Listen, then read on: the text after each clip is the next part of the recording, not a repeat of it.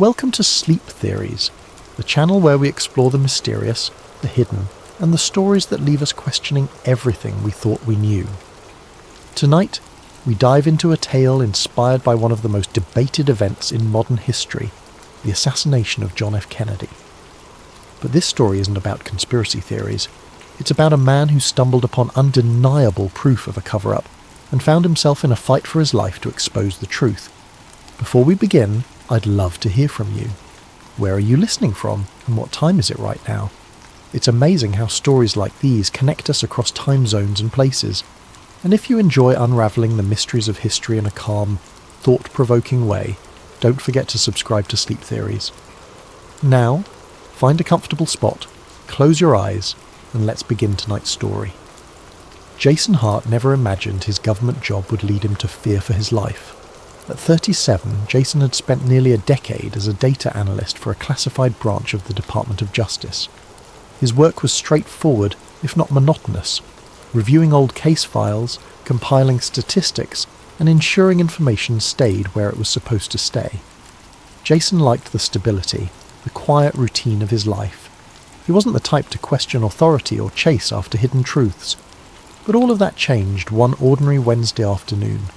Jason's office was a nondescript cubicle in a secure building outside of Washington, D.C.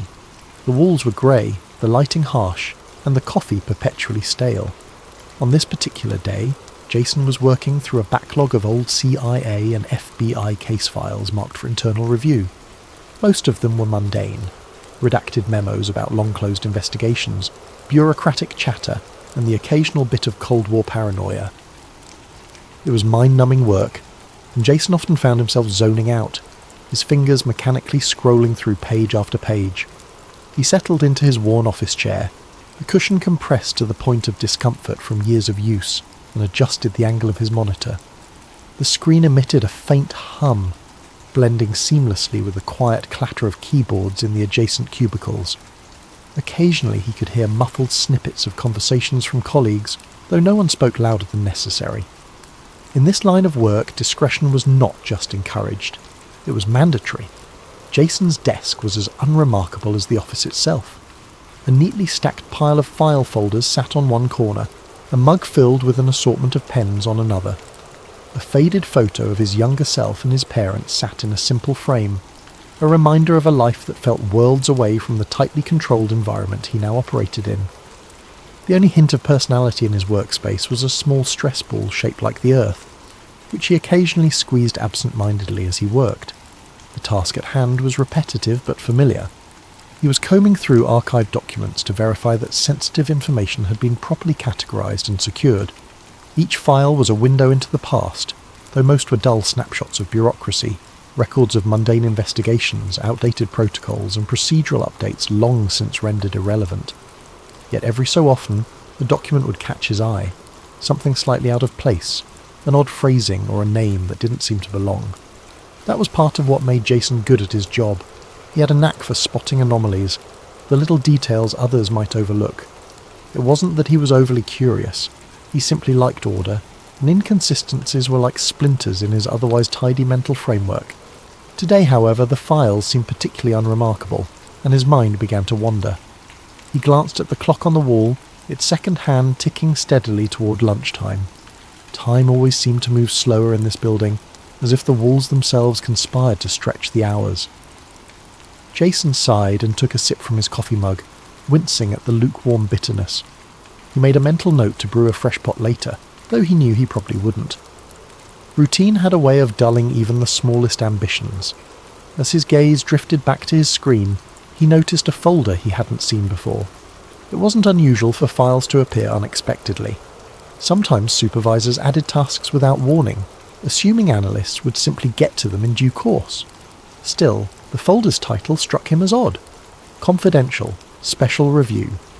Most of the files he dealt with were part of larger collections, with clear naming conventions that reflected their contents. This one stood out for its vagueness. Jason hesitated, his cursor hovering over the folder's icon. It wasn't that he suspected anything unusual, at least not yet, but something about the starkness of the label made him pause. He glanced around the office, noting that his nearest co-workers were absorbed in their own tasks, oblivious to his moment of indecision. With a small shrug, he double-clicked the folder. The file structure inside was clean and minimal, just a handful of documents, each with similarly nondescript titles. Jason clicked on the first one, a scanned memo from decades earlier. The typewritten text was slightly blurred, the edges of the paper faintly yellowed. It looked like any number of other memos he'd reviewed over the years, the kind of document that had been copied and stored so many times it had lost all significance. Yet, as he began to read, he noticed something unusual. The memo referenced a high-priority operation involving multiple agencies, but it lacked the usual bureaucratic jargon. The language was blunt, almost conversational, which was rare in official communications. Jason leaned closer to the screen, his brow furrowing as he scanned the rest of the document.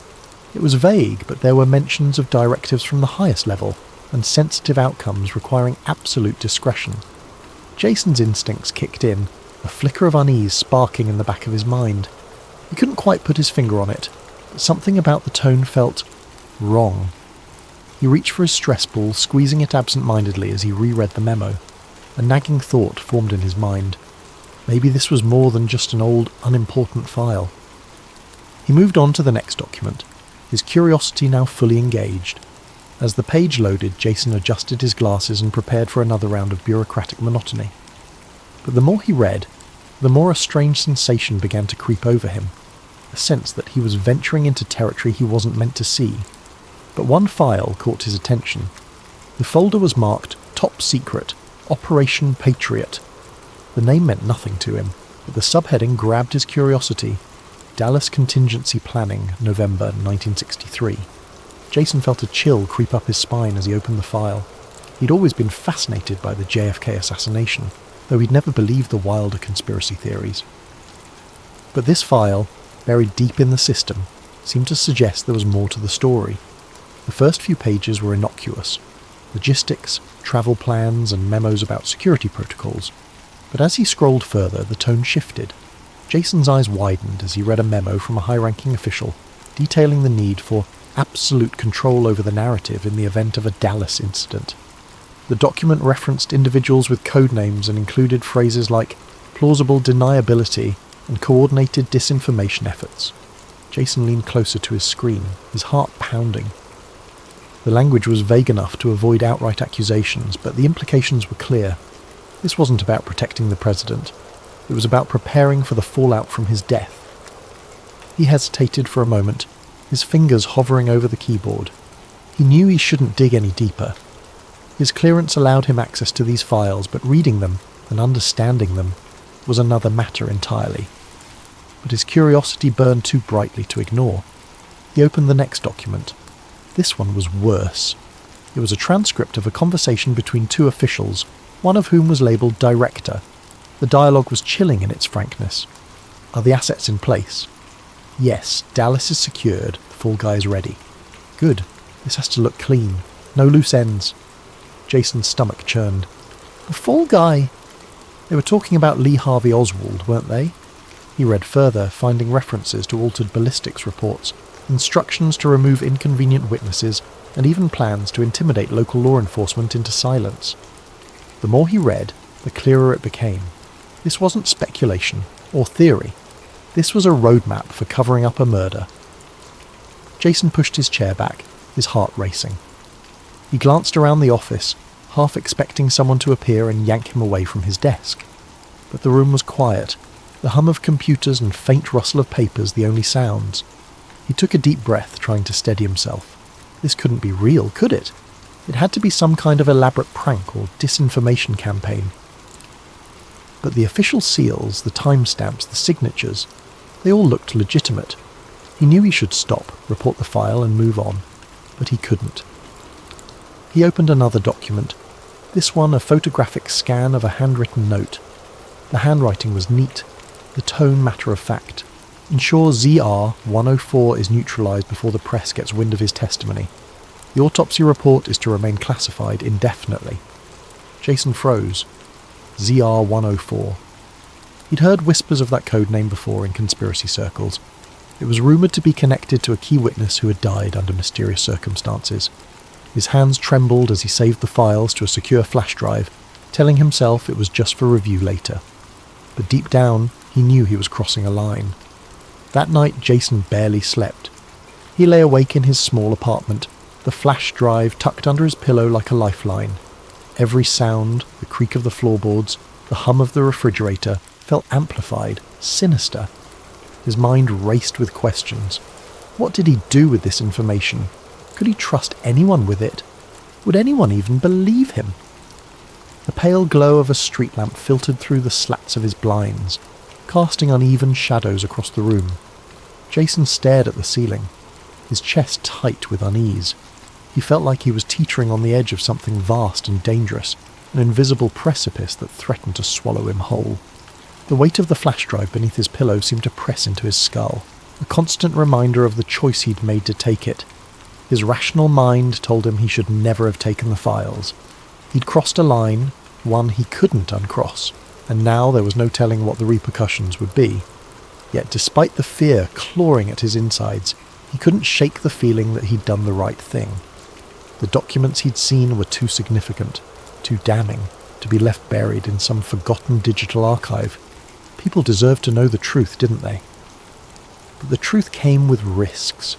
Jason knew enough about the system he worked within to understand how deeply it could bury things and people when necessary. He'd heard stories over the years, whispered rumours of individuals who'd asked too many questions or dug too deeply into classified matters. They were reassigned, silenced, or simply disappeared from the bureaucratic machine without a trace.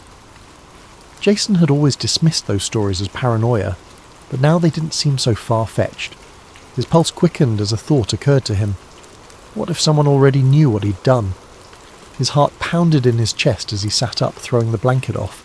He walked to the window, parting the blinds just enough to peer outside. The street below was quiet, the occasional car passing by on its way to nowhere important. But there! A black sedan parked across the street, its engine off, the silhouette of someone inside barely visible against the faint interior glow. Jason's stomach dropped. He told himself it could be anyone, a neighbour, a passerby taking a break. But his instincts screamed otherwise. He released the blinds and backed away from the window, his breathing shallow. The apartment, once a sanctuary, now felt like a trap, its walls too thin, its spaces too exposed. He returned to the bed, sitting on the edge with his head in his hands. He couldn't keep living like this, jumping at every shadow and second-guessing every sound. But what were his options? Turning the flash drive over to the authorities seemed impossible now. If the documents he'd seen implicated people at the highest levels of government, who could he even trust? And if he went public, he'd be painting a target on his back. The minutes stretched into hours, the glow of dawn beginning to seep through the blinds. Jason's body ached with exhaustion, but his mind refused to let him rest. Every creak of the building felt like footsteps, every faint sound like a whisper of danger. He clutched the flash drive tightly in his hand, its cool surface grounding him in the present. He didn't have answers yet, but one thing was clear. He couldn't stay here. Not like this. Not anymore. The next morning his unease turned to dread. As he approached his office building, he noticed a black SUV parked near the entrance. It was unmarked, its windows tinted to an almost mirror-like sheen. Two men in suits stood nearby, their postures rigid and military, their eyes scanning the area like hawks. Jason hesitated mid-step, his pulse quickening in his chest. He told himself it had to be a coincidence. Maybe they were from another agency, handling unrelated business. But as he reached for his ID badge to swipe at the security gate, one of the men glanced sharply in his direction. It was fleeting, but deliberate enough to feel like a cold hand gripping the back of his neck. Inside, the atmosphere felt off. The usual buzz of activity and chatter was subdued, the office quieter than it should have been for a weekday morning. Colleagues who normally greeted him with a nod or a smile seemed distracted, their conversations hushed and guarded. Jason felt exposed, like an invisible spotlight was following his every move. He made his way to his desk, his movements stiff and robotic, his mind screaming at him to act normal. Then came the email. It popped up on his screen with a quiet ding. The sender was anonymous, and the subject line was blank. The message itself was chilling in its simplicity. We know everything. Jason's blood ran cold. His hand hovered over the mouse. unsure whether to delete the message or leave it untouched. His eyes darted to his bag, where the flash drive lay hidden beneath a folder of innocuous paperwork. How could anyone know? He'd been so careful. His heart thudded in his chest as paranoia took root. Were there cameras in his apartment he hadn't noticed? Had someone been watching him even before he realised he was being followed? His instincts kicked in. He grabbed his belongings, standing so quickly his chair nearly toppled over. With a deep breath he tried to compose himself, striding toward the exit as calmly as he could manage. Every step felt like it carried the weight of 1,000 eyes. The elevator ride down stretched into eternity. Each floor dinged. Each pause seemed to hold the threat of a confrontation. Jason clenched his fists, willing his expression to remain neutral. When the doors finally opened to the ground floor, he stepped out and walked briskly toward the main entrance, his mind rehearsing plausible excuses in case someone stopped him. But no one did, until he stepped outside. The black SUV was still there, idling now, as though waiting for him. One of the men in suits, tall, broad-shouldered and wearing dark sunglasses, turned toward him. Their eyes locked for a fraction of a second, and Jason saw the man speak into a device clipped to his lapel. Jason didn't wait to find out what he was saying. He bolted. He darted down the sidewalk, weaving through the morning crowd with practiced agility. The sound of his heartbeat roared in his ears, drowning out the ambient noise of the city. He risked a glance over his shoulder and saw the two men following him. Not running, but walking quickly, their expressions calm and determined. They didn't need to rush. They were hunters, and Jason was the prey.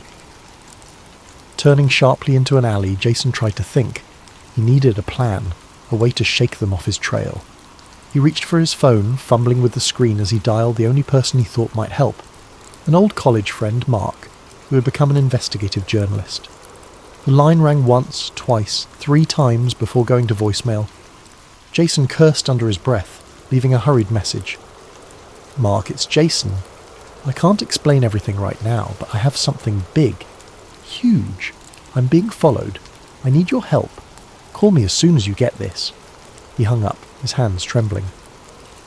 The sound of footsteps at the mouth of the alley jolted him into motion. Jason ran again, ducking through side streets and slipping into crowded areas whenever he could. The chase stretched into hours, the men in suits always seeming to appear just when he thought he'd lost them. By nightfall, he found himself in a rundown motel on the edge of the city, the flash drive clutched tightly in his hand. The room was dark, illuminated only by the dim yellow glow of a single bedside lamp. Jason sat on the edge of the bed, his body trembling with exhaustion and fear. The flash drive felt heavier now, as if the weight of its secrets had become physical. He knew he couldn't keep running forever. He had to do something. Pulling his laptop from his bag, he connected to the motel's painfully slow Wi-Fi. He opened an encrypted email service and began typing furiously, attaching the files one by one. He sent them to every journalist, whistleblower organisation, and trusted contact he could think of. Each email felt like a small victory, but also a step closer to an inevitable reckoning. As the last email sent, Jason leaned back, exhaling shakily. For the first time in days, he felt a flicker of relief, but it was short-lived. A faint hum reached his ears, growing louder with each passing second. Jason froze, his eyes darting to the window. He peeked through the curtains and saw it. The black SUV, parked under a flickering streetlight. The engine idled, its presence an ominous reminder that his time had run out. Jason's pulse quickened as he turned off his laptop, shoving it back into his bag along with the now empty flash drive. He couldn't stay here. He had to move. But as he grabbed his belongings and reached for the door, he heard footsteps approaching the room. They were slow, deliberate and unhurried, the sound of people who already knew they had won. Jason backed away from the door, his breath coming in shallow gasps. His eyes darted around the room, searching for an escape, but there was none. The faint knock on the door was almost polite, but it carried a weight that made Jason's knees weak. "Mr. Hart," a voice called from the other side. It was calm, even friendly, but Jason could hear the edge beneath it. "We just want to talk." Jason didn't answer. His mind raced, torn between surrendering and whatever slim chance he might have at escape. The knock came again, firmer this time. "Open the door, Mr. Hart. You've made things very complicated for yourself." Jason swallowed hard, his back pressed against the far wall of the room. He didn't move, didn't breathe. The silence stretched, the tension in the air thick enough to choke on. And then, with a crash, the door splintered open. The last thing Jason saw was the silhouette of a man stepping through the doorway, a glint of something metallic in his hand. And then, the world went dark. Thank you for joining us on Sleep Theories. As you drift off tonight, let Jason's story remind you that the pursuit of truth often comes at a price, and sometimes the greatest stories are hidden in the places we least expect. Sleep well and sweet dreams.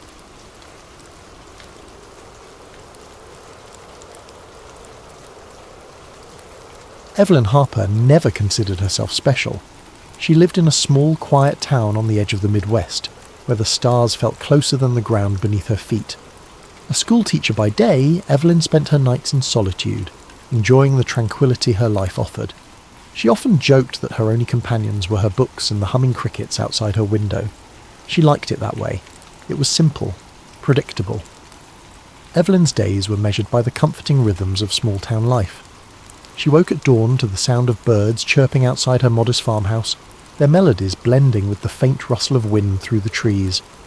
Her mornings were always the same: coffee in her favourite mug, the one with a chip on the rim from years of use, and the daily crossword puzzle from the town's only newspaper.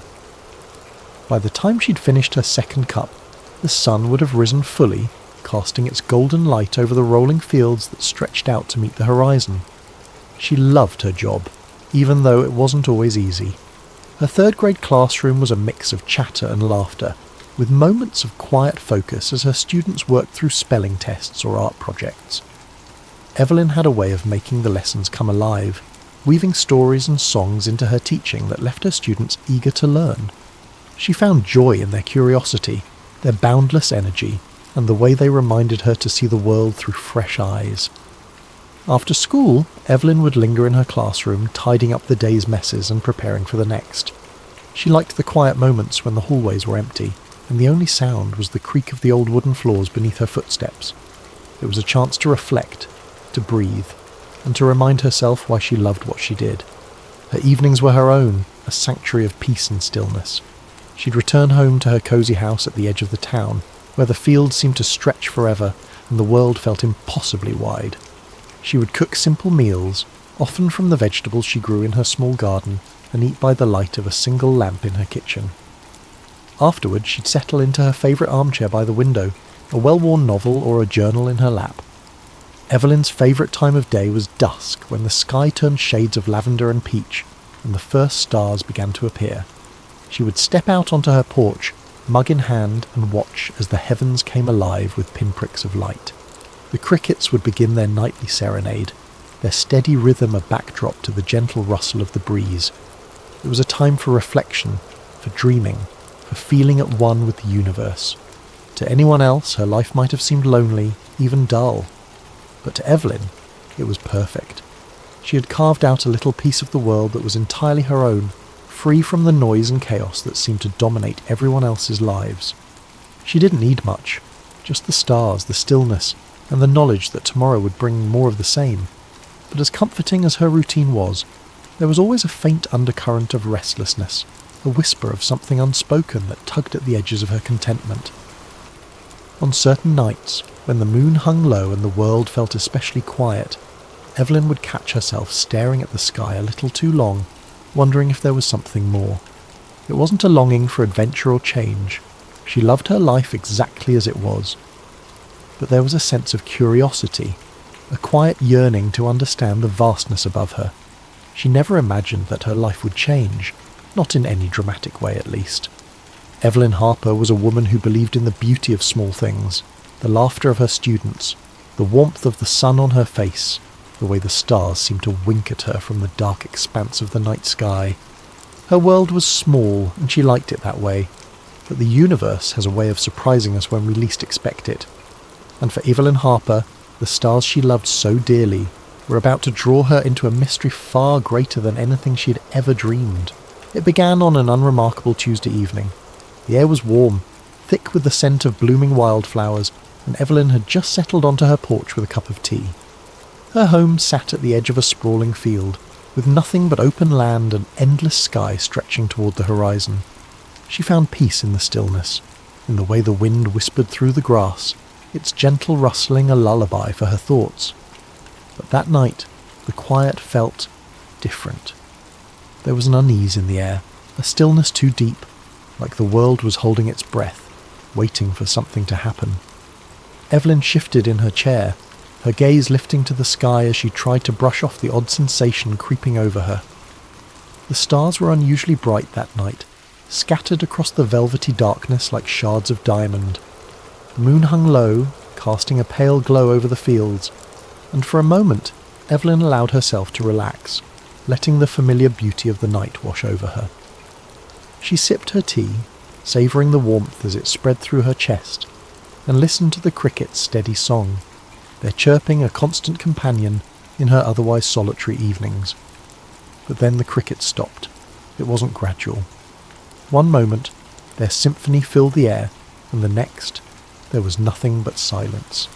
A deep, unnerving silence that seemed to press down on her, wrapping around her like a heavy blanket. Evelyn froze, her cup poised halfway to her lips. Her heart quickened as her eyes darted to the edge of the field, searching for the source of the disruption. It wasn't uncommon for the crickets to pause momentarily when a predator passed nearby, a fox perhaps, or a stray cat. But this felt different. The silence stretched on, growing heavier with each passing second.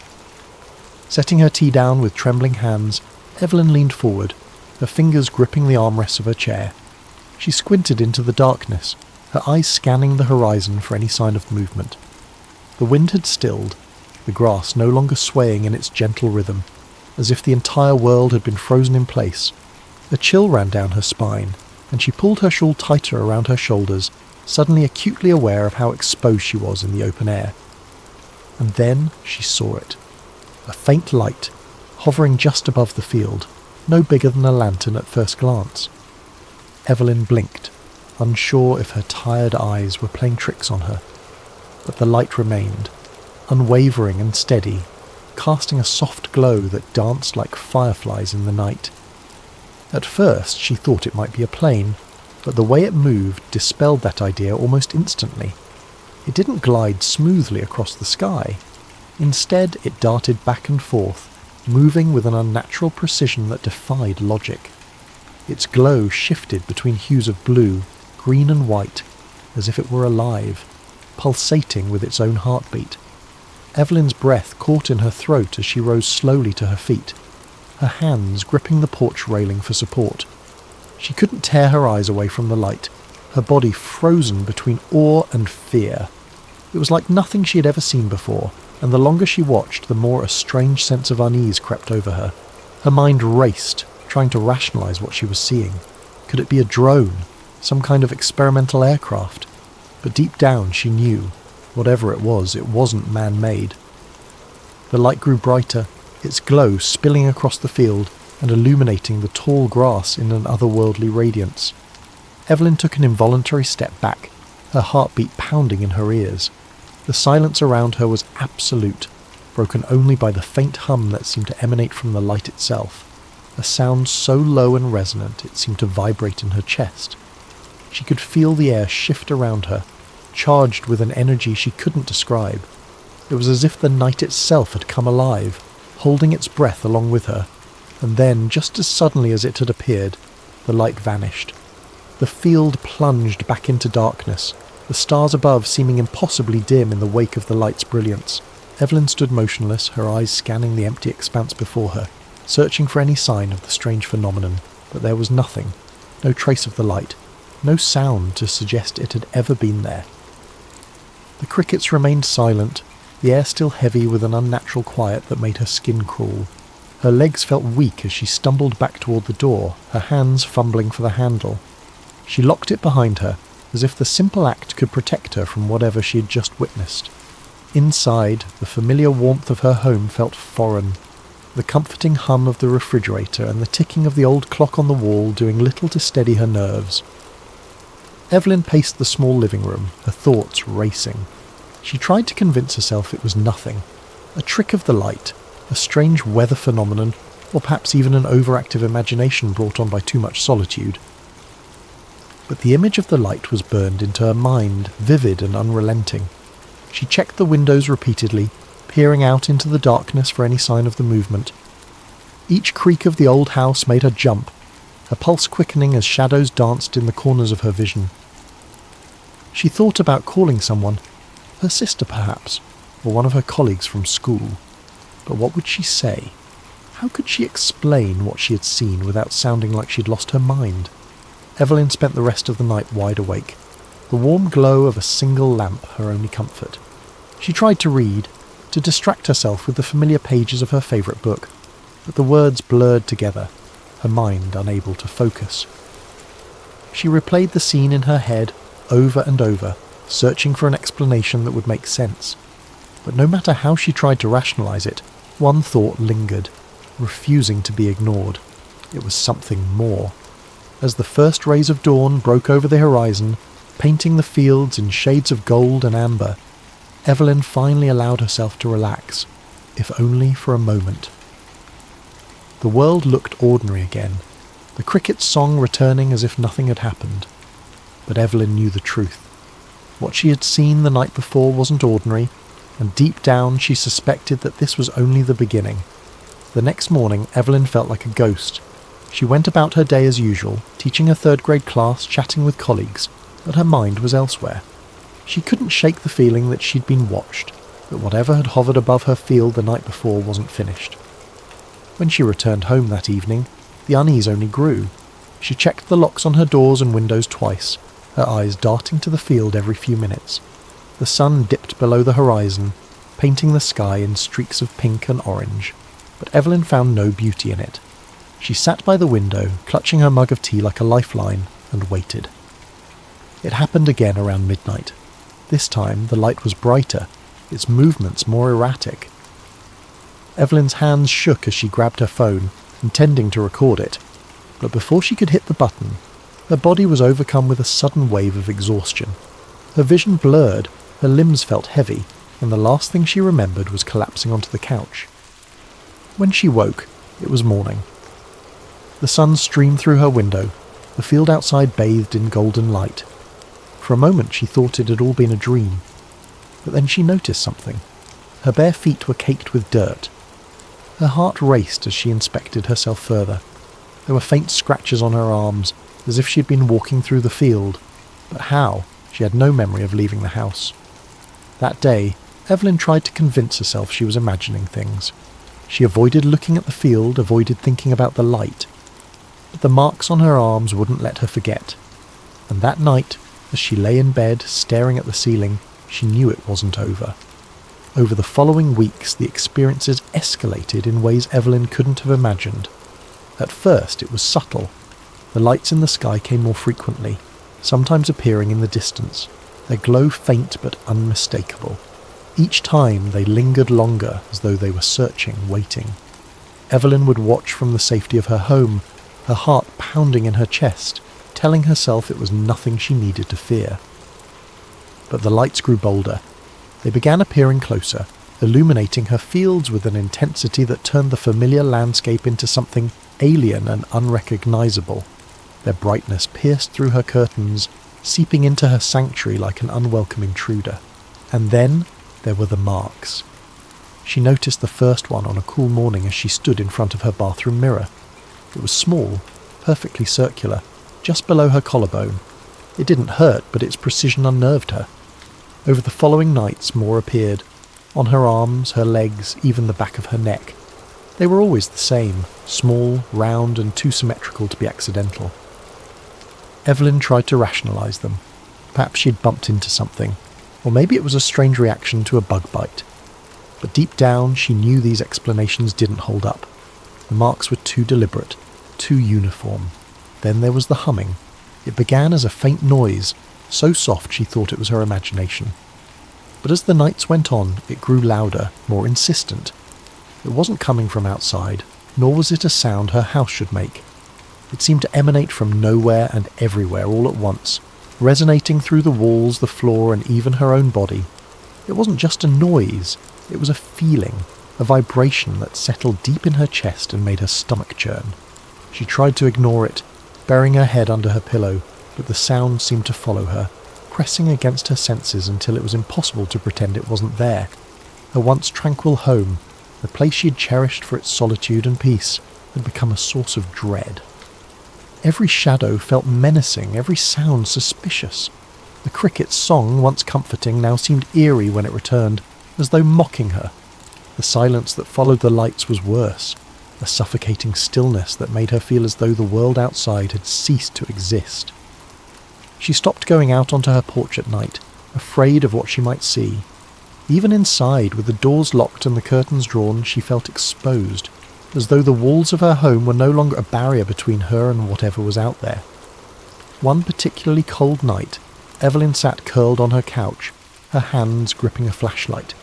She had taken to keeping it with her at all times, a small, futile comfort against the growing darkness that seemed to creep into every corner of her life.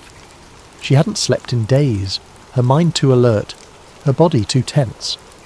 Her tea sat untouched on the coffee table, its steam curling into the dim light of the room. The humming had started again, faint at first, then gradually building in intensity. She felt it before she heard it fully, a low vibration that set her nerves on edge. And then the light came. It started as a soft glow in the distance, just like before, but this time it didn't stay outside. The light grew brighter and brighter, spilling through the cracks in her curtains, under the door until it filled the entire room. It wasn't just a glow, it was a presence, overwhelming and impossible to escape. It illuminated everything, casting strange, elongated shadows across the walls that didn't align with the furniture or her own movements. Evelyn's breath caught in her throat as she stared, paralysed by the sheer unnaturalness of it. The humming grew louder, its resonance vibrating through her chest like a deep, unending note.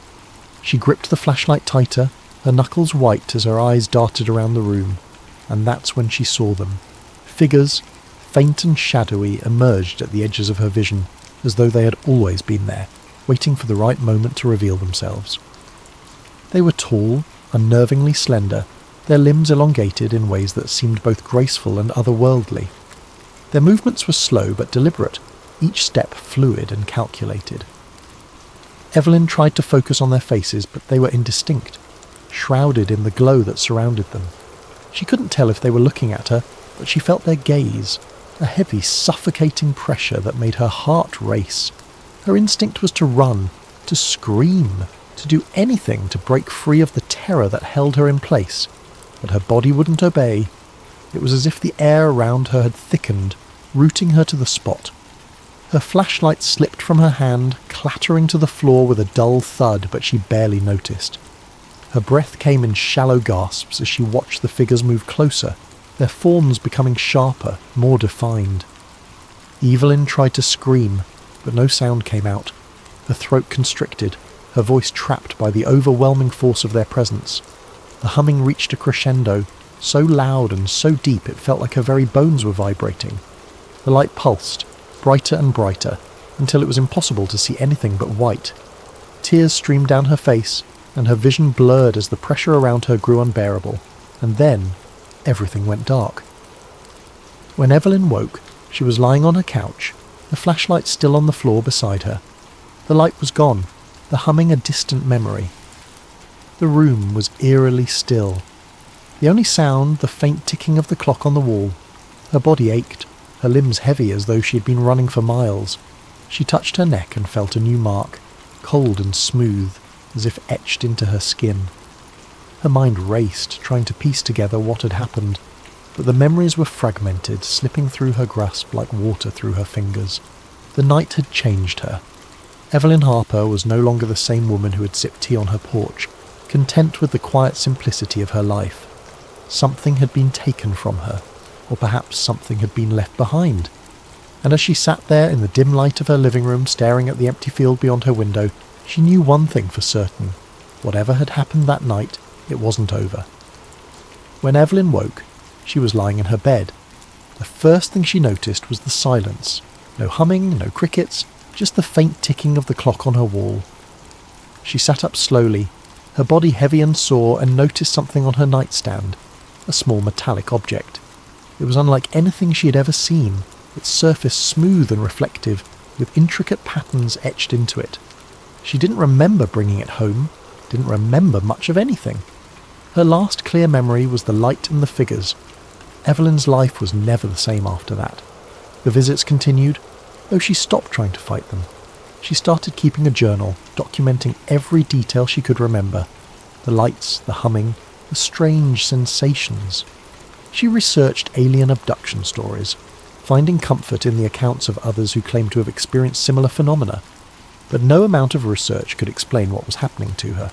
She tried to tell a friend once, but the conversation didn't go well.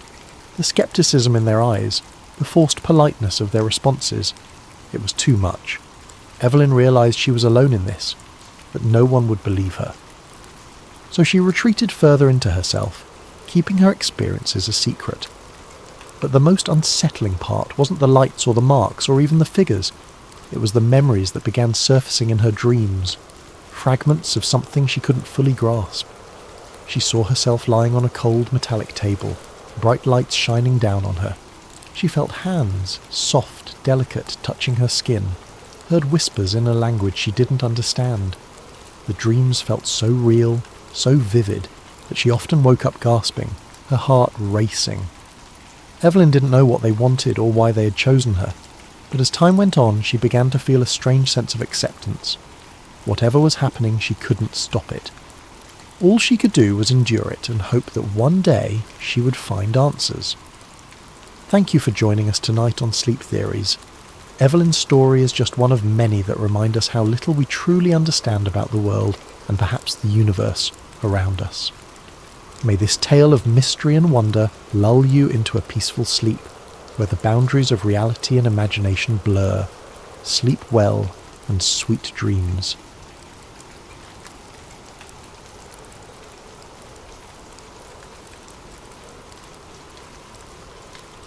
Charlie Grayson was an ordinary guy with an ordinary job.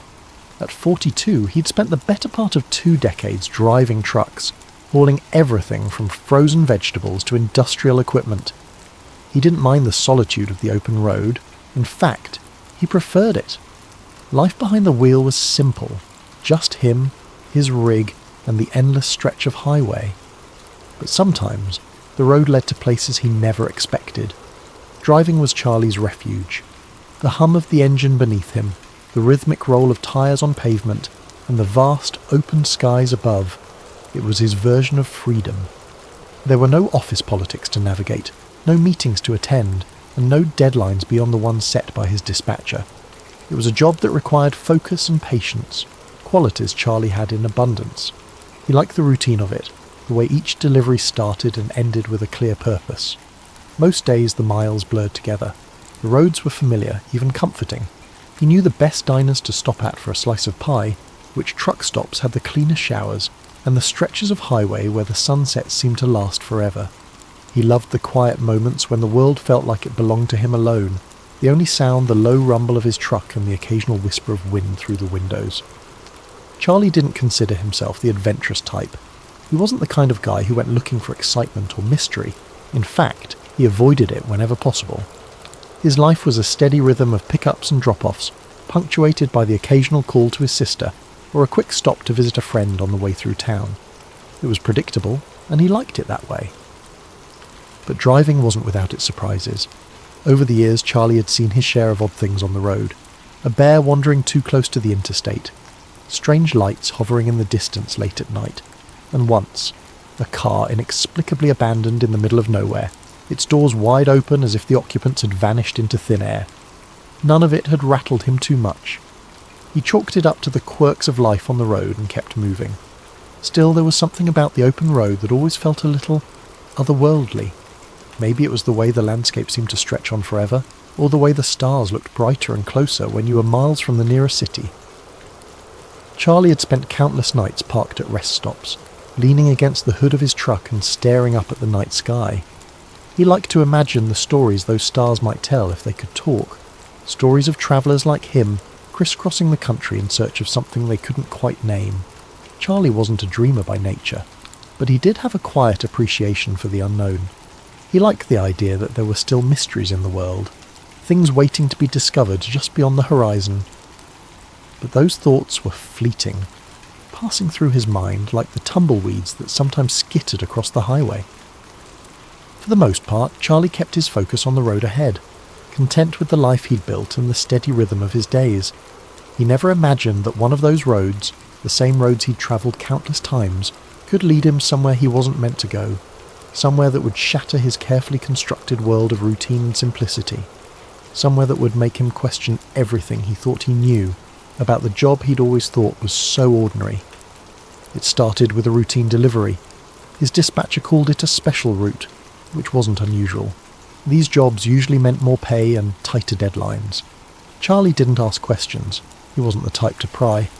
He picked up the sealed cargo from a nondescript warehouse outside of Las Vegas, a heavy, reinforced crate with no markings. The manifest simply read, "High-value equipment." That wasn't uncommon either. Truck drivers carried plenty of things they weren't meant to ask about. The instructions were precise. Follow a specific route, no detours, and arrive at the drop-off point by 2 a.m. The GPS coordinates were deep in the Nevada desert, but Charlie didn't think twice. He'd driven through the desert plenty of times, delivering goods to remote military installations. It was all part of the job. The sun was setting as Charlie turned onto a narrow, unmarked road. The desert stretched out in all directions, the horizon glowing in shades of orange and purple. The only signs of life were the occasional jackrabbit darting across the cracked pavement and the faint hum of his engine echoing in the stillness. His headlights cut through the growing darkness as he followed the route on his GPS. After an hour of driving, he approached a security checkpoint. The road was blocked by a high chain-link fence topped with razor wire. 2 armed guards stood by a small booth, their faces shadowed by the brim of their caps. The insignia on their uniforms was unfamiliar, but their presence made it clear. This was no ordinary delivery. Charlie rolled down his window as one of the guards approached. The man didn't speak, just motioned for Charlie's paperwork. Charlie handed it over, his heart beating a little faster. The guard studied the documents, then nodded and waved him through.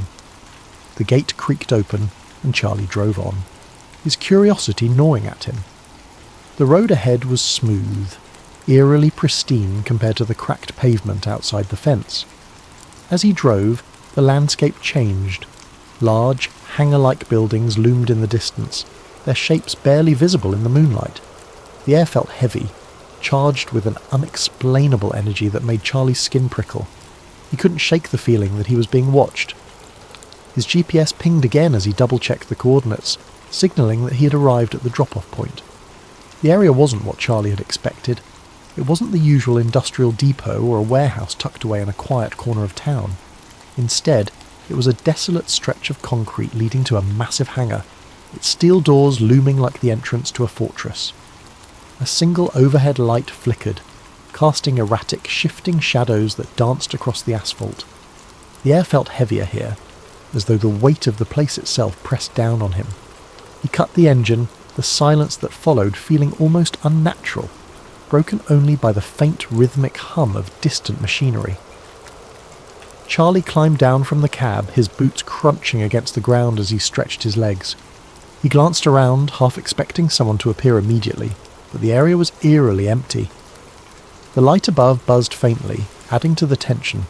For a moment he considered honking the horn to announce his presence, but something about the atmosphere made him think better of it.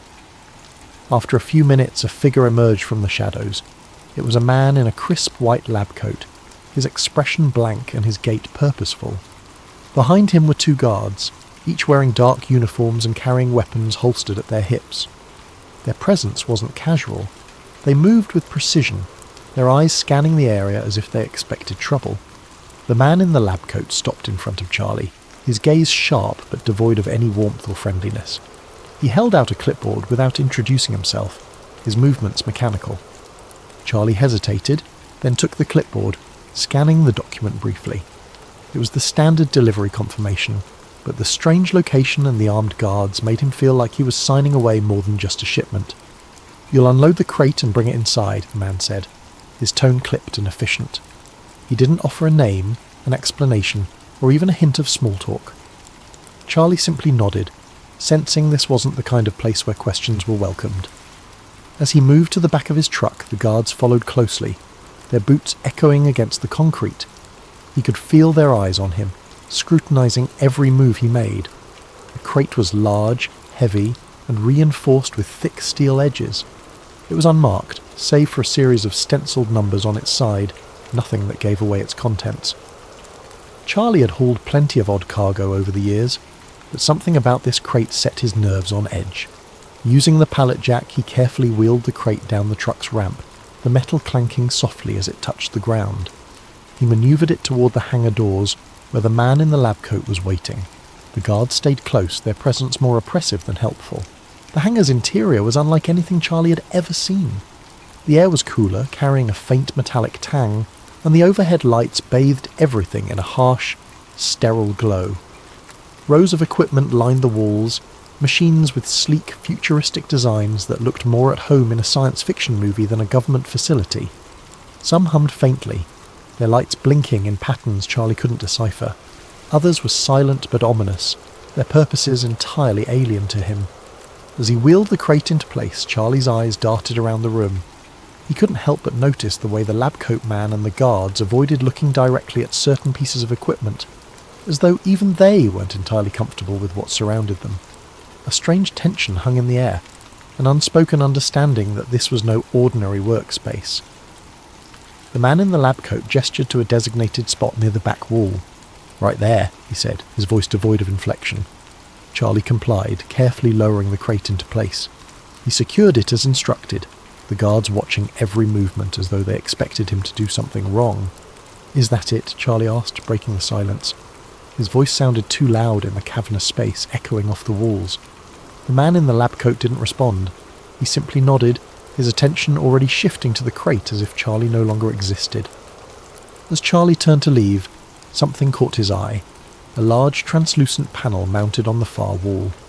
The surface glowed faintly, its opacity shifting like frosted glass under a faint light. Behind it, he thought he saw movement.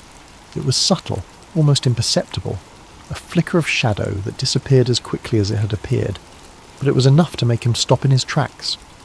"What's behind?" he started to ask, but the words died in his throat. One of the guards stepped forward, his hand resting on the holster at his hip. "Time to go," the guard said, his tone leaving no room for argument. Charlie's mouth went dry. He nodded quickly, forcing his eyes away from the panel. As he walked back toward his truck, he could feel the guard's presence behind him, their steps measured and deliberate. It was as if they were herding him out, ensuring he didn't stray or look too closely at anything he wasn't supposed to see. Climbing into the cab of his truck, Charlie's hands trembled slightly as he gripped the wheel. He started the engine, the familiar rumble doing little to calm his nerves. As he pulled away from the hangar, he cast one last glance in his side mirror. The translucent panel was barely visible through the open hangar doors, but in that fleeting moment, he thought he saw it again, a shadow shifting behind the glowing surface. He told himself it was just his imagination, a trick of the light or the exhaustion from the long drive. But no matter how hard he tried to convince himself, the unease lingered, crawling under his skin like an itch he couldn't scratch. The image of the translucent panel and the faint movement behind it replayed in his mind, an unshakable reminder that he had seen something he wasn't meant to. The GPS continued to hum directions, urging him back toward the main gate, but the unease clawing at Charlie's chest wouldn't let him obey. Something about the narrow, well-worn side road just ahead called to him, a whisper of forbidden knowledge he couldn't ignore. He hesitated for only a moment before jerking the wheel and veering off the marked route. His heart pounded as the truck's tyres crunched over the gravel, every turn taking him further away from the path he was supposed to follow. The side road twisted and snaked through the facility's outskirts, its bends obscured by the shadows of low hills and sparse desert vegetation. The abandoned buildings that lined his path seemed to loom larger as he passed, their windows like hollow eyes watching his every move. At first, he saw no signs of life, just darkness and the occasional rusted chain-link fence, rattling faintly in the breeze. But as he drove deeper, things began to shift. He noticed subtle signs of activity, a faint glimmer of light from a distant structure, tyre tracks freshly carved into the dirt, the unmistakable silhouette of guards patrolling a perimeter. His breath quickened. The urge to turn back tugged at him, a voice of reason growing louder in his mind, but his curiosity burned too hot to be extinguished. He pressed forward, gripping the wheel tighter as the road widened and led him into what felt like the heart of the facility. At last, he pulled his truck into the shadow of a massive hangar, its dark metal walls blending into the night. He killed the engine, the abrupt silence amplifying the sound of his own rapid breathing. For a moment he just sat there, the weight of what he was doing pressing down on him. Then, as though compelled by an unseen force, he climbed out of the cab. The air here was different, thick, charged, as if it hummed with an invisible current. Every step Charlie took felt deliberate, his boots crunching softly on the gravel as he crept closer to the hangar. A faint glow seeped through a crack in the enormous doors, and he found himself drawn to it like a moth to a flame. He crouched low, the cool metal of the hangar's sidewall brushing against his hand as he leaned in to peer through the gap. The interior of the hangar was breathtakingly vast, stretching farther than his eyes could follow. The air inside was cold, a stark contrast to the desert night beyond. Rows of futuristic workstations lined the walls, each manned by technicians clad in pristine white lab coats. They moved with quiet precision, their faces illuminated by the pale blue light of glowing monitors. Charlie's eyes scanned the room, drinking in details that felt like something out of a dream or a nightmare. And then he saw it. At the centre of the hangar, suspended impossibly above the ground, was a craft like nothing he'd ever imagined. Its shape was sleek, almost organic, with smooth metallic curves that shimmered like liquid under the harsh overhead lights. The hull was etched with strange, glowing symbols that pulsed faintly, as though alive.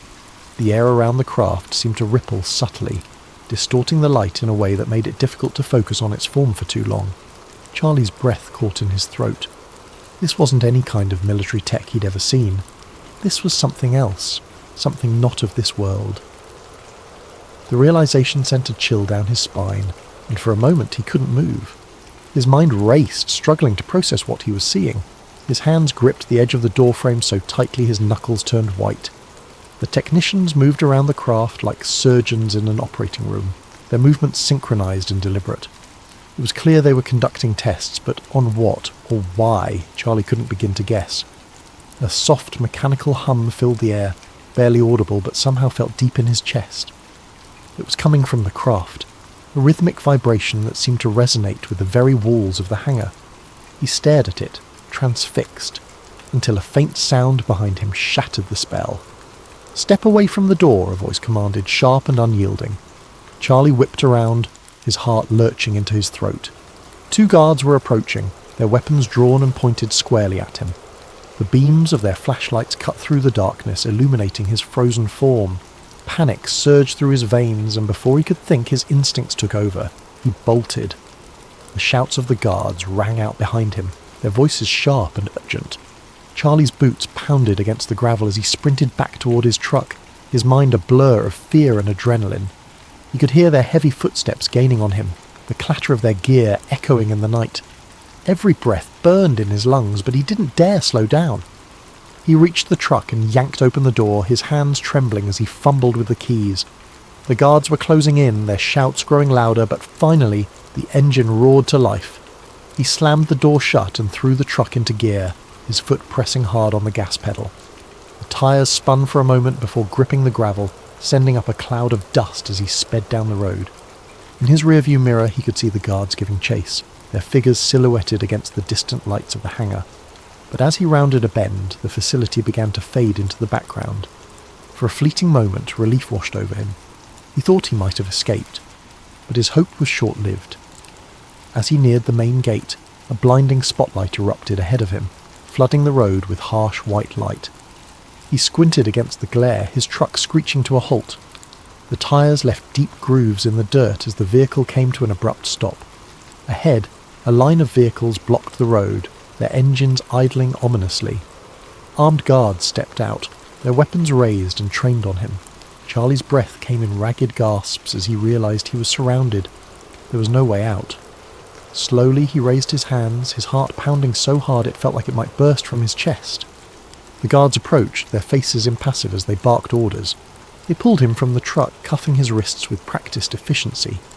The cold metal bit into his skin, a stark reminder of his mistake. As they led him toward one of the waiting vehicles, Charlie cast one last glance over his shoulder. In the distance, the hangar loomed dark and silent, its secrets once again hidden from view. The faint glow of the translucent panel burned in his memory, a haunting image he knew he'd never forget. The guards shoved him into the back of a black van, its interior as cold and unyielding as the cuffs around his wrists. The doors slammed shut, sealing him in darkness. As the vehicle pulled away, Charlie's mind raced with unanswered questions and a growing sense of dread. He didn't know where they were taking him, or what would happen next. All he knew was that he'd seen something he was never meant to see, and that knowledge would cost him more than he'd ever imagined. Thank you for joining us tonight on Sleep Theories. As you drift off, let this story remind you of the mysteries that might lie just out of sight, hidden in the most secretive corners of the world. Sleep well and sweet dreams.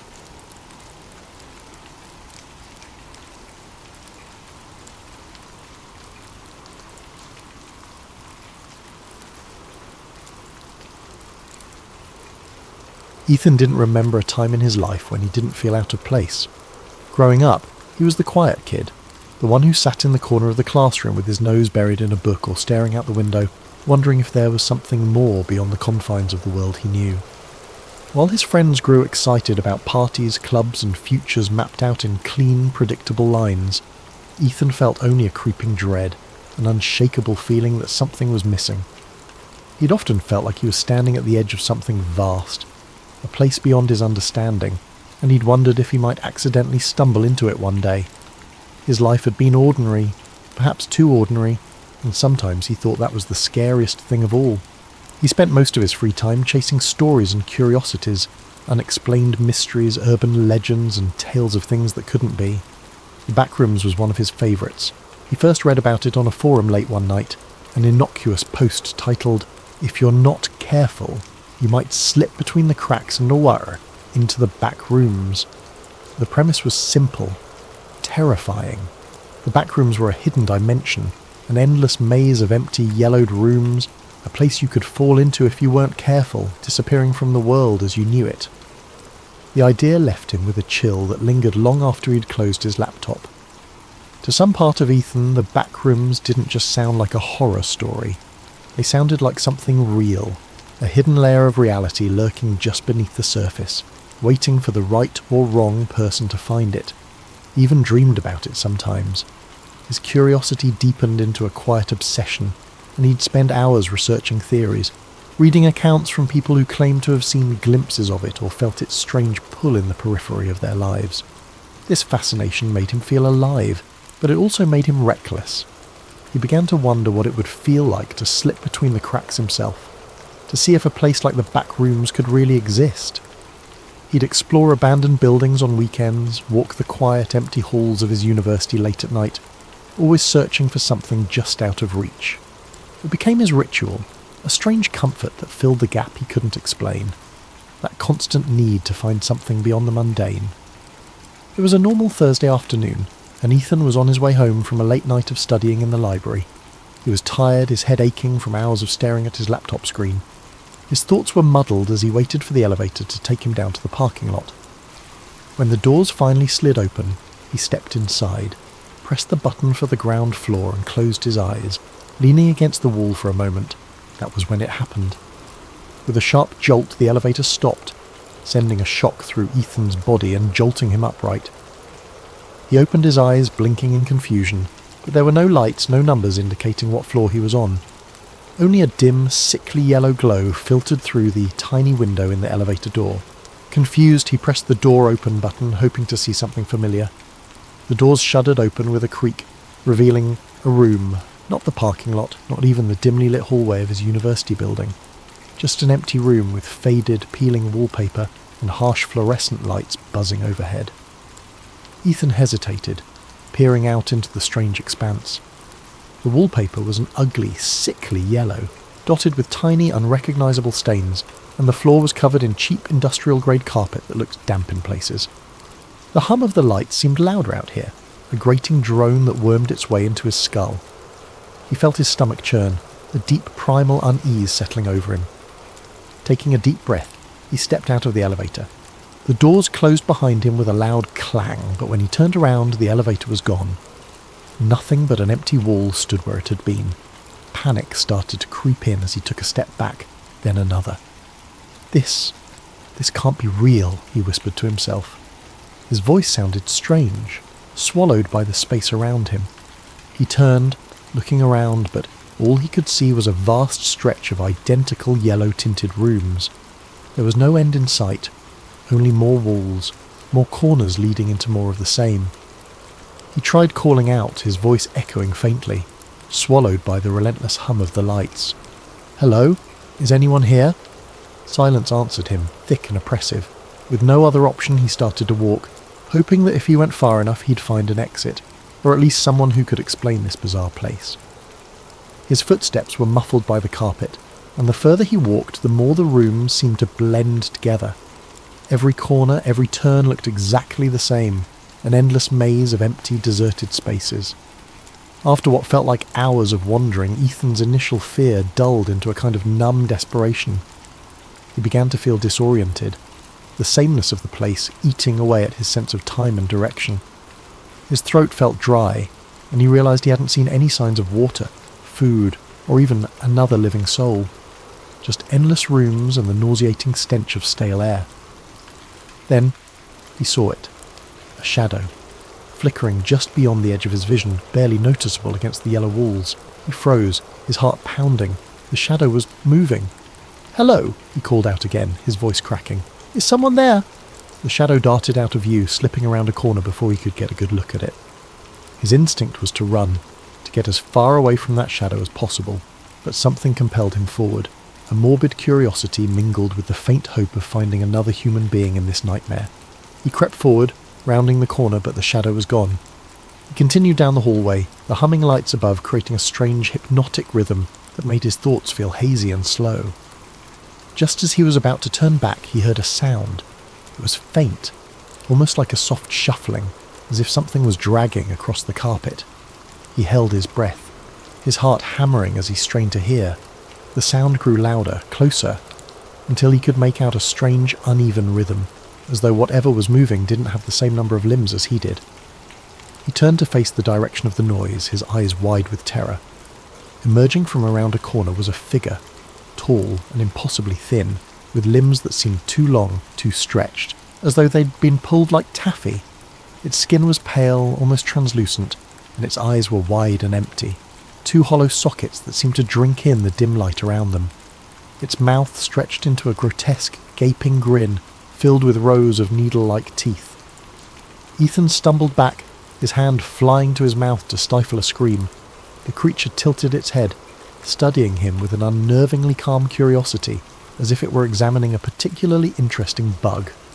Then, slowly, it began to move forward, each step deliberate and unnatural, its joints bending at impossible angles. Paralysed by fear, Ethan's mind screamed at him to run, but his legs felt like lead. The creature was only a few feet away now, its twisted form looming over him, filling the space with an overwhelming sense of dread. Finally, his survival instincts kicked in, and he spun on his heel, sprinting back the way he'd come. He could hear it behind him, that terrible shuffling sound as it followed, closing in with an eerie persistence. His breath came in ragged gasps, his heart pounding so loudly it nearly drowned out the hum of the lights. He took random turns, ducking through rooms and around corners, hoping to throw it off his trail, but no matter how far he ran, he could still feel its presence lurking just out of sight. As he rounded another corner, he stumbled into a different room. This one was larger than the others, with a ceiling that seemed to stretch up impossibly high, vanishing into darkness. In the centre of the room was a single decrepit armchair, facing away from him. He was too tired to question it, his legs shaking as he collapsed against the wall, breathing heavily. For a moment he allowed himself to hope that he had finally lost the creature. But then a voice, a low, raspy whisper, filled the room, coming from somewhere near the armchair. "Why? Did you come here?" Ethan's heart skipped a beat. The voice was quiet, almost gentle, but there was something sinister lurking beneath it, a malevolent edge that made his skin crawl. "I don't know how I got here," he managed to stammer, his voice barely a whisper. The armchair creaked, as if someone was shifting in it, though he still couldn't see who or what was sitting there. "No one comes here by accident," the voice replied, a hint of amusement in its tone. "You wanted to be here. You're one of us now." Ethan shook his head, panic rising in his throat. "I don't belong here. I didn't mean to come here." The chair creaked again, and Ethan could feel the thing in it watching him, though he couldn't see its face. The oppressive silence seemed to press in on him, as if the walls themselves were leaning closer, eager to hear what he had to say. "You belong here now," the voice continued, a strange warmth in its tone, like a parent soothing the frightened child. "The back rooms have chosen you. There's no way out." As the words sank in, Ethan felt a cold, hollow emptiness fill his chest. He wanted to scream, to run, but he was too exhausted, too drained by the endless maze of rooms and the oppressive hum of the lights. He sank to his knees, his mind racing, searching for some semblance of hope, some way to escape this nightmare. But deep down, he knew the truth. There was no way out. The back rooms were endless, a labyrinth of yellow walls and flickering lights, stretching on forever, trapping him in their suffocating embrace. The thing in the armchair chuckled softly, a sound that echoed off the walls, filling the room with a dark, mocking joy. "Welcome home, Ethan," it whispered. And as the lights flickered above him, casting long shadows that seemed to close in from every corner, Ethan felt himself slipping away, the last fragments of his sanity dissolving into the hum of the fluorescent lights. He was home. After his harrowing escape from the back rooms, Ethan struggled to return to his normal life. He tried to convince himself that it had been a nightmare, the result of exhaustion and a wandering mind. But deep down, he knew the truth. He'd been there, in that endless maze of yellow rooms, the echoing hum of fluorescent lights buzzing in his ears, the creature with the impossibly long limbs hunting him through every corner and corridor. He'd only narrowly escaped, stumbling back through an elevator that had seemed to appear out of nowhere and waking up in the real world as though nothing had happened. Weeks passed, but the back rooms haunted him. He saw glimpses of it in reflections, in dark corners, even in the university hallways that had once seemed so ordinary. He developed a hyper-awareness, a dread that every corner he turned would lead him back into that yellow, buzzing nightmare. His friends noticed his anxiety, his sleeplessness, but he couldn't bring himself to tell anyone. How could he explain something so surreal, something he could hardly believe himself? He was sure it would get better with time, but his dreams betrayed him. Almost every night he would return to the back rooms in his sleep. He would wander through its endless corridors, its stale, musty air thickening with every breath. No matter how he tried to direct his dream, no matter how aware he became, he was always drawn deeper into the maze. And in every dream the creature was there, lurking in the shadows, watching him with those empty eyes, that horrible grin. One night Ethan jolted awake, sweat pouring down his face, the hum of the fluorescent lights still ringing in his ears. His pulse pounded as he sat in the darkness of his room, clutching his bedsheets. It was a nightmare, just a nightmare, he told himself over and over. But the line between waking and sleeping was blurring, and he began to feel as though the back rooms were calling to him, beckoning him back. Despite his growing fear, something within him stirred, a curiosity, or perhaps a sick obsession. The fear of returning to the back rooms was tempered by an undeniable pull, a whisper that told him he hadn't yet seen everything there. He was certain it would swallow him whole if he went back, but some part of him felt he had to know the truth of what lay beyond those endless yellow rooms. The uncertainty gnawed at him, tugging at the back of his mind until he could think of little else. One Friday night, after another sleepless week, he gave in. It was as though he were possessed, acting on some deep unspoken impulse. He found himself back in the library, a little past midnight, with nothing but the quiet hum of the building to keep him company. He rode the same elevator he'd taken the last time, pressing the ground floor button, feeling the jolt as the elevator began its descent. But this time, there was no jolt to stop him. The elevator smoothly reached the ground floor, and the doors slid open to reveal the quiet university lobby. Disappointed and relieved in equal measure, he let out a shaky laugh. He'd been foolish, he thought. to believe the back rooms could be summoned by something so simple. As he stepped out of the elevator, he froze. The lobby looked different. The lights were dimmer, the walls slightly yellowed, and an odd damp smell hung in the air. Slowly, his heart sinking, he turned to look behind him. The elevator doors were still open, but there was no lobby beyond them. Only the familiar yellow-tinted wallpaper, the buzz of the fluorescent lights, and that endless carpeted expanse stretching into oblivion. Ethan felt a wave of nausea wash over him. He was back. Taking a deep breath, he steeled himself. This time, he wouldn't panic. He would stay calm, map out a path, and find his way out. He'd done it once, and he could do it again. But as he started to walk, he noticed subtle differences. The rooms felt darker, the smell stronger, almost like mildew mixed with something metallic. And the buzzing was louder, a harsh, grating sound that rattled in his skull. He wandered through the hallways, taking mental notes of every turn, every detail he could remember. But the back rooms seemed to shift around him, subtly changing with each step, making it impossible to find his way back. And soon enough, he began to hear the faint, shuffling footsteps he dreaded. The creature was here again. Ethan quickened his pace, his heart pounding. The footsteps followed him, echoing in sync with his own. He glanced over his shoulder, catching a glimpse of its grotesque, elongated form rounding a corner, moving with a horrible, jerking grace. He forced himself to keep calm, his mind racing as he tried to think of a way to escape. Room after room he searched for a way out, for any clue that could guide him. But the rooms seemed different this time, as if they were trying to trap him. The walls seemed to close in on him, narrowing with every turn, the air growing thick and stagnant. The creature's footsteps grew louder, closer, and Ethan knew he couldn't keep running forever. Finally, he stumbled into a room that looked different. A wide, empty space with a single door at the far end, something he hadn't seen before. With no other choice, he sprinted for it, throwing himself through the door just as he heard the creature behind him, its horrible breathing echoing in his ears. He shut the door, his back pressed against it as he gasped for breath. The room he'd entered was dimly lit, quieter, the buzzing sound fading to a low hum. The wallpaper was still that sickly yellow, but the atmosphere felt different, almost like a forgotten place, untouched even by the back rooms. In the centre of the room was a large rusted metal door, unlike anything he'd seen in his previous visits. With a surge of hope, he moved towards it, gripping the cold handle. He pulled and the door swung open, revealing a dark, narrow passage. He didn't hesitate. He stepped inside, the door closing with a heavy thud behind him. The passage stretched on, the air growing colder, the walls narrowing until he could barely fit through.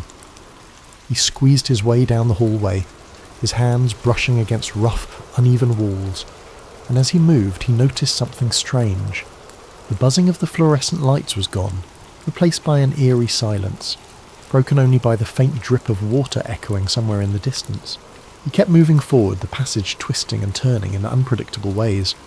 The deeper he went, the darker it became, until he was stumbling blindly, feeling his way along the walls. His sense of direction was gone. He was deep within the back rooms, deeper than he'd ever been before, in a place that felt hidden, even from the horrors he'd already encountered. Finally, he saw a faint glimmer of light ahead. Desperate, he hurried toward it, his heart racing with hope. As he reached the end of the passage, he found himself standing before another door, this one old and weathered, with strange symbols etched into the wood. With trembling hands he opened it, stepping through into his room, his own bedroom, dimly lit by the first light of dawn. Ethan stared in disbelief, feeling the familiar softness of his carpet beneath his feet, the quiet hum of the city outside his window. He was home, truly home. He took a deep breath, his heart finally beginning to slow. For a long moment, he simply stood there, letting the reality of his escape wash over him. The back rooms had let him go. Somehow, he'd finally escaped. But as he sank onto his bed, exhausted, he couldn't shake the feeling that the back rooms were still with him, lurking in the shadows of his mind. The buzzing of the fluorescent lights, the stale smell, the creature's hollow eyes, all of it haunted him, a presence he could feel even in the safety of his room. And then he realized with a shiver that the room felt colder than usual. A subtle, creeping chill filled the air, seeping through the walls, brushing against his skin like fingers trailing ice. His breath fogged in the dim light, something that had never happened before in his cosy apartment. It was as though the warmth and safety he'd known here had been drained, replaced with the oppressive, stagnant atmosphere he'd left behind. Ethan sat up, glancing around. Everything looked normal. The posters on his walls, his desk cluttered with notes, the blanket he'd thrown carelessly to the side. But the silence was deafening.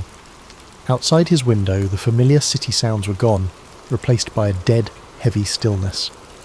He reached for his phone to check the time, but the screen remained blank, lifeless. His heart began to race as he tapped the screen over and over, but the device was unresponsive, a dark mirror reflecting his own fearful expression. Slowly he became aware of a faint, almost imperceptible sound, a noise he'd tried so hard to forget, the low, ominous hum of fluorescent lights. It was faint at first, a murmur on the edge of his hearing, but as he listened it grew louder, filling the room with that same mind-numbing buzz. Ethan stood up, gripping his bedpost for support as he scanned his surroundings. The walls of his room seemed to shift subtly, the wallpaper taking on a yellow tint, faded and stained, as if something had leached the colour out of it. The air thickened, that familiar smell of mildew creeping in, the metallic tang that clung to his senses. His stomach twisted with a dawning, sick realisation. "No," he whispered, his voice trembling.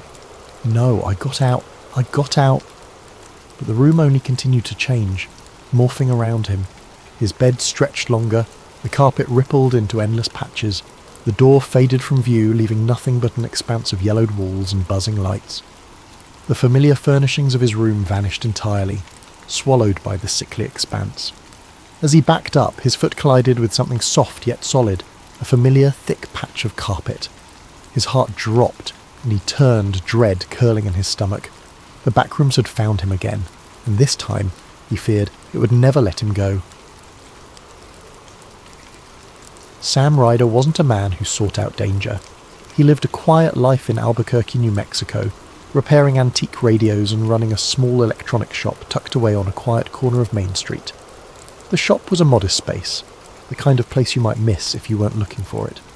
Its sign, hand-painted years ago, hung slightly askew above the door, proudly declaring, "Ryder's Radios, restoring the past, one dial at a time." Inside, the air carried the scent of aged wood, solder, and the faint tang of old electronics, a combination that felt as comforting as it did nostalgic. Sam's world revolved around the small, intimate hum of his daily routines. His morning started with a fresh cup of black coffee from the cafe across the street, where the barista always had his order ready before he walked in. He'd unlock the shop just as the sun began to filter through the large front windows, its light catching on the shelves lined with radios of every make and model. Some were pristine, polished to a shine and ready for their new homes. Others sat in various states of disassembly, their exposed wires and circuit boards a testament to Sam's steady, patient hands. He took pride in his work. Each radio brought into his shop carried a story, family heirlooms passed down through generations, wartime relics crackling with static-laden memories, and rare finds that collectors had unearthed from forgotten corners of attics or barns. Sam had an uncanny ability to coax life back into these relics, his fingers dancing over tools as if he were playing an instrument. He wasn't just fixing radios, he was breathing life back into forgotten pieces of history. The process was slow, meticulous, and deeply satisfying.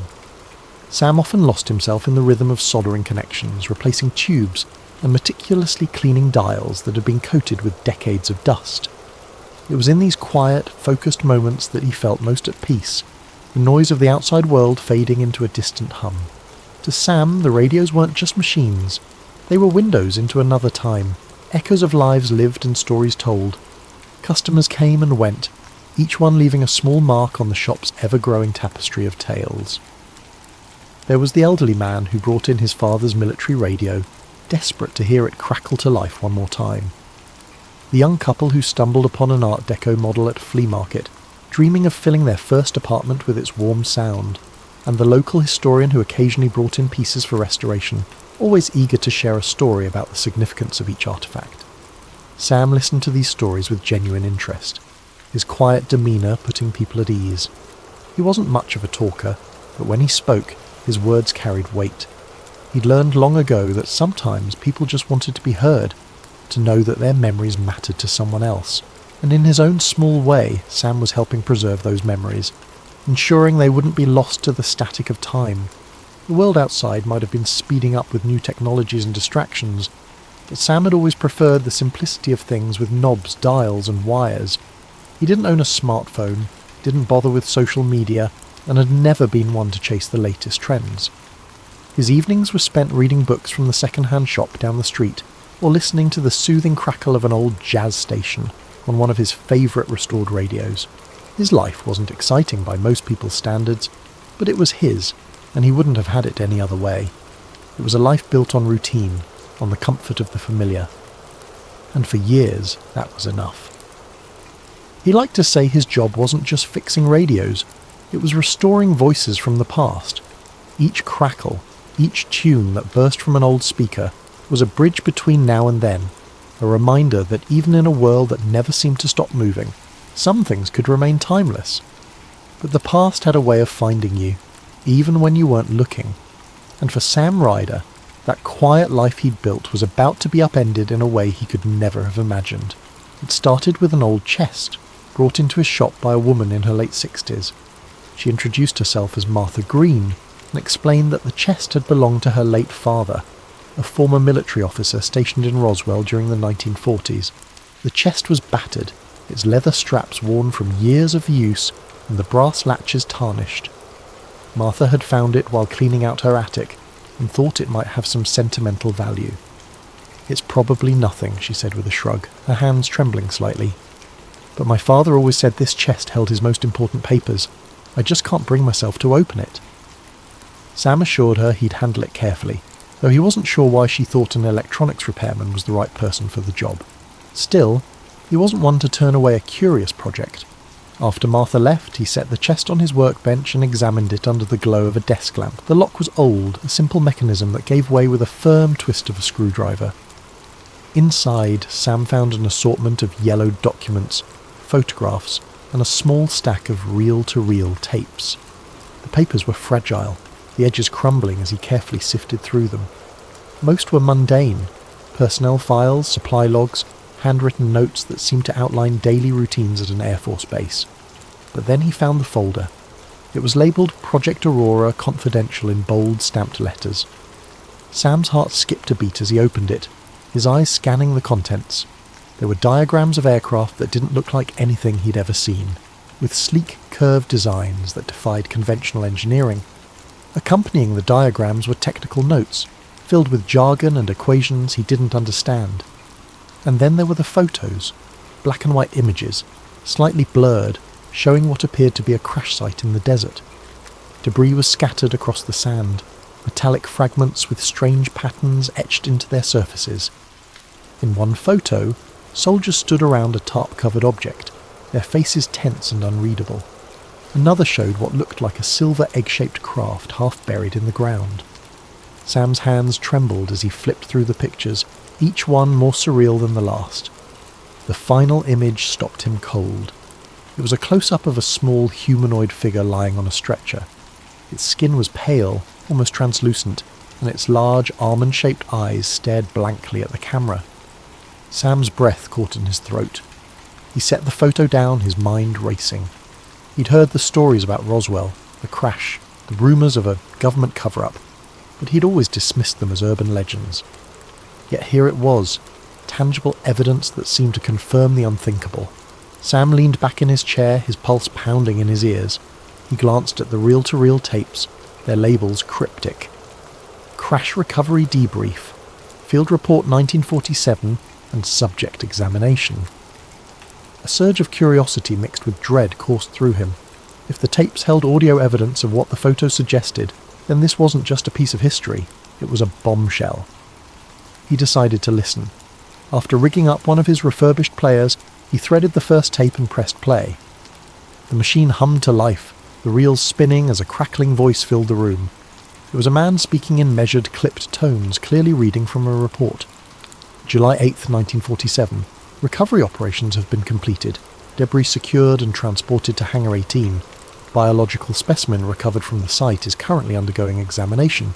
Preliminary findings indicate non-terrestrial origin. The voice trailed off into static and Sam sat frozen, the weight of the words sinking in. Non-terrestrial origin. He rewound the tape and listened again, his mind struggling to process the implications. This wasn't some grainy video or a blurry photo easily dismissed as a hoax. It was a first-hand account from someone who had been there, someone who had seen things no one was ever supposed to know about. Sam knew he couldn't keep this to himself, but the moment he made that decision, a sense of dread settled over him. If this chest had been hidden for decades, there had to be a reason. And if he exposed its contents, there was no telling what might happen. The first sign of trouble came the next morning. Sam arrived at his shop, coffee in hand, to find the front door slightly ajar, the lock broken. His heart sank instantly, the unease hitting him like a punch to the gut. The door creaked as he pushed it open, revealing the interior of his once cosy sanctuary in shambles. The air felt thick, the kind of oppressive stillness that lingers after an uninvited presence has violated a space. Sam stood in the doorway, frozen, as his mind tried to catch up with what his eyes were seeing. His workbench, usually so meticulously organised, was a chaotic mess. Tools were scattered across the floor, wires and parts strewn about as if someone had ransacked the area in a hurry. The chest where he'd carefully stowed away the reel-to-reel tapes and the folder of documents was wide open, its contents emptied. Panic clawed at his chest as he stepped inside, his boots crunching on broken glass from a shattered desk lamp. No, no, no, he muttered under his breath, dropping his coffee onto the floor without even noticing. He knelt by the chest, frantically sifting through the remnants of what had once been neatly arranged. The reel-to-reel tapes, the ones that had unearthed the long-buried whispers of the Roswell incident, were gone. His fingers dug through the scattered papers, desperate for some shred of the hope, but it was useless. The folder containing the photographs and diagrams, the single most damning evidence he'd ever seen, had vanished too. All that remained was an empty chest, a few stray scraps of paper fluttering on the floor, and a faint, acrid scent in the air. Sam froze as he inhaled it more deeply. Cigarette smoke. The smell was distinct, stale, as if whoever had been here had lingered for a while, watching, waiting. He stumbled to his feet, his legs unsteady, and staggered to the door. The world outside looked unchanged, the morning light casting long shadows across the quiet street. But then his eyes landed on it, a black sedan parked across the road. It hadn't been there yesterday. The car was sleek and nondescript, its windows tinted so dark that not even a glimmer of the interior was visible. It sat there, engine idling softly, like a predator waiting in the shadows. The sound of the engine was barely audible, but to Sam it was deafening. A cold sweat broke out on his brow as his instincts screamed at him to retreat, to get out of sight. He stepped back into the shop, pressing himself against the wall beside the door, his breath coming in shallow gasps. His mind raced, piecing together the fragments of the morning's events. Someone had been here, had taken the tapes and the folder, and now they were watching him. Why hadn't they just taken everything? Why had they left the shop otherwise intact? The damage minimal. It felt like a message, a warning. We know. Sam peered cautiously out the window, his fingers trembling as he pulled the edge of the curtain aside. The car hadn't moved, its dark presence an anchor for the fear tightening in his chest. He scanned the street for any signs of movement, but saw none. It was too quiet, the kind of quiet that made every creak of the floorboards behind him, and every shuffle of papers sound like thunder in his ears. His eyes darted to the back of the shop, where the emergency exit led to an alley. He could slip out unnoticed, get away before whoever was in that car decided to come in. But where would he go? And what would he do without the evidence that had been stolen? A dozen plans formed and dissolved in his mind, none of them offering the reassurance he craved. The cigarette smoke still lingered faintly in the air, a reminder of how close whoever had been here had gotten. Sam wiped his hands on his jeans, realizing only then how clammy his palms had become. He needed to think, needed to figure out his next move. But the presence of that car, the silent threat it represented, made it impossible to focus. He took a step back, his heel crunching on a loose screw. The noise startled him, his head snapping toward the sound as if expecting someone to emerge from the shadows. His pulse thundered in his ears as he tried to steady his breathing, his eyes flicking back to the car. It hadn't moved, but that didn't make it any less menacing. Sam backed further into the shop, the comforting clutter of his workspace now feeling alien and unsafe. He crouched behind his counter, his mind replaying every decision that had brought him to this moment. He hadn't asked for any of this. He was just a guy who fixed radios, someone who liked tinkering with the past because it felt safer than the present. But now the past had reached out with a chilling grip, pulling him into something far larger and far more dangerous than he could have ever anticipated. For a brief moment he considered calling the police. But what would he say? That someone had broken into his shop and stolen evidence of a decades-old government cover-up. He imagined their faces, the disbelief, the dismissive tones as they filed his report and went on with their day. And even if they did believe him, who was to say they wouldn't be part of whatever shadowy force was now watching him? Sam's gaze drifted back to the black sedan, his fingers tightening into fists. He wasn't sure what his next move would be, but one thing was certain. He was no longer just a man repairing radios. He was now a man in the crosshairs of something far bigger and far more dangerous than he had ever imagined. Over the next few days, the paranoia set in. The sedan followed him everywhere, when he went to the grocery store, when he walked to the post office, even when he drove out to the desert to clear his head. It never got too close, but it was always there, a shadow he couldn't shake. The phone calls came next. At first, they were just clicks and static. Then came the voice, a low, measured tone that never identified itself. "You've seen too much," it said one night, the words sending a chill down Sam's spine. "Leave it alone." Sam tried to tell himself it was just a coincidence, a prank, but deep down, he knew better. Someone knew what he had found, and they wanted to make sure it stayed buried. He considered going to the police, but what would he say? That he had uncovered proof of a decades-old government cover-up involving aliens? They'd laugh him out of the station. Desperate, Sam turned to the only person he could trust, Martha Green. She was as shocked as he was when he told her what had happened, her hands trembling as she held one of the few photos he'd managed to copy before the chest was ransacked. "My father always said he had secrets," she whispered, her voice heavy with regret. "But I never imagined this." Together they devised a plan. Martha had connections with a journalist in Santa Fe, someone with a reputation for uncovering government scandals. They would pass the evidence along anonymously, let someone else take the risk of exposing the truth. But the closer they got to Santa Fe, the more Sam felt the walls closing in. The sedan was still following them, its headlights a constant reminder that they weren't alone. Every mile felt like a gamble, every turn a chance for their pursuers to close the gap. When they reached the meeting spot, a diner on the outskirts of the city, Sam's hands were slick with sweat. The journalist was waiting in a corner booth, a man in his 40s with a worn leather jacket and sharp eyes. Sam handed over the envelope containing the copied photos and notes, his heart pounding as he explained what had happened. The journalist nodded grimly, tucking the envelope into his jacket. "This is big," he said. "But you need to be careful. If they're already watching you, they won't stop just because you gave me this." Sam nodded, his throat tight. He knew the man was right. Even as he left the diner, the weight of the truth he'd uncovered hung over him like a storm cloud.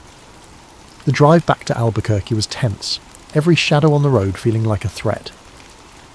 When Sam finally reached his apartment, he locked the door behind him and sat in the dark, his thoughts racing.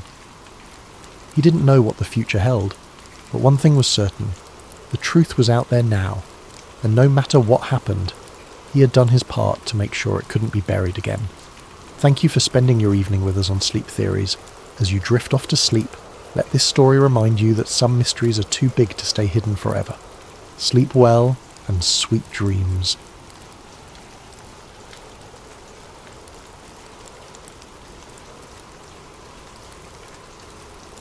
Ryan Jacobs wasn't looking for trouble. Trouble, it seemed, had a way of finding him. At 32, Ryan lived a relatively quiet life.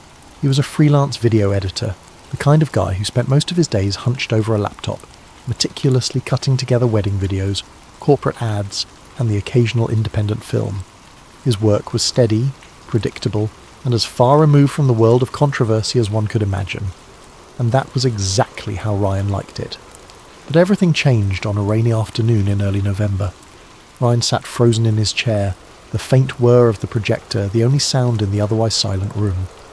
The flickering black and white images on the screen felt both surreal and undeniable. His pulse quickened as the scenes replayed in his mind, each frame embedding itself deeper into his memory. The footage wasn't just strange, it was damning. The camera lingered on the astronauts for longer than it should have, capturing moments that felt oddly unguarded.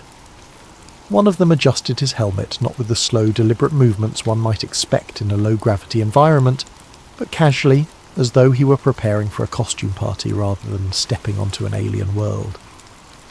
Another tapped his foot impatiently as a crew member hurried over to adjust the angle of a prop rock. Ryan's gaze darted to the edges of the screen, where cables and sandbags were just barely visible, betraying the illusion. Then there were the voices. They drifted through the crackling audio, clear but dispassionate, issuing commands like a director orchestrating a scene. Hold the flag higher. It's got to look heroic. Cut the glare on the visor. We need the reflection clearer. Ryan's chest tightened as he heard a voice say, almost jokingly, "Don't forget to kick up the dust. This isn't supposed to look like Earth." Each instruction chipped away at his sense of reality, the layers of disbelief peeling back to reveal something darker. He found himself staring at the details in the background, the crisscrossing beams of the soundstage's metal scaffolding, the faint glimmer of an exit sign reflected in the glossy surface of a prop panel. The crew member, oblivious to the camera, walked through the set holding a clipboard, his shadow long and distorted under the bright studio lights. When the shot cut to a wide angle of the entire set, Ryan instinctively leaned forward. The clarity of the image left no room for doubt. The soundstage sprawled out in front of him, its false lunar surface meticulously crafted down to the tiniest detail. The craters looked deliberate, like someone had sculpted them to fit a template rather than formed naturally over eons. The lunar module, iconic in its design, sat precariously on the artificial terrain, its metallic sheen too pristine, too calculated. The director's chair was the final nail in the coffin. K. Kubrick, the name boldly emblazoned on its back, stood out against the monotone backdrop. The implications hit Ryan like a freight train. The whispers he'd dismissed for years, the outlandish theories about the moon landing being a Hollywood production, suddenly felt less ridiculous. Was this what the conspiracy theorists had been talking about all along? Had one of cinema's greatest minds been enlisted to craft the ultimate illusion? Ryan's hands trembled as he paused the reel, the final frame frozen on the screen. A crew member leaned against the set wall, casually holding a cup of coffee, as the astronauts rehearsed another take. The mundanity of the scene juxtaposed against its monumental implications made Ryan's stomach churn. If this footage was real, if this was truly what it appeared to be, then one of humanity's greatest achievements was nothing more than an elaborate deception. He rewound the reel, watching certain segments again, searching for any sign that it was fake or a clever hoax. But the more he analysed it, the more authentic it seemed. The imperfections in the film stock, the casual banter of the crew, the technical jargon, it all felt too natural, too unscripted to be anything but genuine. This wasn't some amateur's attempt at discrediting NASA. This was something far more sinister. Ryan's mind raced with questions.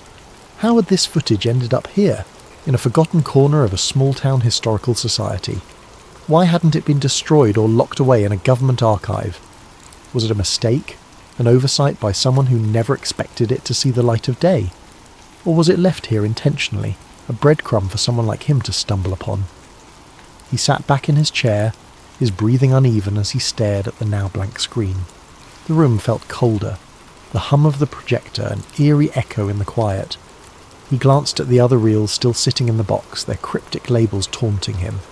If this was just the first reel, what could the others contain? What more was there to uncover? Ryan's gaze lingered on the canister labelled Lunar Simulation Final Take. The words seemed to glow faintly under the dim light, as if daring him to continue. His hand hovered over the box, hesitant but unable to resist the pull of his curiosity. He knew he should stop, should pack the reels away and pretend he'd never seen them. But he also knew that wasn't an option. Not now. Swallowing hard, he reached for the next reel, his fingers brushing against the cool metal surface. As he loaded it into the projector, a single thought repeated in his mind, over and over like a mantra. This changes everything. Ryan leaned back in his chair, the hum of the projector fading into the background as his mind struggled to make sense of what he had just witnessed. His chest felt tight, his breaths shallow, as though the weight of the film reels was pressing down on him. The footage he had seen replayed in his mind like a broken record. The meticulous soundstage, the harsh studio lights casting sharp shadows on the fake lunar surface, the director's chair bearing that unmistakable name. He had always prided himself on being a rational thinker, someone who could separate fact from fiction with ease. The rumours about the moon landing being staged had always been laughable to him, dismissed as the ramblings of those with too much time on their hands. But now, with the undeniable images burned into his memory, the neat lines of his logic blurred, and he felt the unsettling tug of doubt. Ryan ran a hand through his hair, his fingers catching on a few strands damp with sweat. He stared at the box of reels, their cryptic labels taunting him like a riddle he wasn't sure he wanted to solve. He knew what he had just seen, but admitting it, even to himself, felt like crossing a line he couldn't return from. Was this truly proof, or was it some kind of elaborate hoax in itself? And if it was real, why was it here, forgotten and gathering dust in a small-town archive? He considered putting the reel back in the box, sealing it shut and walking away. He could pretend he hadn't seen it, chalk it up to a strange coincidence or a relic of an old Hollywood production. After all, his job wasn't to investigate, just to digitize and catalogue. But the thought of leaving it behind gnawed at him. This wasn't just another reel of forgotten history, it felt like a piece of something much larger, a thread in a tapestry that could unravel everything people thought they knew. The editor in him, the part of his brain that had always been drawn to uncovering hidden truths, wrestled with the fear tightening in his chest. What if this was his chance to expose something monumental? To bring the truth into the light, no matter how uncomfortable or dangerous it might be? The weight of that possibility settled heavily on his shoulders, as thrilling as it was terrifying. Ryan leaned forward, his elbows resting on the edge of the desk as he buried his face in his hands. His mind raced through the implications. If this footage was real, it wasn't just a revelation. It was a bombshell. It meant that one of humanity's most celebrated achievements was built on a lie, a carefully constructed illusion designed to deceive the world. It called into question not just the moon landing, but the trustworthiness of the institutions behind it. And yet, the enormity of it all only made the decision harder. What would he even do with this footage? Who would believe him? And what kind of attention would it bring? The thought of stepping into the spotlight, of being the one to reveal something so controversial, sent a chill down his spine. He didn't want fame or notoriety, he just wanted answers. He sat there for what felt like hours, the reels of film a silent presence in the room. The faint scent of aged celluloid hung in the air, grounding him in the reality of the moment. His eyes drifted to the projector, where the film still threaded through the machine seemed to glow faintly in the dim light. The temptation to watch it again, to analyse every frame for something he might have missed, was almost overwhelming. But the thought of pressing play again filled him with equal parts curiosity and dread. The more he replayed it in his mind, the more questions it raised, and with each question came a mounting sense of unease. What if this footage was never meant to be seen? What if it had been hidden here intentionally, discarded like a secret too dangerous to keep but too damning to destroy? The room seemed to close in around him, the shadows stretching longer as the day wore on. Ryan rubbed his temples, his pulse pounding in his ears. He knew there was no going back now, not after what he had seen. Ignoring it wasn't an option, no matter how much simpler it might have been.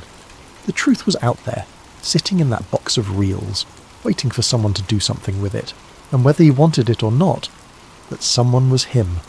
Over the next few days, Ryan digitized the reels, meticulously cataloguing the footage and backing it up on multiple hard drives.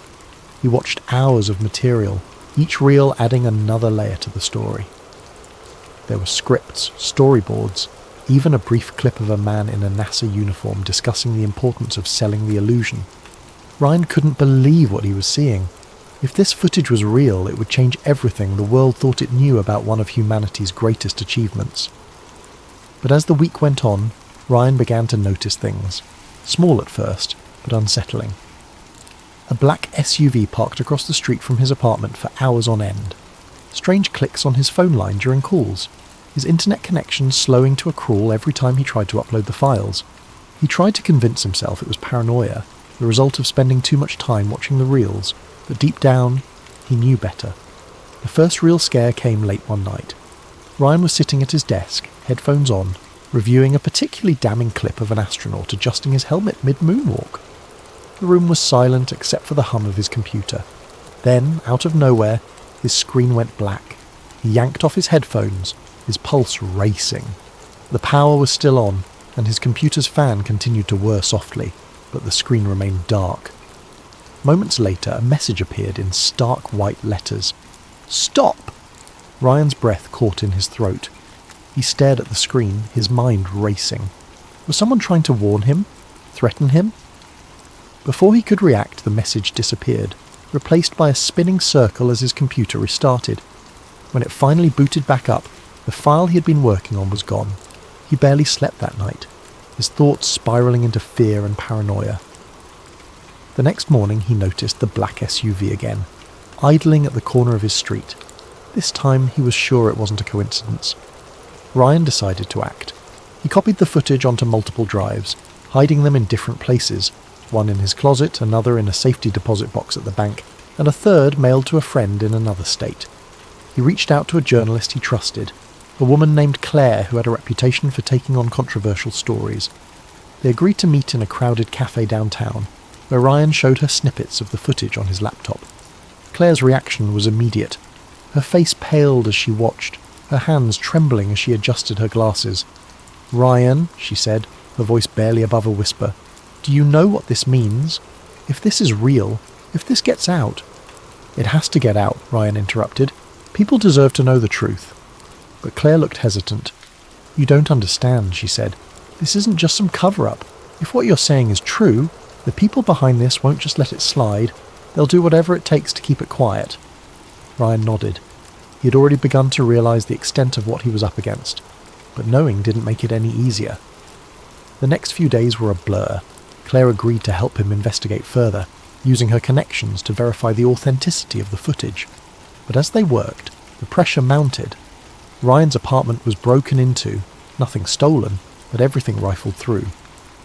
His phone buzzed constantly with unknown numbers, the calls ending in silence when he answered, and every time he looked over his shoulder, he saw the same black SUV parked just out of sight.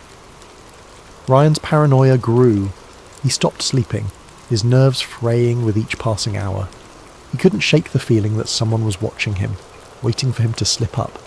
Even Claire began to worry, urging him to lay low while she handled the story. Then, one night, Ryan's worst fear came true. He was driving home from Claire's office when he noticed headlights behind him, too close and too persistent to be another commuter. He turned onto a side street, then another, his heart racing as the car followed him. Panic set in, his hands gripping the wheel so tightly his knuckles turned white. He didn't go home that night. Instead, he checked into a cheap motel on the outskirts of town, paying in cash and parking his car out of sight. He spent the night staring at the door, half expecting it to burst open at any moment. The hard drive with the original footage was in his bag, his last line of defence against the shadows closing in around him. By morning, Ryan knew he couldn't keep running forever. He contacted Claire, arranging to meet her at a secure location to hand over the footage. But when he arrived, she wasn't there. Instead, he found a note taped to the inside of the cafe door. "Trust no one. They're watching me too." Ryan's stomach dropped. He knew he was out of options. Alone and terrified, he boarded a bus to a city halfway across the country, the hard drive hidden in a pocket sewn into his jacket. He didn't know where he was going or how he'd expose the truth, but one thing was certain. The secret he carried was too important to bury. Thank you for joining us on Sleep Theories. As you drift off tonight, let this story remind you of the fine line between truth and deception, and the courage it takes to uncover what lies beneath. Sleep well, and sweet dreams.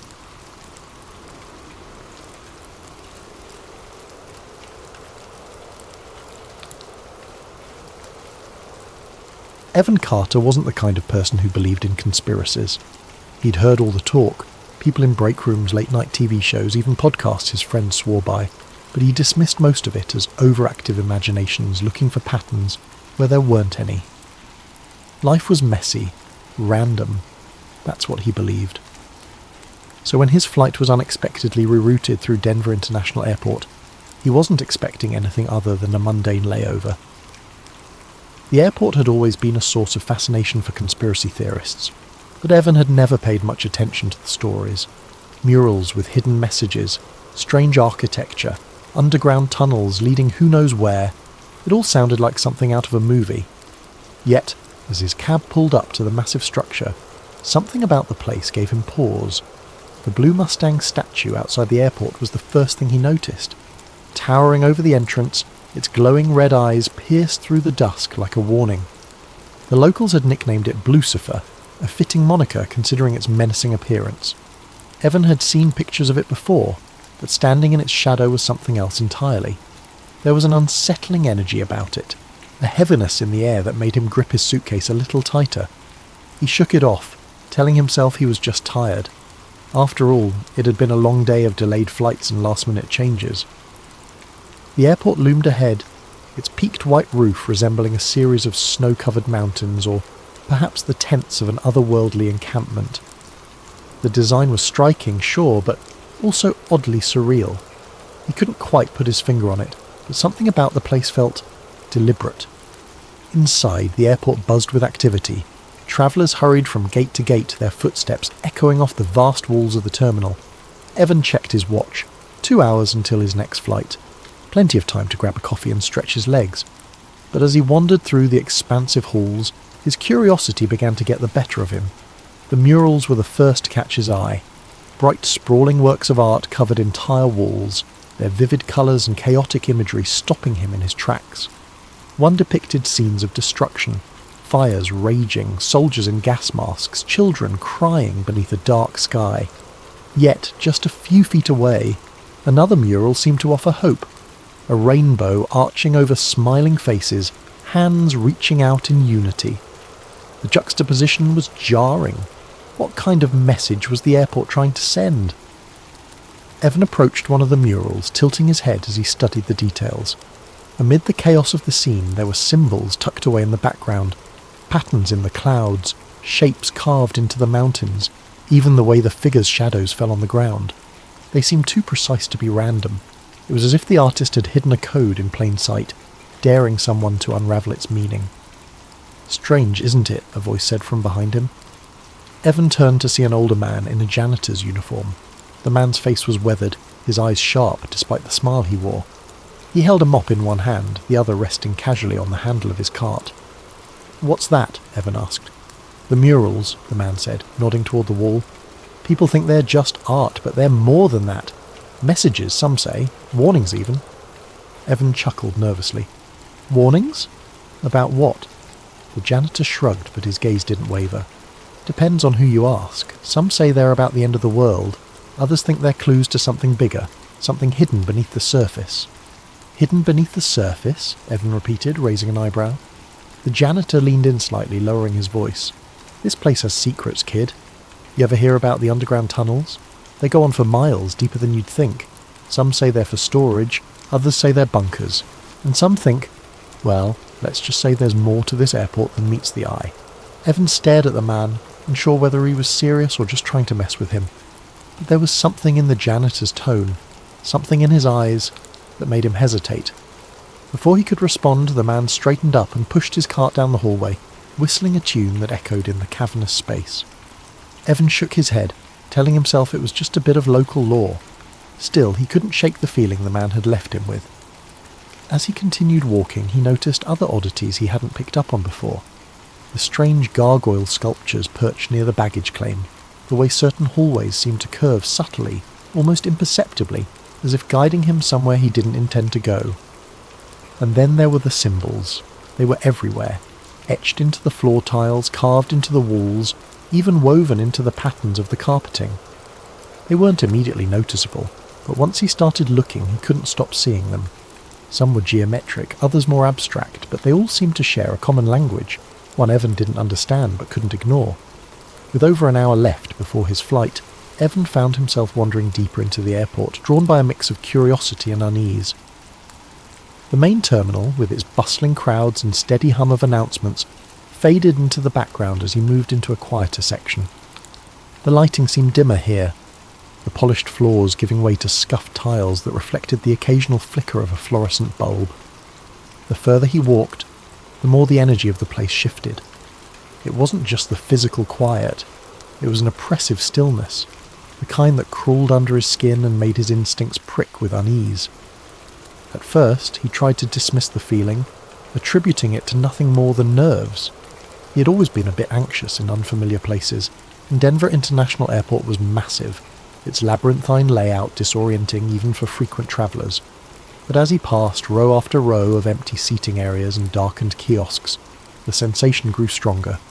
It wasn't just that the crowds had thinned out, it was as though this section of the airport had been entirely forgotten. The usual comforting backdrop of distant conversations, rolling suitcases and footsteps was gone, replaced by an eerie silence that pressed against his ears. That's when he saw it. At the end of a dimly lit corridor, tucked between two maintenance doors, was another door, unmarked and slightly ajar. The fluorescent light above it buzzed faintly, casting a pale glow that seemed to draw his eyes like a beacon. Something about the door felt inherently wrong. It didn't belong here, out in the open yet somehow hidden, as though it were waiting for someone to notice it. Evan stopped a few feet away, his heart pounding in his chest. He hesitated, his logical mind urging him to turn back. This wasn't his business, and it was probably just a service area or a restricted zone. But something about the door gnawed at him, a whisper of a challenge that tugged at his curiosity. His eyes darted to the corners of the hallway. There were no security cameras, no signs warning him to keep out, and no staff nearby. The area was so still, so utterly devoid of life, that it felt almost unreal. Evan stepped closer, his sneakers squeaking softly against the tiles. He pushed the door open slowly, the hinges creaking in protest. Beyond it was a narrow stairwell, the kind you might find in a service area or a building's emergency exit. The air here was different, cooler, almost damp, with a faint metallic tang that clung to the back of his throat. A fluorescent light at the top of the stairs flickered intermittently, casting uneven shadows that danced along the walls. As his footsteps echoed against the concrete, Evan's unease deepened. Every step felt heavier than the last, his breathing shallow as the dim light at the top of the stairs faded further into the distance. He could hear the faint hum of machinery, a low vibration that seemed to emanate from the very walls, thrumming in his chest like a heartbeat. It was hypnotic in a way, pulling him forward even as every rational part of him screamed to turn back. At the bottom of the stairs, he found himself in a long, sterile hallway. The walls were stark, made of plain concrete and steel, lined with doors that bore no signs or labels. The air was still cooler down here, and the faint hum he'd heard earlier was louder now, a steady thrum that felt alive somehow. Evan glanced over his shoulder, half expecting to see someone or something behind him, but the stairwell was empty, the door at the top now a distant memory. He wasn't sure why he kept going. The hallway seemed to stretch on forever, each identical section blending into the next. The dim lighting flickered sporadically, creating brief flashes of clarity before plunging everything back into an unsettling gloom. Evan's footsteps sounded unnaturally loud in the confined space, the echo amplifying with every step. Each time he passed another unmarked door, his curiosity grew sharper, mingling with a growing sense of dread. Finally, he reached a door that stood out from the rest. It was heavier than the others, its surface marked with intricate symbols etched deeply into the metal. The patterns were strange, almost geometric, and looked disturbingly familiar. He recognized them from the murals and floor tiles upstairs, symbols he'd dismissed as abstract design elements, but now seemed to carry a darker significance. His hand hovered over the handle, his mind racing. He pressed his ear to the cold surface and froze. There were voices on the other side. Muffled but distinct, they spoke in low, deliberate tones, the cadence too purposeful to be casual conversation. He couldn't make out the words, but there was an undeniable intensity in their tone, a weight that made him hesitate. Every instinct screamed at him to walk away, to turn around and pretend he'd never seen this door. but his curiosity had already taken hold, and the pull of whatever lay beyond was too strong to resist. With a deep breath, Evan gripped the handle and turned it. The door was surprisingly smooth, opening with a soft hiss. As it swung inward, a dim, sterile light flooded out, bathing the hallway in its glow. What he saw inside froze him in place, his breath catching in his throat. The room was enormous, far larger than he had expected, and filled with rows of monitors mounted on every wall. Each screen displayed something different: maps, blueprints, live surveillance feeds, and lines of coded data scrolling too fast to read. The air was filled with a faint hum, punctuated by the occasional beep of unseen machinery. In the centre of the room stood a massive circular table, its surface covered in documents, schematics, and objects he couldn't immediately identify. And then he saw them, the group of people standing around the table. Their figures were obscured by the dim light, but their presence was unmistakable. They were dressed in dark suits, their movements deliberate, their posture commanding. They spoke to each other in hushed tones, their faces partially turned away. At the head of the table stood a woman, her silhouette sharp and defined. Her hand rested on a thick file marked with the same symbols that adorned the door, her stance radiating authority. Evan's heart hammered in his chest as he tried to process what he was seeing. This wasn't just a hidden room, it was something bigger, something he wasn't meant to find. Before he could fully take it in, one of the figures turned, their gaze snapping toward the door. Evan's blood ran cold as their eyes locked onto his. He knew he had made a mistake that could cost him more than he was prepared to pay. The room was vast, a cavernous space that seemed to stretch further than the walls could contain. Every inch of the surface was covered with monitors, glowing softly in the dim light. They displayed a dizzying array of information, maps marked with pulsing red dots, documents covered in densely packed text, and live surveillance feeds that shifted between locations Evan couldn't recognize. Some screens displayed lines of code scrolling so fast it was impossible to read, while others showed weather patterns, air traffic routes, and satellite images. The sheer volume of data was overwhelming, each screen a piece of a puzzle Evan couldn't begin to comprehend.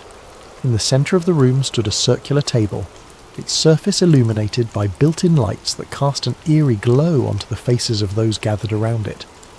The people there, at least a dozen of them, spoke in low, urgent tones, their words blending into a murmur that carried a weight of authority. Their suits were impeccably tailored, their movements deliberate and practiced, as though they were accustomed to the gravity of whatever decisions were being made in this room. Shadows danced across their faces, obscuring their features, but not their presence. At the head of the table stood a woman who exuded control. Her posture was ramrod straight, her piercing eyes scanning the room with an intensity that made Evan freeze in place. One hand rested on a thick folder marked with a symbol he immediately recognized, the same strange geometric pattern from the murals on the floor tiles above. It was etched into the folder as though branding it with a significance Evan couldn't understand. Her other hand occasionally gestured as she spoke, her words too low for him to hear, but commanding nonetheless. Every movement she made seemed deliberate, calculated, as if she were the axis around which this entire operation revolved.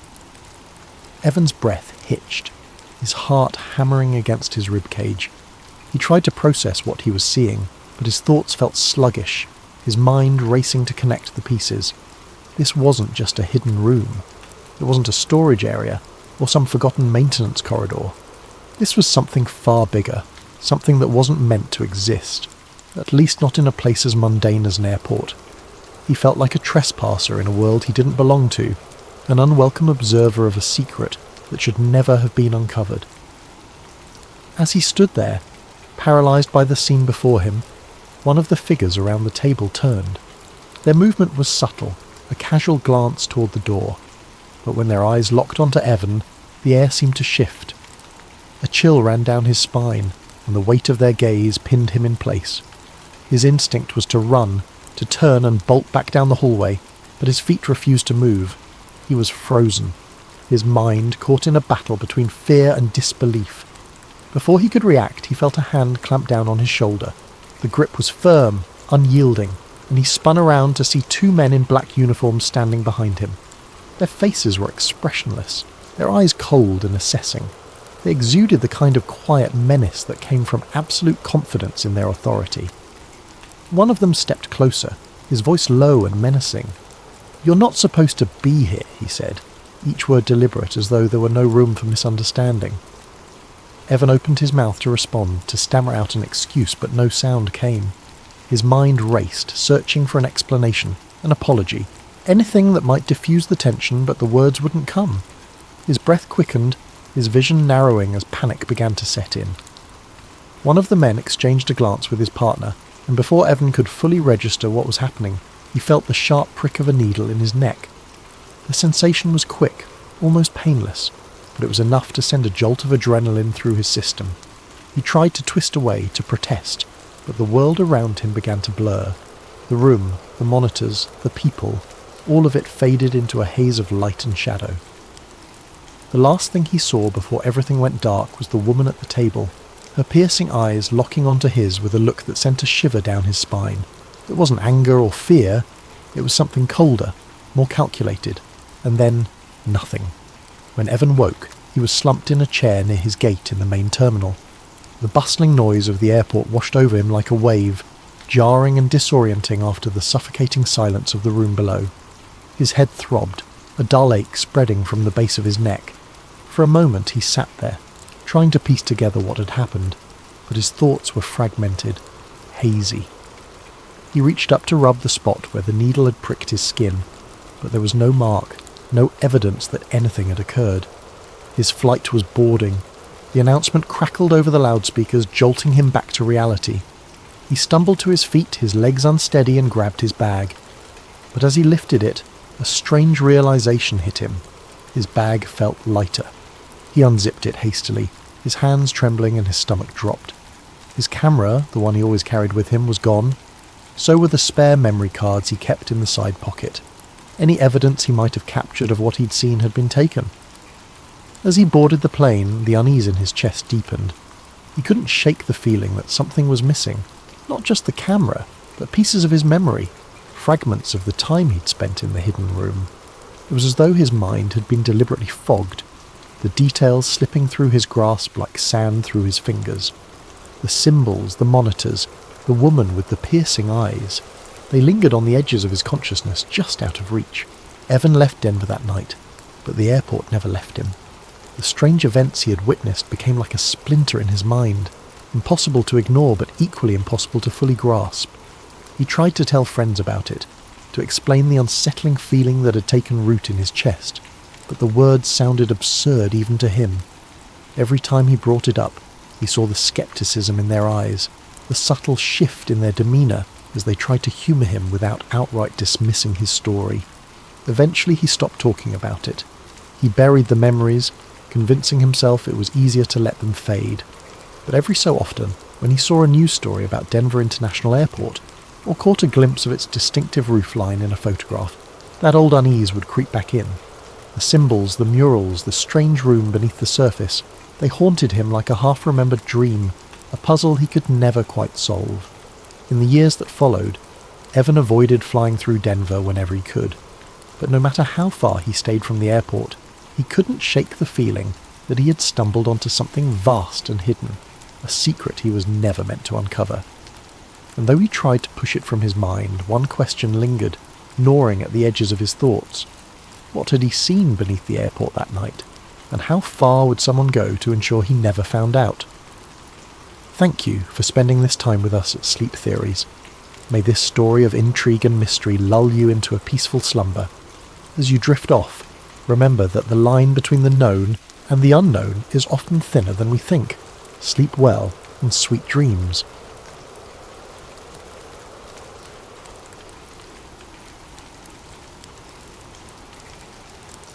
Jake Wilder wasn't a man you'd peg as the curious type.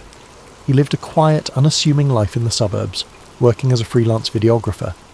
His days were a mix of editing wedding videos, filming promotional content for small businesses, and the occasional passion project.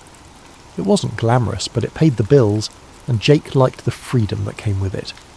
He didn't need excitement or intrigue. His life was simple, predictable, and most importantly, safe. Jake's routine was one of steady monotony, and he preferred it that way. He enjoyed the hum of his editing software late into the evening, the predictable satisfaction of piecing together footage until it became a polished narrative. His small apartment was a reflection of his orderly world. Shelves neatly lined with camera equipment, stacks of meticulously labelled hard drives, and a corkboard above his desk cluttered with sticky notes about deadlines and client requests. Life wasn't thrilling, but it was his, and it was under control. But all of that changed one fateful weekend in early spring. Jake had been hired to film a corporate retreat at a luxury hotel tucked away in the mountains. These types of gigs had become a staple of his workload. Simple, well-paying assignments that didn't ask too much of him. His job was to capture team-building exercises, keynote speeches, and a few candid moments that could later be used in promotional materials. It was the kind of work that didn't require much creativity, but it was easy money. And in Jake's world, easy money was a good thing. The email with the job details had come a week earlier, sent by an event planning company he'd worked with a handful of times before. The instructions were simple: arrive Friday morning, set up, and be ready to start filming by noon. Meals and accommodations would be provided, along with a generous day rate that made the 2-hour drive worth it. Jake hadn't hesitated to accept. The event sounded routine, and the chance to spend a few days in a mountain resort, even if he was working, was a welcome change from his cramped apartment. When he arrived at the hotel, he was immediately struck by its grandeur. The building was a sprawling, opulent estate, its architecture reminiscent of an old-world European castle, with towering spires and ivy-covered stone walls. The driveway was lined with neatly trimmed hedges, and the valet attendants moved swiftly between the luxury cars pulling in and out of the circular drive. It was the kind of place that radiated exclusivity, and Jake couldn't help but feel a little out of place in his beat-up sedan. Still, he was used to navigating high-end events, and he approached the assignment with his usual professionalism. Jake parked in the designated staff lot, and carried his equipment through a side entrance, following the directions he'd been given. Inside, the hotel was even more impressive. The lobby was a symphony of marble and crystal, with a grand chandelier hanging from the vaulted ceiling, and a fireplace crackling warmly at one end. The air smelled faintly of fresh flowers and polished wood, and a soft classical melody played in the background. Jake checked in with the event coordinator, a brisk but polite woman named Lauren, who handed him a detailed schedule and pointed him toward the conference hall where the first session would take place. "We'll need a mix of wide shots and close-ups," she said, barely pausing as she scanned her clipboard. "The CEO will be speaking this afternoon, so make sure you're set up early. We don't want any hiccups." Jake nodded, already mentally planning his setup. He wheeled his equipment cases through the halls, taking note of the layout and making mental notes about lighting and angles. The hallways were wide and impeccably clean, the kind of place where even the smallest detail seemed deliberate. He passed other staff members setting up tables, arranging floral centerpieces, and adjusting the positions of chairs. Everyone moved with a sense of urgency but also precision, as though they'd done this 100 times before. The conference hall itself was massive, with floor-to-ceiling windows that offered a breathtaking view of the surrounding forest. Jake took a moment to appreciate the scenery before getting to work. He set up his camera on a tripod near the back of the room, ensuring he had a clear view of the stage and the audience. He adjusted the lighting, tested the audio levels, and double-checked his backup equipment, a habit he'd developed after too many near disasters early in his career. The morning passed quickly as Jake captured establishing shots of the hotel and its grounds. He filmed the attendees mingling over coffee, their conversations a hum of polite laughter and introductions. The participants were a mix of middle-aged professionals, all impeccably dressed in tailored suits and sleek business attire. Jake noticed how many of them carried an air of confidence, the kind that came from years of climbing corporate ladders. As he worked, Jake found himself enjoying the rhythm of the day.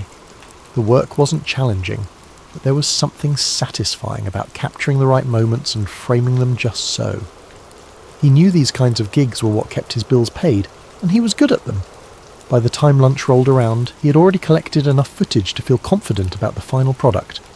He grabbed a quick bite from the buffet, a spread of artisanal sandwiches and fresh salads that put his usual lunch of instant ramen to shame. After eating, he returned to the conference hall to prepare for the afternoon session. Everything about the day felt smooth, predictable, just the way Jake liked it. but as he stood at the back of the room, adjusting his focus and framing the stage, something caught his attention. A group of men in dark suits entered the hall through a side door, moving with quiet purpose. They weren't part of the event staff or the attendees. Jake was sure of that. Their suits were sharper, their demeanour more formal. They moved like they belonged there, yet there was an air of secrecy about them. Jake watched as they exchanged brief words with Lauren, the event coordinator. She nodded curtly, her expression unreadable, and gestured toward the far end of the hall. The men walked in that direction, disappearing behind a set of heavy double doors. Jake's curiosity flickered, but he shook it off. It wasn't his business, and he had work to do. Still, the image of those men lingered in his mind as he went about his tasks. Something about the way they moved, the way Lauren had reacted to them, it was different. Not alarming exactly, but different. Jake told himself to focus on his job, reminding himself that corporate retreats often attracted VIPs. He'd seen his share of high-level executives and private security over the years. This was probably nothing out of the ordinary, or so he thought. What had started as an ordinary day, a simple job in a beautiful location, was beginning to feel like something more. Jake didn't know it yet, but the events of that weekend would unravel everything he thought he knew about the world, and his life, once so predictable, was about to take a turn he never could have imagined. The first oddity came on his second day at the hotel. Jake was heading back to his room after a long day of shooting, his camera bag slung over one shoulder, and his mind already on the edits he planned to tackle later that night. As he passed through the lobby, he noticed a group of men in dark suits clustered near the side entrance. They weren't staff, Jake could tell immediately. They lacked the friendly demeanour and polished smiles of the hotel employees. Instead, these men moved with a quiet but unmistakable sense of authority, their presence commanding attention without a word. Their voices were low, their conversations clipped as they murmured into discreet earpieces. Jake couldn't make out what they were saying, but their body language told a story of urgency and precision. Each man stood straight, their eyes scanning the room with practiced subtlety. Jake slowed his steps, feigning a casual stretch as he observed them. His gaze drifted toward the side entrance, where several black SUVs were parked in a neat row. The vehicles were unmarked, their windows tinted so dark they reflected the towering pine trees outside like polished obsidian. Jake's curiosity flickered to life. He had seen his share of private security over the years, bodyguards for wealthy clients or high-ranking executives, but this felt different. There was a weight to the atmosphere, an intensity that he couldn't quite put his finger on. He lingered in the lobby for a moment longer, pretending to check his phone while he watched the group out of the corner of his eye. They were speaking too quietly for him to catch any words, but their clipped tones and the way they occasionally glanced toward the SUVs hinted at something serious. He told himself it wasn't his business, and continued toward the elevator, his footsteps echoing faintly against the marble floor. But even as the doors closed behind him, the scene in the lobby lingered in his mind. Who were those men? And what kind of event required such heavy-handed security? The following day, Jake's suspicions grew. It began subtly, with the arrival of a new group of guests in the late morning. He was setting up his equipment in one of the conference rooms when he noticed them entering through a side hallway. There were about a dozen of them, men and women alike, each impeccably dressed in tailored suits and designer shoes. They walked in pairs, their movements purposeful, their voices hushed. Jake couldn't hear what they were saying, but the tension in their interactions was palpable. They weren't laughing or making small talk like the other attendees. Instead, they exchanged glances that seemed loaded with unspoken meaning. Jake stepped behind his tripod, using it as a cover to watch them more closely. He noticed small details that made his pulse quicken. The way some of them carried slim, leather-bound portfolios, their hands clutching them tightly as though they contained something invaluable. Others had briefcases or messenger bags, their edges worn but meticulously clean. They moved as a unit, their pace synchronized, as if they had done this 100 times before. His gaze followed them as they disappeared through a set of heavy double doors near the back of the conference wing. The doors bore no signs or markings, just a keypad and a small circular camera mounted above. Jake hadn't noticed that section of the building before, and the sight of it sent a faint ripple of unease through him. What kind of meeting required such secrecy? And why weren't these people listed on the event schedule? As the day went on, more arrivals trickled in. Jake noticed the same patterns: muted conversations, guarded expressions, and an almost palpable air of importance. He spotted a woman in her early 40s, her hair perfectly styled, wearing a navy suit that screamed custom tailoring. She clutched a small tablet to her chest as she spoke in low tones to a man who looked to be in his 60s, his silver hair combed neatly back. They exchanged only a few words before the man glanced around, his eyes darting across the room as if checking for eavesdroppers. Jake instinctively turned his head, pretending to focus on adjusting a lens. The same SUVs were still parked outside when he stepped out to grab a quick lunch. He lingered near the entrance, pretending to check his phone as he observed the drivers. They were all dressed in identical black suits, their faces expressionless as they stood near the vehicles. One of them leaned against the hood of an SUV, his earpiece glinting faintly in the sunlight. Jake couldn't shake the feeling that their presence was more than just precautionary. It was deliberate, calculated. By the evening, the hotel's atmosphere had shifted entirely. The once relaxed ambiance of a corporate retreat had been replaced by something more subdued, almost heavy. Jake noticed staff members moving with more urgency, their conversations shorter, their expressions tight. Even Lauren, the ever-composed event coordinator, seemed on edge. She barked orders at her team with an intensity Jake hadn't seen before, her eyes darting toward the double doors at the back of the wing as though she were anticipating something. Jake's curiosity was no longer a flicker. It was a flame. He had spent years honing his observational skills as a videographer, noticing the smallest details to capture the perfect shot. And what he was noticing now didn't add up. The guests, the security, the unmarked SUVs, it all pointed to something far bigger than a corporate retreat. But what? He didn't have an answer, and the lack of one only made him more determined to find out. As he headed back to his room that night, his thoughts raced. Jake wasn't the type to chase mysteries or seek out danger, but something about this felt too significant to ignore. He knew he should let it go, focus on his job and avoid stirring up trouble, but as he passed the silent, shadowed hallway leading to the unmarked doors, he couldn't shake the feeling that he was standing at the edge of something monumental, something that could change everything. Later that evening, as Jake reviewed his footage in his room, there was a knock on his door. It was one of the hotel staff, a nervous-looking man who handed Jake an envelope and said, "There's been a slight change in plans. The client requests that you avoid filming in certain areas tomorrow." The staff member pointed to a highlighted section on a map of the hotel, a part Jake hadn't yet explored. Jake frowned as the man hurried away. The restricted area wasn't near any of the planned events for the retreat, which only made the restriction more curious. That night, unable to sleep, Jake's curiosity got the better of him. He grabbed his camera and decided to take a walk. The hotel was quiet, its grand hallways illuminated by soft golden light. He wandered toward the restricted area, telling himself he just wanted to see what all the fuss was about. He wasn't planning to film, just a quick look and then back to bed. When he reached the cordoned-off wing, he noticed 2 security guards stationed at a set of double doors. They were chatting in low voices, their posture relaxed. Jake lingered in the shadows, debating whether to turn back, when one of the guards got a call on his radio. The other followed him down the hall, leaving the entrance momentarily unguarded. Jake's pulse quickened. This was his chance. He slipped through the doors, moving as quietly as he could. The corridor beyond was dimly lit, the air cooler, almost sterile. He passed several empty conference rooms before he heard it, a low hum of voices coming from a room at the end of the hall. He crept closer, pressing himself against the wall as he approached the partially open door.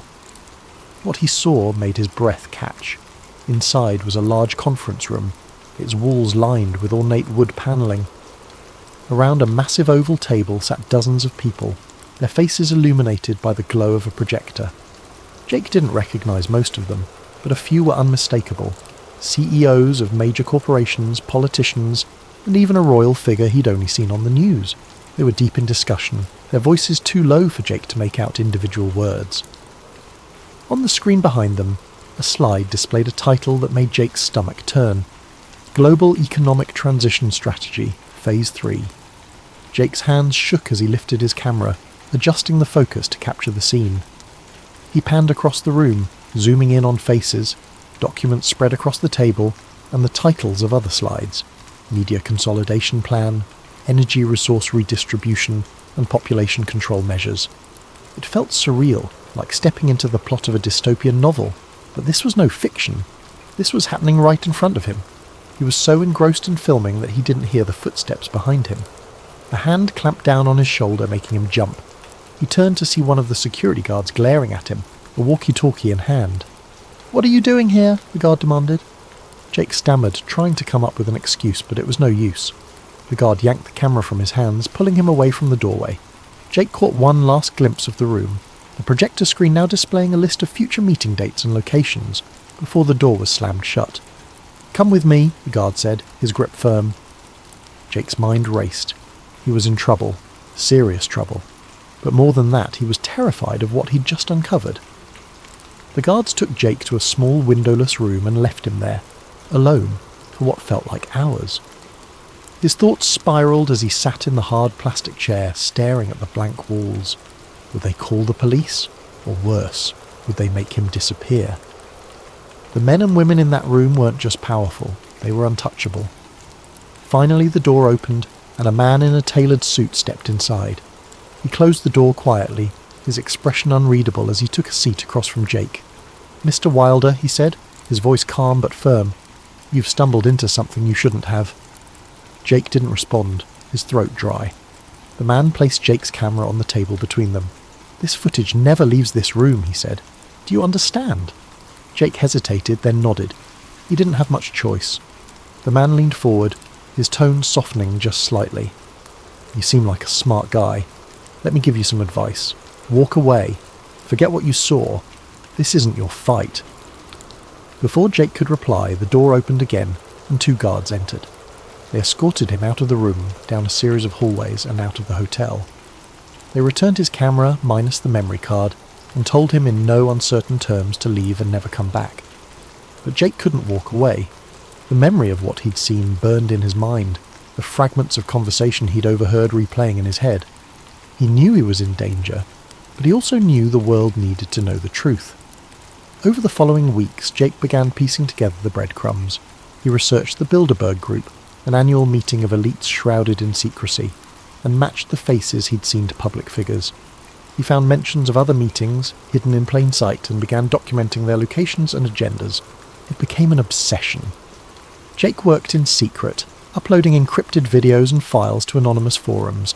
He knew the risks, but the pull to expose the truth was stronger than his fear. Then, one night, as Jake sat hunched over his laptop in his darkened apartment, he heard a knock at the door. His blood ran cold. He hadn't told anyone where he lived, not since he'd started digging deeper. He closed his laptop, his heart pounding as the knock came again, louder this time. He never answered the door. Thank you for joining us tonight on Sleep Theories. Let this story remind us of the hidden forces at play in our world, and the courage it takes to seek the truth. May your dreams be filled with curiosity and wonder, and may you sleep soundly knowing that even the darkest mysteries can be brought to light. Sweet dreams, and good night. Liam Mercer had always prided himself on being a man of reason. In a world teeming with chaos and half-truths, he found comfort in the certainty of logic. He lived by it, letting it guide his every decision. His colleagues joked that he was the go-to guy for answers, the one who could debug a computer and a bad day with the same steady, pragmatic approach. To Liam, every problem was a puzzle. Every puzzle had a solution, and no solution required jumping to far-fetched conclusions. His mornings were as structured as his mindset. Liam woke at 7 a.m. sharp to the buzz of an alarm that never once needed snoozing. He brewed a single cup of dark roast coffee, black with no sugar, just the way he liked it, and scanned the news on his tablet. World events, tech updates, local weather, everything was absorbed with the detached interest of someone who preferred facts over opinions. No drama, no conspiracies, just data. His apartment was an extension of this philosophy. Neat, efficient, and minimal. Every piece of furniture served a purpose, and every cable was neatly tucked away. The walls were painted a cool grey, the shelves lined with books on coding, system architecture, and the occasional sci-fi novel he'd begrudgingly admit to enjoying. Even his closet was a study in simplicity, a palette of blues, greys and blacks that made getting dressed in the morning an effortless decision. Work was much the same. Liam arrived at the office 10 minutes early every day, greeted the receptionist with a polite nod, and slipped into his cubicle like clockwork. His desk was as organised as the rest of his life. A perfectly centred monitor, a keyboard free of fingerprints, and a small potted plant that added just the right touch of humanity to an otherwise sterile setup. He liked his job, though he wouldn't call it a passion. It was reliable, steady, and predictable. Everything Liam valued. What set Liam apart wasn't his skill with technology, though he was undeniably good at what he did.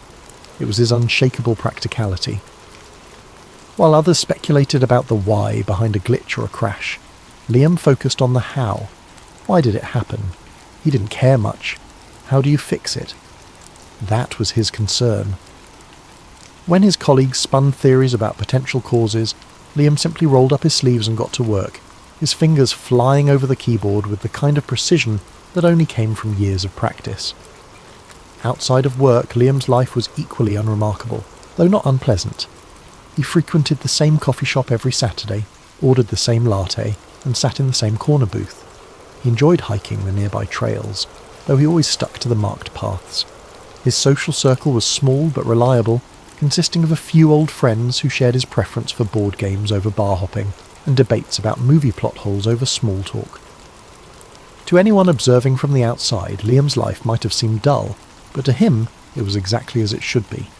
He didn't crave adventure or intrigue. He didn't need the thrill of the unknown. His world was orderly, his days predictable, and he liked it that way. If there was one thing Liam disliked, it was chaos. Anything that disrupted the carefully constructed rhythm of his life, and that's why the events that followed were so profoundly unsettling. Liam Mercer was a man who believed in the tangible, the explainable, and the logical. But as he would soon discover, not everything in life could be so neatly categorized. Sometimes, the answers defied explanation, and the questions were bigger than he ever imagined. Liam's palms felt clammy as he typed, trying to maintain a facade of normalcy. He glanced at the technician, whose sharp gaze lingered on the screen for a beat too long. Liam could feel his pulse thundering in his ears, each second stretching out as if time itself were conspiring against him. He resisted the urge to wipe his hands on his jeans, knowing any sign of nervousness could draw attention. "Good," the technician said curtly, crossing his arms. "Management doesn't like delays." Liam forced a small nod and turned back to the server. He clicked through the routine diagnostic checks, his mind racing in 1,000 different directions. He couldn't unsee what he'd just uncovered. Those diagrams, the logs, the video. It was real. It had to be. Every instinct told him this wasn't just some elaborate prank or experimental concept. The level of detail, the complexity of the data. It was unlike anything he'd encountered in his years of IT work. He glanced at the technician again, his peripheral vision catching the way the man's posture was just a bit too rigid, his fingers tapping a slow rhythm against his arm. Liam kept his movements deliberate, steady, as he pretended to work through the final steps of the server repair. His internal clock told him he'd been in the room too long. Suspicion was the last thing he needed right now. "I'll need a few more minutes," Liam said, keeping his voice neutral. The encryption was layered in a way I didn't expect. The technician's brow furrowed slightly, but he didn't respond. Instead, he leaned against the doorframe, his watchful eyes never leaving Liam. The tension in the room felt suffocating, like an invisible weight pressing down on him. Liam couldn't help but wonder if the technician knew, or at least suspected, what he'd seen. As Liam finished the diagnostics, his thoughts churned. What should he do next? If he left the files alone, he might walk away without further incident. But if this information was as significant as it seemed, was it ethical, or even safe, to pretend he hadn't seen it? He wanted answers, but more than that, he wanted to ensure that whatever this technology was, it wouldn't endanger anyone. "I'll test the backup now," Liam said, his tone as professional as he could muster. He navigated to a safe, generic set of files to perform a routine integrity check. Outwardly, it appeared as though he was tying up loose ends, but inwardly, he was formulating a plan. He couldn't risk trying to extract any of the files here. He was being watched too closely. But if he could memorize key terms or details, perhaps he could research them later. He risked a glance at the technician. The man's eyes had drifted to his phone, his focus momentarily elsewhere. It was a small window of opportunity, but Liam didn't dare waste it. He opened the diagnostic console and quickly typed a few innocuous-looking lines of code, embedding a simple keylogger that would give him remote access to the server once he was off-site. He knew it was a gamble. If anyone noticed the intrusion, it could blow his cover, but the curiosity burning inside him outweighed the risk. "There," Liam said, his voice steady. "The server's stable now. You shouldn't have any more issues." The technician stepped forward, glancing at the monitor. "Good. I'll need you to file a report before you leave. Standard protocol." "Of course," Liam said, already standing and gathering his tools. He kept his expression neutral, even as his mind screamed at him to leave as quickly as possible. The technician escorted him to a small office where he was handed a clipboard with a form to fill out. The questions were standard: details of the issue, steps taken to resolve it, and confirmation of the server's restored functionality. Liam filled it out meticulously, careful not to let his handwriting betray his nerves. When he handed it back, the technician skimmed it briefly before giving a curt nod. "You're clear to go," he said, gesturing toward the exit. Liam forced a smile. "Thanks, let me know if anything else comes up." The walk back through the building felt interminable. He passed through the same security checkpoints, presenting his ID and signing out as required. Every step felt heavier than the last, his stomach twisting with the knowledge of what he'd seen and what he'd done. By the time he reached his car, his hands were trembling. He fumbled with the keys, taking a deep breath to steady himself before sliding into the driver's seat. The drive home was a blur. His thoughts swirled like a storm, replaying the images on the screen, the strange terminology, the vanishing man in the video. He couldn't shake the feeling that he'd just opened a door he was never meant to see, let alone step through. And yet, part of him was exhilarated. If this technology was real, it could change everything: history, science, even the very fabric of existence. But as he pulled into the driveway of his modest apartment complex, a flicker of doubt crept in. What if someone had noticed? What if the technician had seen through his act or the keylogger was detected? He shook his head, trying to dismiss the thoughts. He had done everything carefully, methodically. There was no reason to think anyone would suspect him.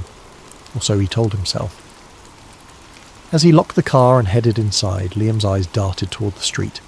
A black sedan sat parked a few houses down, its windows tinted too dark to see through. It wasn't a car he recognised, but it could have been anyone. A neighbour, a visitor, even a passing stranger. And yet, as he climbed the stairs to his apartment, he couldn't shake the feeling that he was being watched. The rest of the day passed in a haze. Liam moved through the motions, checking the final diagnostics, closing the server panels, and gathering his tools into his worn black case. On the surface, everything appeared normal, but inside his thoughts churned relentlessly. The images of those diagrams and the grainy video of the man disappearing into thin air replayed over and over in his mind like a movie he couldn't turn off. The words temporal displacement protocols echoed in his head, accompanied by a gnawing sense of unease. He couldn't stop questioning what he'd seen. Were the files real? Were they some kind of advanced simulation or classified experiment? And if they were real, why were they stored on a server so poorly maintained that someone like him had to repair it? The whole situation felt wrong, like a puzzle where none of the pieces should fit but somehow did. Liam knew one thing for sure. What he'd stumbled upon wasn't meant for his eyes. As he exited the server room, the lab's technician gave him a curt nod, but Liam noticed the man's eyes lingered a moment too long on the flash drive peeking out of Liam's case. He quickly zipped the bag closed, offering a casual smile as if nothing were amiss. The technician said nothing, but Liam could feel the man's gaze boring into his back as he walked toward the exit. The process of leaving the lab was just as tedious as entering it. He passed through checkpoint after checkpoint, presenting his ID and signing forms at each stop. His palms were clammy, and he forced himself to remain calm, to keep his movements slow and deliberate. Each guard seemed to scrutinize him just a little more than they had that morning, their eyes lingering on his badge or scanning his bag with what felt like extra care. Liam reminded himself to breathe. They had no reason to suspect him, no way of knowing he'd accessed the files. He had done his work, fixed the problem, and left the lab as instructed. At least, that's what it looked like. Finally, after what felt like an eternity, Liam stepped out into the crisp late afternoon air. The sun was beginning to dip below the horizon, casting long shadows across the parking lot. He inhaled deeply, the scent of rain in the distance cutting through his spiralling thoughts. His car was parked in the far corner, away from the other vehicles. As he approached it, the flash drive in his bag seemed to grow heavier, its weight pressing against his mind. Was it a mistake to take it? Should he have left everything behind and walked away? The questions swirled, unanswered, as he climbed into the driver's seat and started the engine. The drive home felt surreal, the hum of the car blending with the noise in his head. He replayed the events in his mind, searching for signs he might have missed. An offhand comment from the technician, the guarded glances of the security staff. Did they know? Could they suspect? Or was he simply being paranoid? Liam glanced at the flash drive resting on the passenger seat, its plastic casing catching the fading light. The small device felt like a ticking time bomb, its contents holding answers he wasn't sure he wanted. But he couldn't ignore it. Not now. Not after what he'd seen. His logical side told him to destroy it, to rid himself of the evidence and pretend none of this had ever happened. But the part of him driven by curiosity, by the need to understand, won out. By the time he pulled into his apartment complex, dusk had settled over the city. Liam parked his car in its usual spot, pausing for a moment to scan the lot. Most of the spaces were empty, the faint glow of porch lights illuminating a handful of vehicles. His eyes lingered on a black SUV parked near the entrance, its windows tinted so dark they reflected the dim streetlights. It could have been anyone's car, but something about it made him pause. He shook his head, dismissing the thought as paranoia, and grabbed the flash drive before heading inside. In the safety of his apartment, Liam set his tools down and locked the door behind him. The silence was heavy, broken only by the faint hum of his refrigerator. He stood in the entryway for a moment, clutching the flash drive in his hand before heading to his desk. His laptop sat waiting, the screen dark but ready. He hesitated, the weight of what he was about to do settling over him like a shroud. Liam placed the flash drive on the desk and stared at it, his heart pounding in his chest. The questions that had haunted him all afternoon now seemed louder, more insistent. What had he gotten himself into? And what would happen if he kept going? He didn't know the answers, but he knew one thing for certain. There was no turning back now. That night, alone in his apartment, Liam opened the files again. He pored over the data, the calculations, the logs of temporal excursions. There were entries describing experiments with objects, sending a coin or a watch back in time, observing changes in its condition.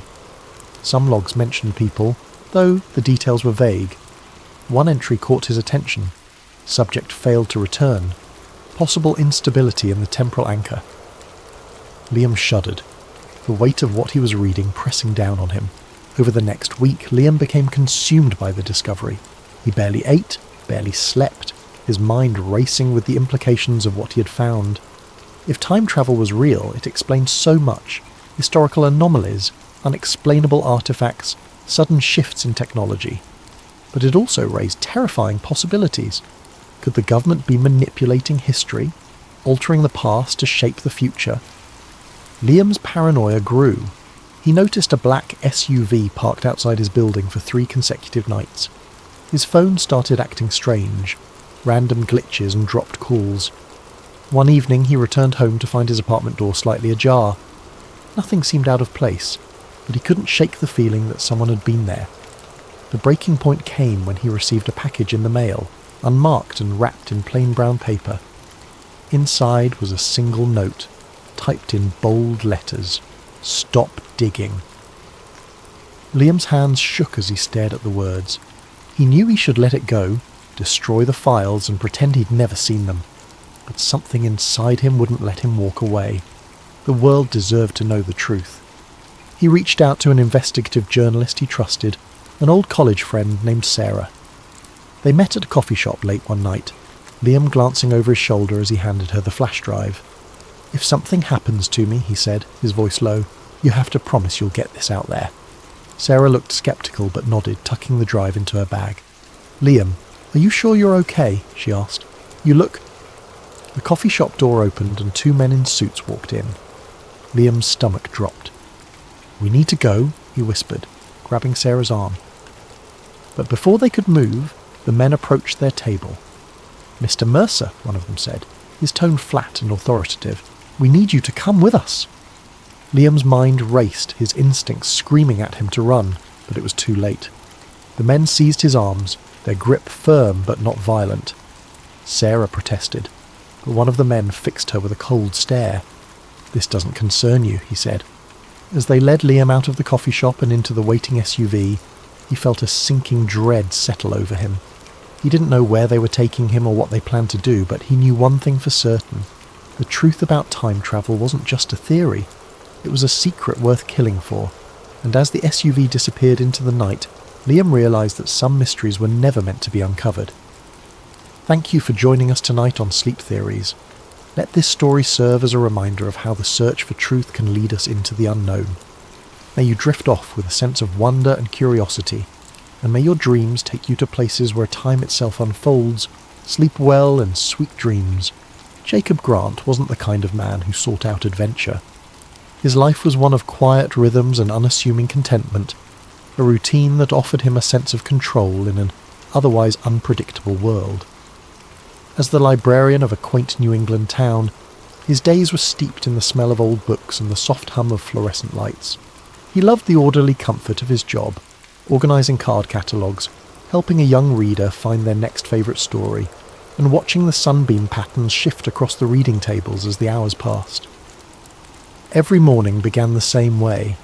Jacob would wake at precisely 6:30 a.m, brew a pot of coffee, and retrieve the local paper from the front porch of his small, weathered home. He found a certain solace in the rustling of the pages, the way the ink stained his fingers, and the familiar cadence of small-town headlines. A local charity drive, the annual Fall Festival, a feature on Mrs. Patterson's award-winning garden. He read every article, not because he was particularly invested, but because it was part of the ritual, a tether to the predictable. Afternoons were spent among the towering shelves of the library, a building as old and storied as the books it housed. Jacob knew every corner of the place, the creak in the third step of the back staircase, the spot where the afternoon sun hit the stained glass window just right, the faint scent of mildew in the history section. He had worked there for over a decade and felt a sense of quiet pride in his role as the town's unofficial gatekeeper of knowledge. The library was more than his workplace, it was his sanctuary. The soft murmur of patrons, the rhythmic clatter of the card catalogue drawers, and the occasional distant thud of a book being reshelved created a symphony of sounds that Jacob found deeply comforting. It was a place where time seemed to slow, where the chaos of the outside world could be left at the door. Jacob took great pleasure in guiding patrons through the labyrinth of stories, often recommending books he himself had loved. His eyes would light up as he described a plot twist or a particularly poetic passage, and for those brief moments his quiet demeanour would bloom into enthusiasm. Evenings were his time to unwind. After the library closed, Jacob would return to his modest home, a cosy bungalow adorned with ivy climbing its weathered brick facade. He'd prepare a simple dinner, usually something like soup or a grilled cheese sandwich, and settle into his favourite armchair with a novel. On warmer nights he might take a leisurely stroll through the quiet streets, nodding politely to neighbours who sat on their porches or walked their dogs. He loved the way the town transformed under the glow of the streetlights, the way the stillness of the night amplified the sound of his footsteps on the pavement. Jacob's weekends were equally unremarkable, filled with small pleasures that he had come to cherish. A Saturday morning visit to the farmer's market for fresh produce, an afternoon spent tinkering with the old clock in his living room, a hobby he had picked up from his late grandfather. Sundays were for church, not out of deep religious conviction, but because he enjoyed the sense of community and the familiar rhythm of the service. He wasn't lonely, not exactly. Jacob had friends, though his relationships were more cordial than close. He preferred to keep people at arm's length, finding comfort in the solitude that allowed him to retreat into his thoughts and his books. He was the kind of man who blended into the background, who was known but not truly known, a reliable fixture in the town but never the centre of its stories. And yet there was a part of Jacob that yearned for something more, though he rarely acknowledged it. Sometimes as he walked through the quiet town or shelved books in the library, he felt a faint tug of curiosity, a whisper of longing for something beyond the predictable.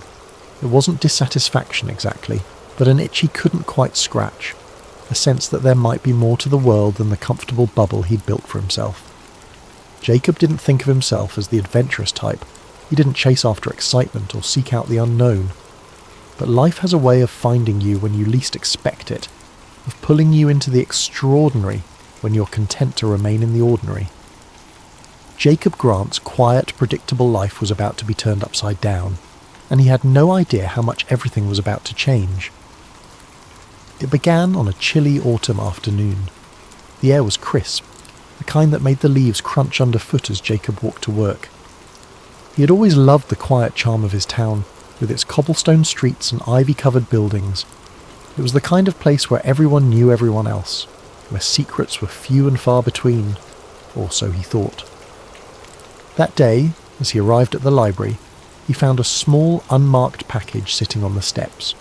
It was plain, wrapped in brown paper with no return address, and his name was scrawled across it in uneven handwriting. Frowning, Jacob picked it up, his fingers brushing against the coarse paper. He assumed it was a donation. People often dropped off books for the library, but something about this package felt different. Curiosity burned brighter than caution as Jacob carefully carried the package to the library's back office, a dimly lit room cluttered with forgotten tomes and dusty archives. The quiet hum of the building seemed to amplify his unease as he set the package on the desk, the weight of it sending an unexplainable chill through him. His hands trembled slightly as he peeled back the brown paper wrapping, revealing a worn leather-bound notebook. Its age was evident, the edges frayed, the leather cracked in places. The faint outline of an eagle clutching an unfamiliar insignia was embossed on the cover, faded but unmistakably deliberate. It wasn't any symbol Jacob had seen before, and its presence seemed to carry an unspoken gravity. Tucked into the front of the notebook was a folded piece of paper. The words scrawled across it in bold, uneven letters sent a shiver down his spine. "Do not ignore this." Jacob stared at the message for a long moment, his breath shallow. His first instinct was to laugh it off, to tell himself it was some elaborate prank. But there was something about the notebook, its weight, its smell, the tangible history that radiated from it, that made the warning impossible to dismiss. Taking a steadying breath, he unfolded the notebook's brittle cover and began flipping through its pages.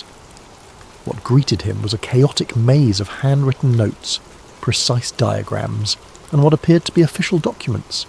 The handwriting varied in style and intensity, some pages neatly scripted, others frantic and scrawled as though written in haste. Many of the documents bore stamps and seals. Top secret, classified, and eyes only were repeated throughout. Jacob felt his pulse quicken. These weren't the kind of words you found in old notebooks left lying around. As he scanned the pages, certain terms leapt out at him like fragments of a dark puzzle. Operation Paperclip, V2 rockets, biological warfare research, intelligence collaboration. Diagrams of rockets and chemical compounds were interspersed with lists of names, some neatly typed, others scratched into the margins as though added later. The notes told a story, a fragmented, haunting story about an operation conducted by the US government in the shadow of World War II. Jacob leaned closer, his fingers tracing over faded ink as he pieced together what the notebook described. According to the notes, Operation Paperclip was a covert program orchestrated in the late 1940s. Its aim was to recruit German scientists, engineers and technicians, many of whom had worked for the Nazi regime.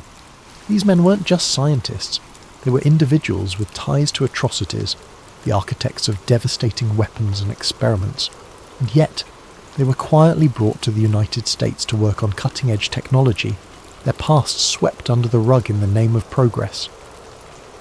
Jacob's stomach churned as he read descriptions of their contributions, the development of V2 rockets, early missile systems, and even projects that hinted at more sinister undertakings, biological research, psychological manipulation.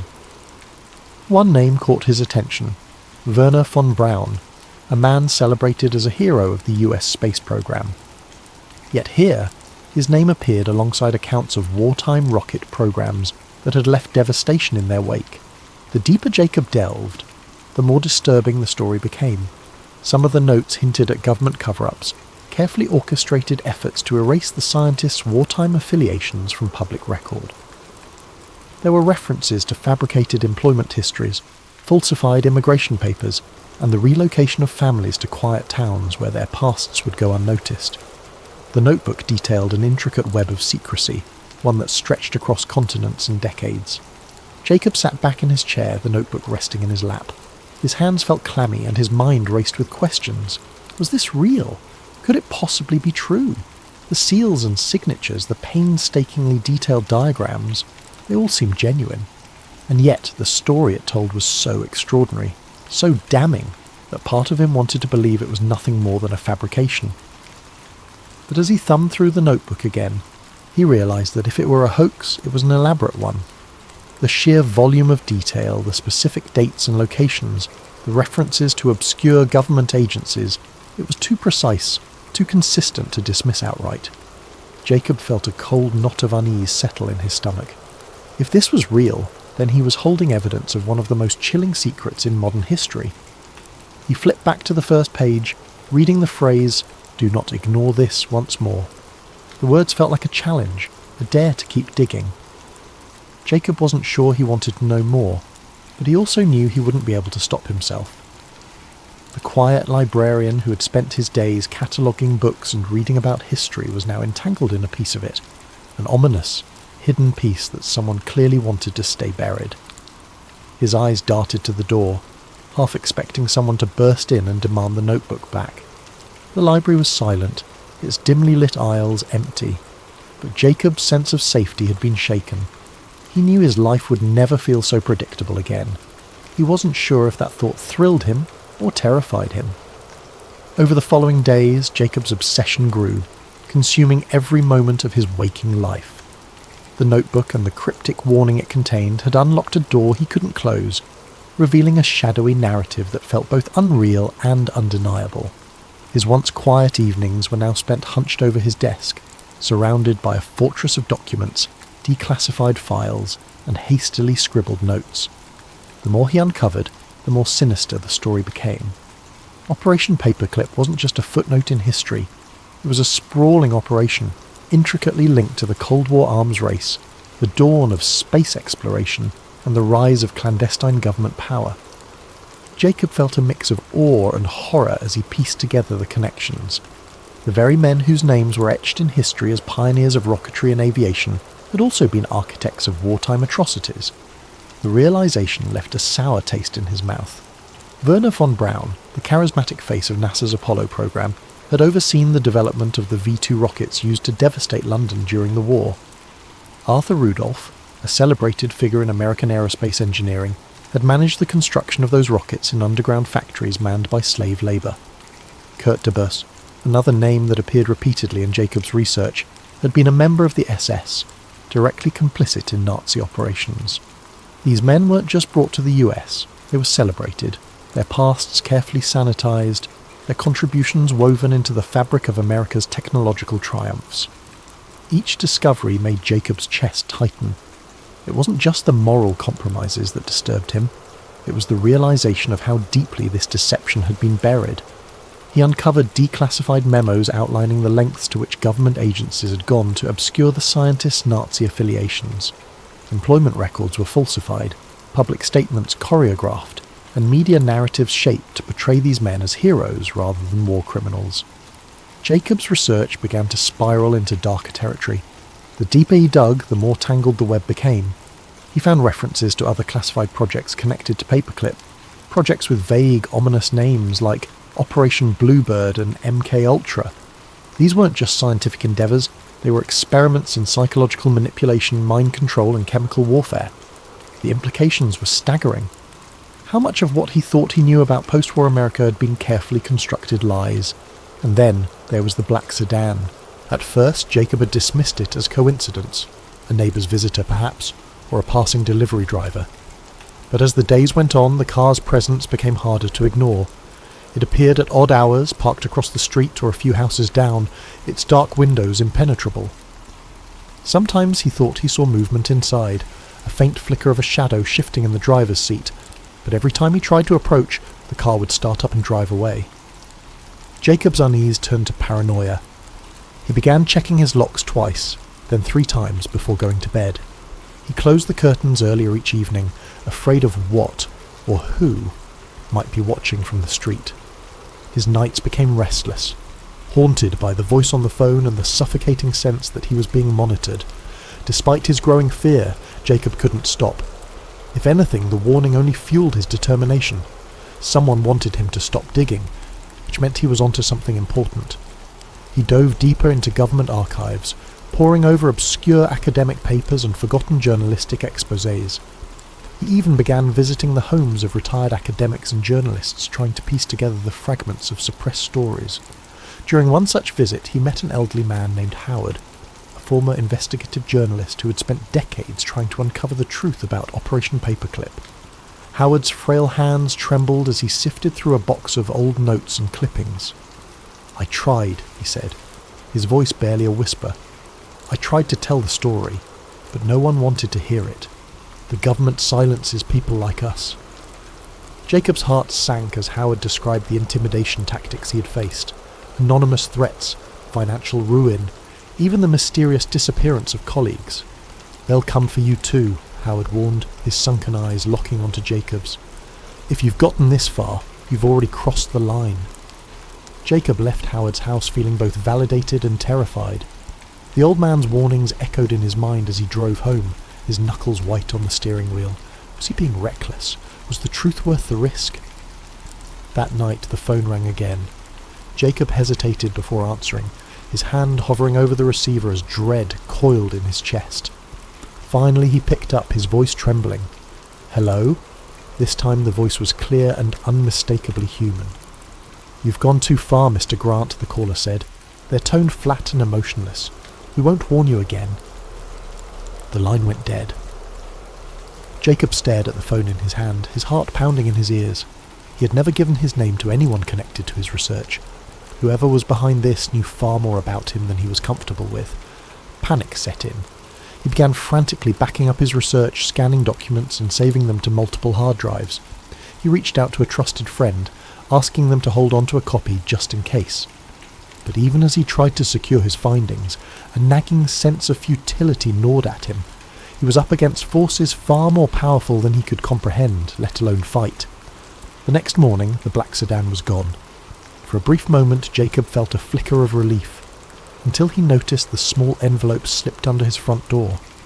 His hands shook as he opened it, revealing a single sheet of paper, typed in bold letters with the words, "This is your last chance." Jacob sat down, the weight of the message crushing him. He realized he had two choices: stop everything, destroy his research, and return to his quiet life, or push forward, knowing full well the danger that awaited. He stared at the notebook on his desk, its pages a silent challenge. In the end, Jacob chose truth over safety. 2 nights later, Jacob vanished. His home was left undisturbed, the lights still on, a mug of tea cooling on the kitchen counter. The notebook was gone, as were the files he had collected. The only clue to his fate was a faint tyre track in the gravel outside his home, leading into the dark. Jacob's disappearance would never be investigated. To the world, he was just another librarian who had quietly slipped away. But those who knew him best whispered of the secrets he'd uncovered, of the lengths he had gone to expose the truth. In the weeks that followed, whispers began to circulate in the town. Some said Jacob had simply left, tired of his quiet life. Others believed he had uncovered something dangerous, something that had cost him his freedom, or worse. The truth, like the secrets he had uncovered, remained hidden in the shadows. Thank you for joining us tonight on Sleep Theories. Let this story of secrets and disappearances remind us of the mysteries that linger in the corners of history, waiting to be uncovered. Sleep well, and may your dreams be filled with wonder and curiosity. Sweet dreams. Welcome to Sleep Theories, the channel where we explore some of the most intriguing ideas and conspiracies in a calming and reflective way, perfect for winding down and drifting off to sleep. Tonight, we're diving into a chilling and mysterious story, one of secrets, shadows, and the unimaginable consequences of stumbling upon something you were never meant to see. Before we begin, I'd like to invite you to comment below and share where you're listening from and what time it is. It's fascinating to know how we're all connected through these shared stories and ideas. If you enjoy these reflective narratives, please subscribe to Sleep Theories so we can continue bringing you thought-provoking tales like this one. Now find a comfortable position, let your mind relax, and join me as we journey into a world where one man's ordinary life spirals into the unknown, a world of government experiments, hidden compounds, and the price of seeking the truth.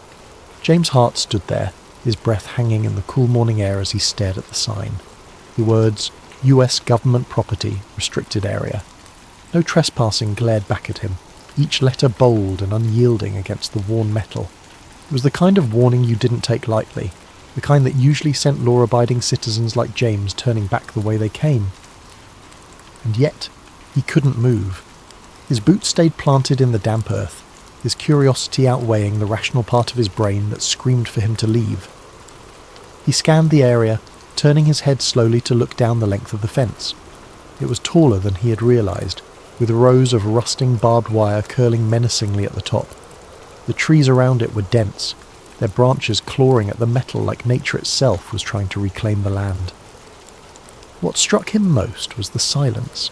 The usual forest sounds, chirping birds, rustling leaves, were gone, replaced by an almost oppressive stillness that seemed to press down on him the longer he lingered. James felt a pang of guilt for even thinking about crossing the fence. He was a man who followed the rules, who had lived his life avoiding unnecessary risks. But something about the place gnawed at him. It wasn't just the fence or the sign. It was the feeling that he had stumbled onto something significant, something he wasn't supposed to see. He told himself it was probably nothing. Maybe an old military outpost long abandoned. Maybe a weather station. Maybe... But his gut told him otherwise. That's when he noticed the gap. It was small, almost hidden by a cluster of shrubs growing at the base of the fence. James wouldn't have seen it if the sunlight hadn't caught the glint of metal where the barbed wire had been cut. The gap was jagged, as though whoever had made it hadn't cared much for precision. It looked fresh, too. Bits of the metal fencing still clung to the ground, as if it had been forced apart recently. He stepped closer, his heart beginning to pound. The gap didn't look like an official entrance. It looked unauthorized, like someone else had been here, someone who wasn't supposed to be. The thought made James hesitate, a chill running down his spine. If someone had cut their way in, they'd done so for a reason, and if they'd gone to that much trouble, whatever lay beyond the fence was likely worth hiding, or discovering. James knelt down, brushing a hand over the torn edges of the wire. His fingers trembled slightly as he touched the cold, sharp metal. He glanced around, half expecting to see a patrol or hear the bark of a guard dog. But the forest remained silent. He couldn't shake the feeling that he was being watched, though he knew it was probably just his nerves. The rational side of his brain begged him to turn back. "This isn't your business," it whispered. "You don't need to know what's in there. Just go home." But something deeper, something instinctual urged him forward. It wasn't just curiosity, it was a sense of unease, a need to understand what was hidden behind the fence. It was as though the gap had been placed there for him, daring him to cross the line. Before he could talk himself out of it, James took a deep breath and stepped through. The world seemed to change the moment he crossed the threshold. The air felt heavier, cooler, as though he had entered a different realm. The trees on this side of the fence were darker, their branches tangled like skeletal fingers reaching for the sky. The ground was soft and uneven, the moss beneath his boots muffling his steps. James moved cautiously, keeping low as he navigated the unfamiliar terrain. Every sound felt magnified. The crunch of leaves underfoot, the faint rustle of his jacket. His pulse thundered in his ears, but he kept moving, drawn forward by an invisible force. He didn't know what he was looking for, but he felt certain he would know it when he found it. The forest seemed to close in around him as he pressed deeper. The light filtering through the canopy grew dimmer, casting long shadows that danced with every movement of the trees. James felt a growing sense of unease, like he was being funneled towards something he couldn't yet see. He paused to catch his breath, leaning against a tree and glancing back the way he had come. The fence was no longer in sight, obscured by the dense undergrowth.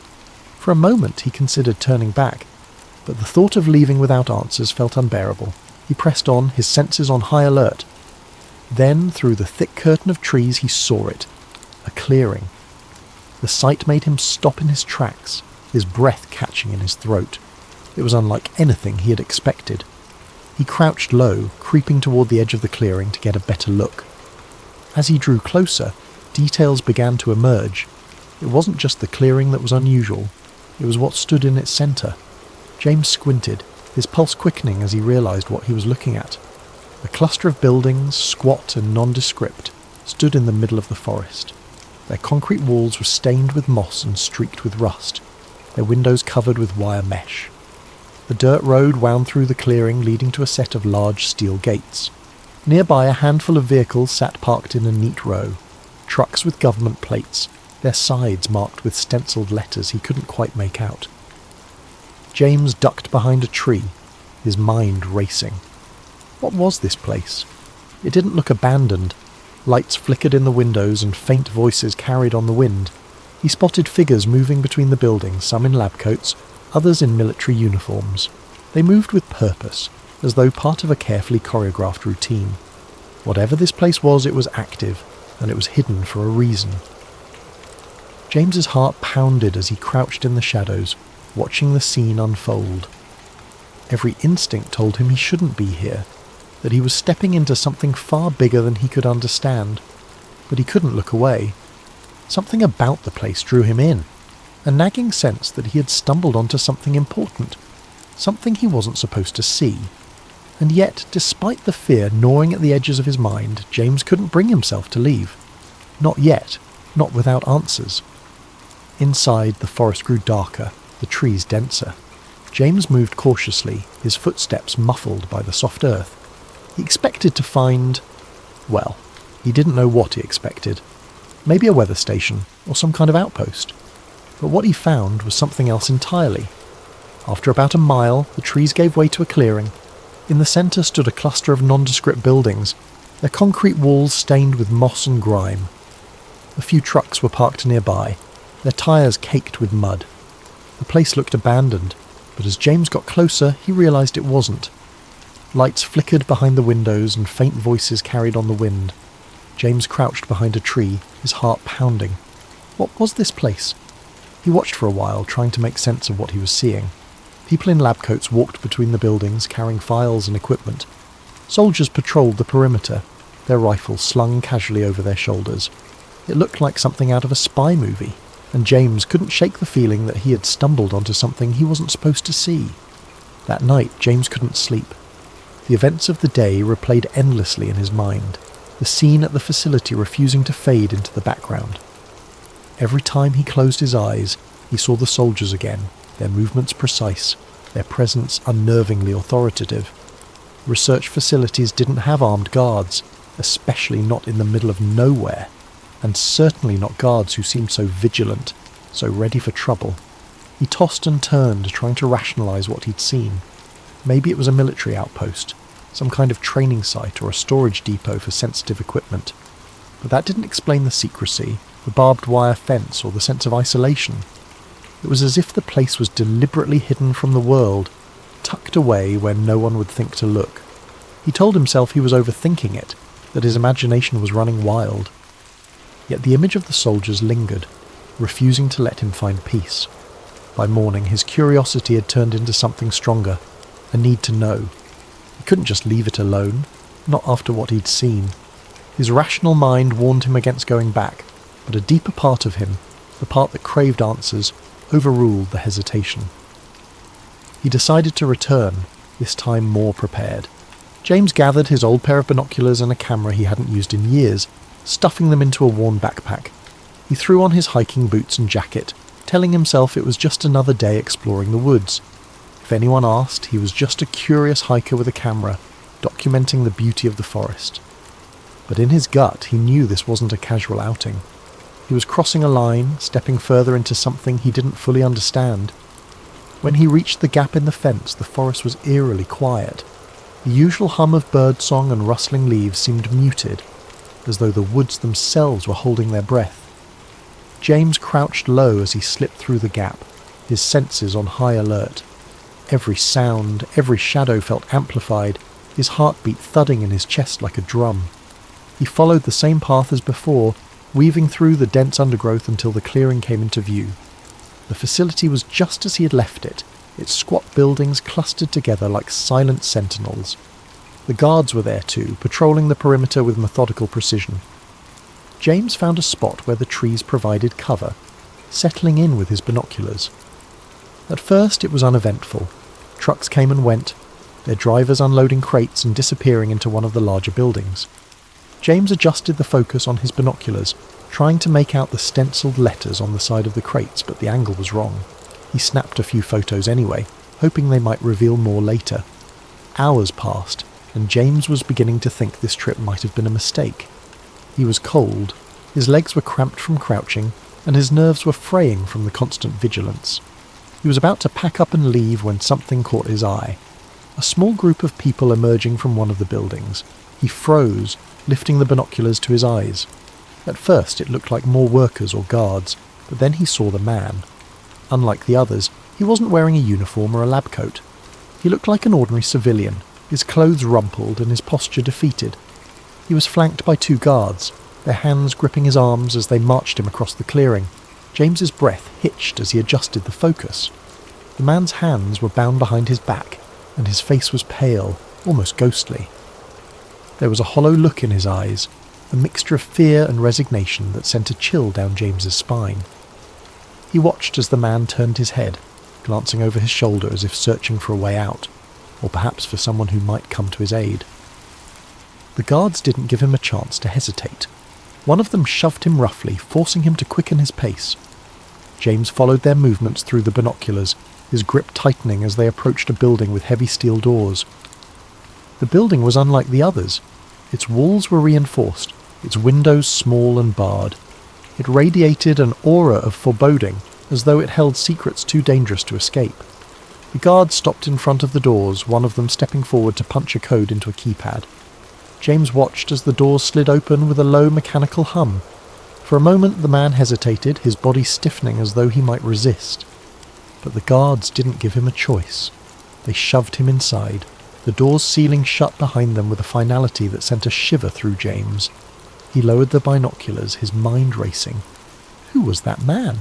Why was he being treated like a prisoner in what was supposed to be a government facility?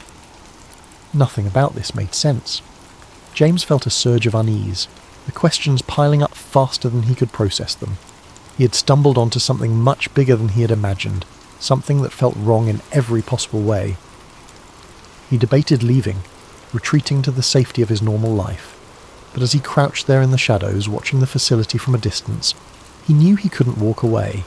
Not yet, not without answers. James's stomach turned. Whatever was happening here, it wasn't normal. He knew he should leave it alone, but he couldn't. He spent the next week digging for information, searching the internet for any mention of a government facility near his town. He found nothing. No maps, no records, not even a rumour. But James wasn't ready to give up. The questions gnawed at him, consuming his thoughts and erasing the boundaries of his once quiet life. Each day at the post office felt like an eternity, his mind drifting back to the strange facility hidden in the woods. At night, his resolve only deepened. He had to know more, even if it meant taking greater risks. He began his nighttime visits cautiously, dressing in dark clothing and timing his excursions to align with the guards' shift changes. Through careful observation, he mapped the layout of the facility. There were at least 6 buildings, each with its own purpose. One seemed to be a storage depot, where crates were unloaded and stacked before being transported elsewhere. Another appeared to house the guards, a smaller structure with a steady glow of light and the occasional sound of muffled laughter or clinking cups. But it was the larger, heavily fortified building, the one with the steel doors, that intrigued him most. It exuded an air of secrecy that demanded further investigation. James kept his distance at first, watching from the tree line with his binoculars. He noted the times of deliveries, the duration of guard patrols, and the comings and goings of people in lab coats. His camera captured grainy images of crates being unloaded, their labels too obscured to read clearly. He studied the way the guards moved, the blind spots in their patrols, and the weak points in the facility's perimeter. With each visit he inched closer, his confidence growing alongside his determination. One night, James found himself crouched behind a row of bushes, no more than 20 feet from one of the buildings. A single window was left slightly ajar, allowing faint voices to drift into the night air. He strained to listen, his heart pounding as he caught fragments of a conversation. Latest subject showed increased resistance, one voice said, firm and clinical. We'll adjust the dosage tomorrow, another replied, colder, more detached. James froze, his mind racing. What subject? What dosage? He pressed himself closer to the ground, his ears straining to catch more. Erasure protocols need to be flawless. We can't afford another incident. The words sent a chill down his spine. Erasure protocols? What could that mean? He had heard enough whispers of government experiments in the past to know this wasn't ordinary research. He remained still until the voices faded, replaced by the hum of machinery and the distant chirping of crickets. Emboldened by what he'd overheard, James returned night after night, slipping closer to the facility. He began to piece together a troubling narrative, one small fragment at a time. On one of his visits, he managed to slip into the shadows of an open loading dock, hiding behind stacks of crates as workers moved about. The crates were marked with cryptic codes, but a few bore labels that made his stomach drop. Test Compound 47A, Behavioral Protocols, Cognitive Analysis. As the workers left, their voices echoed faintly in the cavernous space. James crouched low, his camera forgotten as he strained to listen. Dr. Reinhardt wants the new batch prepped by Monday. Has Subject 18 stabilised yet? Not after the last round. They're talking full sedation this time. The words painted a grim picture. James felt his pulse quicken as he realised the scale of what he was uncovering. These weren't just experiments, they were human experiments. His suspicions were confirmed a week later when he found an unguarded corner of the facility, where a small vent emitted a low hum. The air smelled faintly of chemicals, and through the grate he could hear voices, clearer this time. Initial trials showed significant memory suppression. Hallucinations are an acceptable side effect as long as obedience metrics remain stable. James barely dared to breathe. He fished a small audio recorder from his backpack and held it close to the vent, capturing every word. The voices continued, their tone cold and detached, as though discussing a set of tools rather than human lives. MK Ultra is yielding promising results in behavioural modification. We'll present the findings to the higher-ups next quarter. James's blood ran cold. MK Ultra. He had read the name before in conspiracy forums, but he'd always dismissed it as exaggerated speculation. Yet here it was, spoken aloud in the dead of night, in a hidden facility guarded like a fortress. The pieces began to fall into place. The mind control experiments, the forced drug trials, the psychological manipulation. It wasn't just a theory. It was real. And it was happening right here, in the woods he had hiked so many times before. Driven by a mix of horror and determination, James began to push his limits. He found an unlocked utility shed near the facility, a cluttered space filled with tools and discarded paperwork. In the dim light of his flashlight he discovered a stack of files that appeared hastily stashed. He flipped through them, his heart pounding as he read terms like hypnotic induction, psychoactive administration, and neurological reprogramming. One file stood out. It contained a list of names, some crossed out, others annotated with cryptic notes. One name was circled with the words Phase 3, Complete Erasure, scrawled in the margins. James stared at the page, his hands trembling. These weren't just experiments. They were controlling people, erasing their memories, turning them into... what? He didn't know, but the implications were too terrible to ignore. It wasn't long before James became a regular visitor to the facility, slipping past guards and documenting everything he could. He sketched crude maps, took photos of documents and buildings, and recorded snippets of conversations. Each night he returned home with more evidence, his small apartment becoming a chaotic archive of secrets. But the closer he got to the truth, the more the weight of his discovery began to press down on him. He knew he was walking a dangerous line. The facility was guarded for a reason, and the people running it clearly had no intention of letting their secrets escape. Yet James couldn't stop. He was driven by a need to expose what he'd found, to pull back the curtain on a conspiracy that had remained hidden for too long. He didn't know it yet, but his time was running out. But James made a mistake. On his final visit to the mysterious facility, James's growing confidence got the better of him. It was late, the forest cloaked in the thick silence of the night. He had planned this visit meticulously, timing his movements with the guards' rotations and using every shortcut he'd learned over weeks of careful observation. This time, he was determined to get inside the main building, the one with the steel doors and faint flickering lights that seemed to pulse with a sinister rhythm. He slipped through the gap in the fence as he had done before, his heart pounding in his chest. Armed with a flashlight, a notebook and a new camera, James crept closer to the structure. As he approached the building, he noticed a delivery truck parked near the loading dock. Its back was open, revealing rows of metal crates with cryptic labels.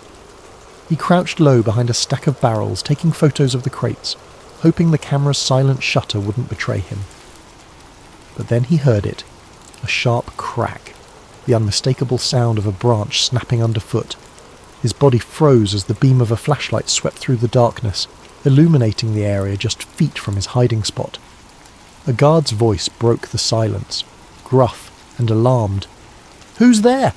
Panic surged through James. He bolted, his boots pounding against the forest floor as he darted back toward the fence. The shouts of the guards followed him, along with the heavy thud of their boots as they pursued him. His breath came in ragged gasps, his chest burning as he pushed himself harder, faster. But the guards were trained, and they were gaining on him. He felt the impact before he saw it, a crushing weight against his side as one of the guards tackled him to the ground. His camera skittered across the dirt, landing out of reach. A second guard grabbed his arms, pinning him as he struggled. "Don't move!" one of them barked, his voice cold and commanding. James's mind raced, scrambling for an explanation, an excuse, anything that might save him. But no words came. He was yanked to his feet, his wrists bound tightly with a rough rope, and dragged toward the facility. The camera, his notebook, and any shred of evidence he'd gathered were confiscated, leaving him defenseless. Inside the compound, James was shoved into a small, dimly lit room. The walls were concrete, the air stale and suffocating. A single overhead light buzzed faintly, casting harsh shadows that seemed to dance menacingly on the walls. He sat in a metal chair, his wrists still bound, as a man in a dark suit entered the room. The man's face was expressionless, his eyes cold and calculating. "Who are you?" the man demanded, his voice sharp and clipped. James swallowed hard, his mouth dry. I'm no one. I was just hiking. I got lost." "Don't lie to me," the man interrupted, slamming a file onto the table. Papers spilled out, some of them familiar to James. Copies of photos he'd taken, sketches of the facility's layout, and notes he'd written about what he'd overheard. The sight of them made his stomach drop. "How did you find this place?" the man continued. "Who else knows about it?" James stammered, trying to come up with a plausible explanation, but his mind was blank. He could feel the intensity of the man's gaze, like a spotlight boring into his very soul. "I swear I didn't tell anyone," James said, his voice trembling. "I don't even know what this place is." The man leaned in closer, his face mere inches from James's. "And you never will." Before James could respond, a guard entered the room carrying a syringe. James's eyes widened, his pulse spiking as he realized what was about to happen.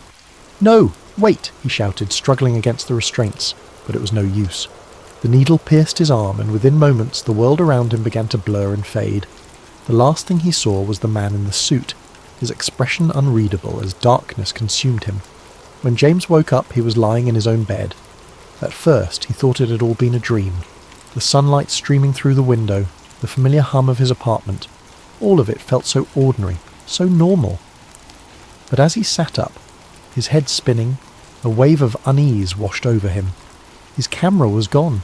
So were his notes, his photos, his sketches, every piece of evidence he had painstakingly collected. Even his phone, which he had kept locked and secure, had been wiped clean. There were no messages, no photos, no browser history. It was as if the last few weeks had been erased entirely. James stumbled to the bathroom, splashing cold water on his face. But when he looked at himself in the mirror, he noticed something strange. A faint bruise on his arm, right where the needle had gone in. The sight of it sent a chill down his spine, confirming that what had happened wasn't just a bad dream. Over the following days, James tried to piece together what had happened, but his memories felt fragmented, like a puzzle with missing pieces. He could recall the facility, the guards, the files marked MK Ultra, but there was a strange emptiness in his mind, as though something had been taken from him. Every time he tried to focus on the details, his thoughts slipped away, replaced by a dull, throbbing headache. He tried to tell his story, to his friends, to anyone who would listen, but no one believed him. His friends chalked it up to stress, suggesting he take a break and get some rest. Even James began to doubt himself, wondering if the memories were real or if they had been planted there, part of some twisted experiment. When he returned to the trail where it had all begun, the facility was gone. The clearing was empty, the chain-link fence and buildings erased as if they had never existed. The only sign that anything had been there was a patch of disturbed earth, overgrown with weeds. James searched desperately for any trace, but there was nothing. As he stood in the clearing, staring at the emptiness, a sense of futility washed over him. Whatever had happened, whoever had taken him, they had erased their tracks, and part of him, with surgical precision.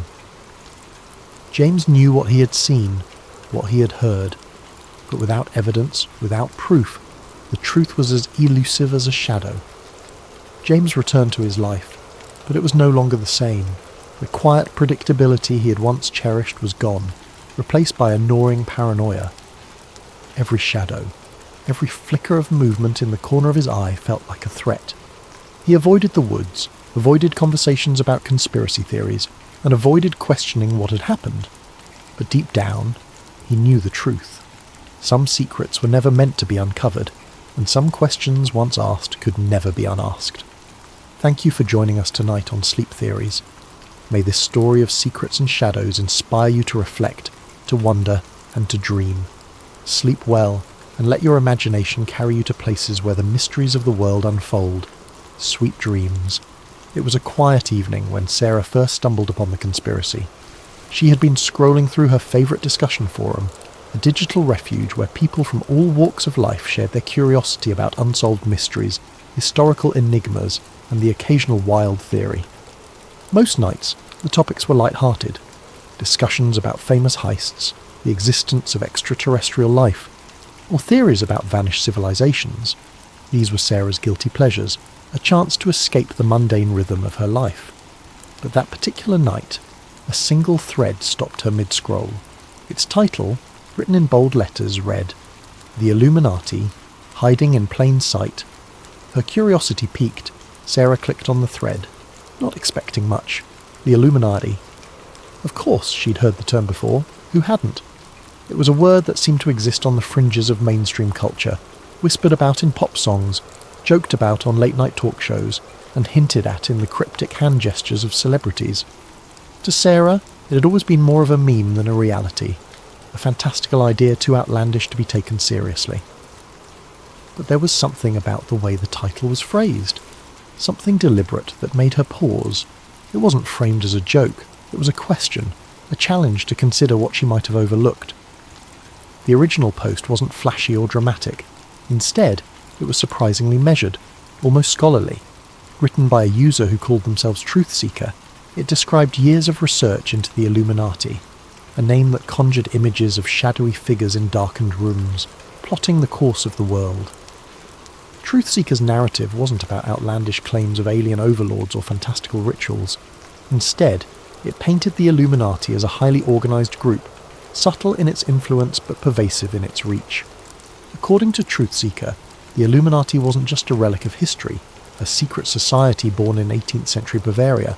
It was alive and well, wielding immense influence over politics, entertainment, finance, and global events. Sarah was sceptical, of course. She'd heard conspiracy theories before, and most of them fell apart under scrutiny. But something about Truth Seeker's approach caught her attention. The post was meticulously detailed, filled with links to obscure documents, photographs of architectural symbols, and a web of connections between powerful figures that seemed almost too intricate to dismiss. This wasn't a haphazard collection of wild accusations. It was a narrative woven with care, each piece of evidence presented as an invitation to dig deeper. Truth Seeker began with history, grounding their argument in facts that Sarah could verify. The Illuminati, they explained, was founded in 1776 by Adam Weishaupt, a Bavarian professor of canon law. Originally, it was an intellectual movement, a society of thinkers and visionaries dedicated to the ideals of reason, science, and freedom from oppressive institutions. Weishaupt's vision was noble, even radical for its time, but according to Truthseeker, the organization's original purpose was eventually corrupted. Over the years, the Illuminati transformed from a society of enlightenment into a clandestine group focused on one goal: power. The post continued, outlining how the Illuminati supposedly dissolved in the late 18th century after being outlawed by the Bavarian government. But Truthseeker claimed that this was only the official story. In reality, the group had simply gone underground, adapting to the changing world while maintaining its grip on the levers of influence. Truthseeker pointed to connections between the Illuminati's symbols and modern institutions: the all-seeing eye on the US dollar bill, the pyramid, the number 13. To Sarah, these connections initially seemed coincidental, but the way Truthseeker laid them out made her second-guess her assumptions. The post didn't stop at symbols. Truthseeker provided photos of famous landmarks adorned with strange recurring patterns: triangles hidden in cathedral windows, sunbursts carved into government buildings, and intricate mosaics in corporate logos. Truthseeker described these as breadcrumbs, symbols left in plain sight as a form of control or even mockery. The idea was unsettling. Were these designs meaningless, or had she been blind to a hidden language her whole life? The deeper Sarah read, the more she began to question her own perceptions. Truthseeker mentioned specific events in history: revolutions, economic collapses, wars, that seemed, when viewed through this lens, to follow a disturbing pattern. Powerful figures across centuries, from monarchs to billionaires, were linked by their affiliations, their philanthropy, or their mysterious public statements. Truthseeker hinted at a shadow network, invisible yet omnipresent, orchestrating the rise and fall of leaders, the ebb and flow of economies, and even the cultural shifts that defined generations. By the time Sarah reached the end of the post, she felt a strange mix of skepticism and intrigue. Truthseeker's parting words echoed in her mind: "The truth is hidden in plain sight. Don't dismiss the signs. Look closer." That night, as she tried to sleep, Sarah found herself replaying moments from her own life. Had she ever noticed symbols in her city? Had a celebrity interview or a corporate logo ever struck her as odd? For the first time, she began to wonder if the world she thought she knew was only a facade, a carefully constructed reality designed to obscure the truth. But the question lingered: if the Illuminati did exist, what was their endgame, and why would they leave clues for people like her to find? She started with the basics. The Illuminati, she learned, was founded in Bavaria in 1776 by a man named Adam Weishaupt. Weishaupt was a professor of canon law and philosophy, a man disillusioned by the grip of religious dogma and authoritarian rule. His vision for the Illuminati was radical for its time, an intellectual movement of thinkers who would promote reason, science, and freedom from oppressive institutions. They called themselves the Enlightened Ones, and their goal was to illuminate the path to a freer, more just society. But as Sarah dug deeper, she began to uncover accounts that painted a much darker picture of the group's evolution. The Illuminati of Weishaupt's time had, according to these theories, become corrupted. Its noble ideals gave way to a hunger for influence and control. Some claim the group had infiltrated powerful institutions, governments, banks, religious organizations, not to reform them, but to manipulate them from within. This wasn't just a society of intellectuals anymore. It was, if the conspiracy held any truth, a shadow government shaping the world to its will. As Sarah delved deeper into her research, she began to notice patterns. There were recurring symbols: the all-seeing eye, the pyramid, the number 13, appearing in places that seemed almost deliberately mundane. She found these motifs in the design of the US dollar bill, with its iconic eye atop an unfinished pyramid, accompanied by the words Annuit Coeptis and Novus Ordo Seclorum. A new order of the ages, she thought, tracing the Latin with her finger. Was it really just an artistic choice, or was it a hidden message?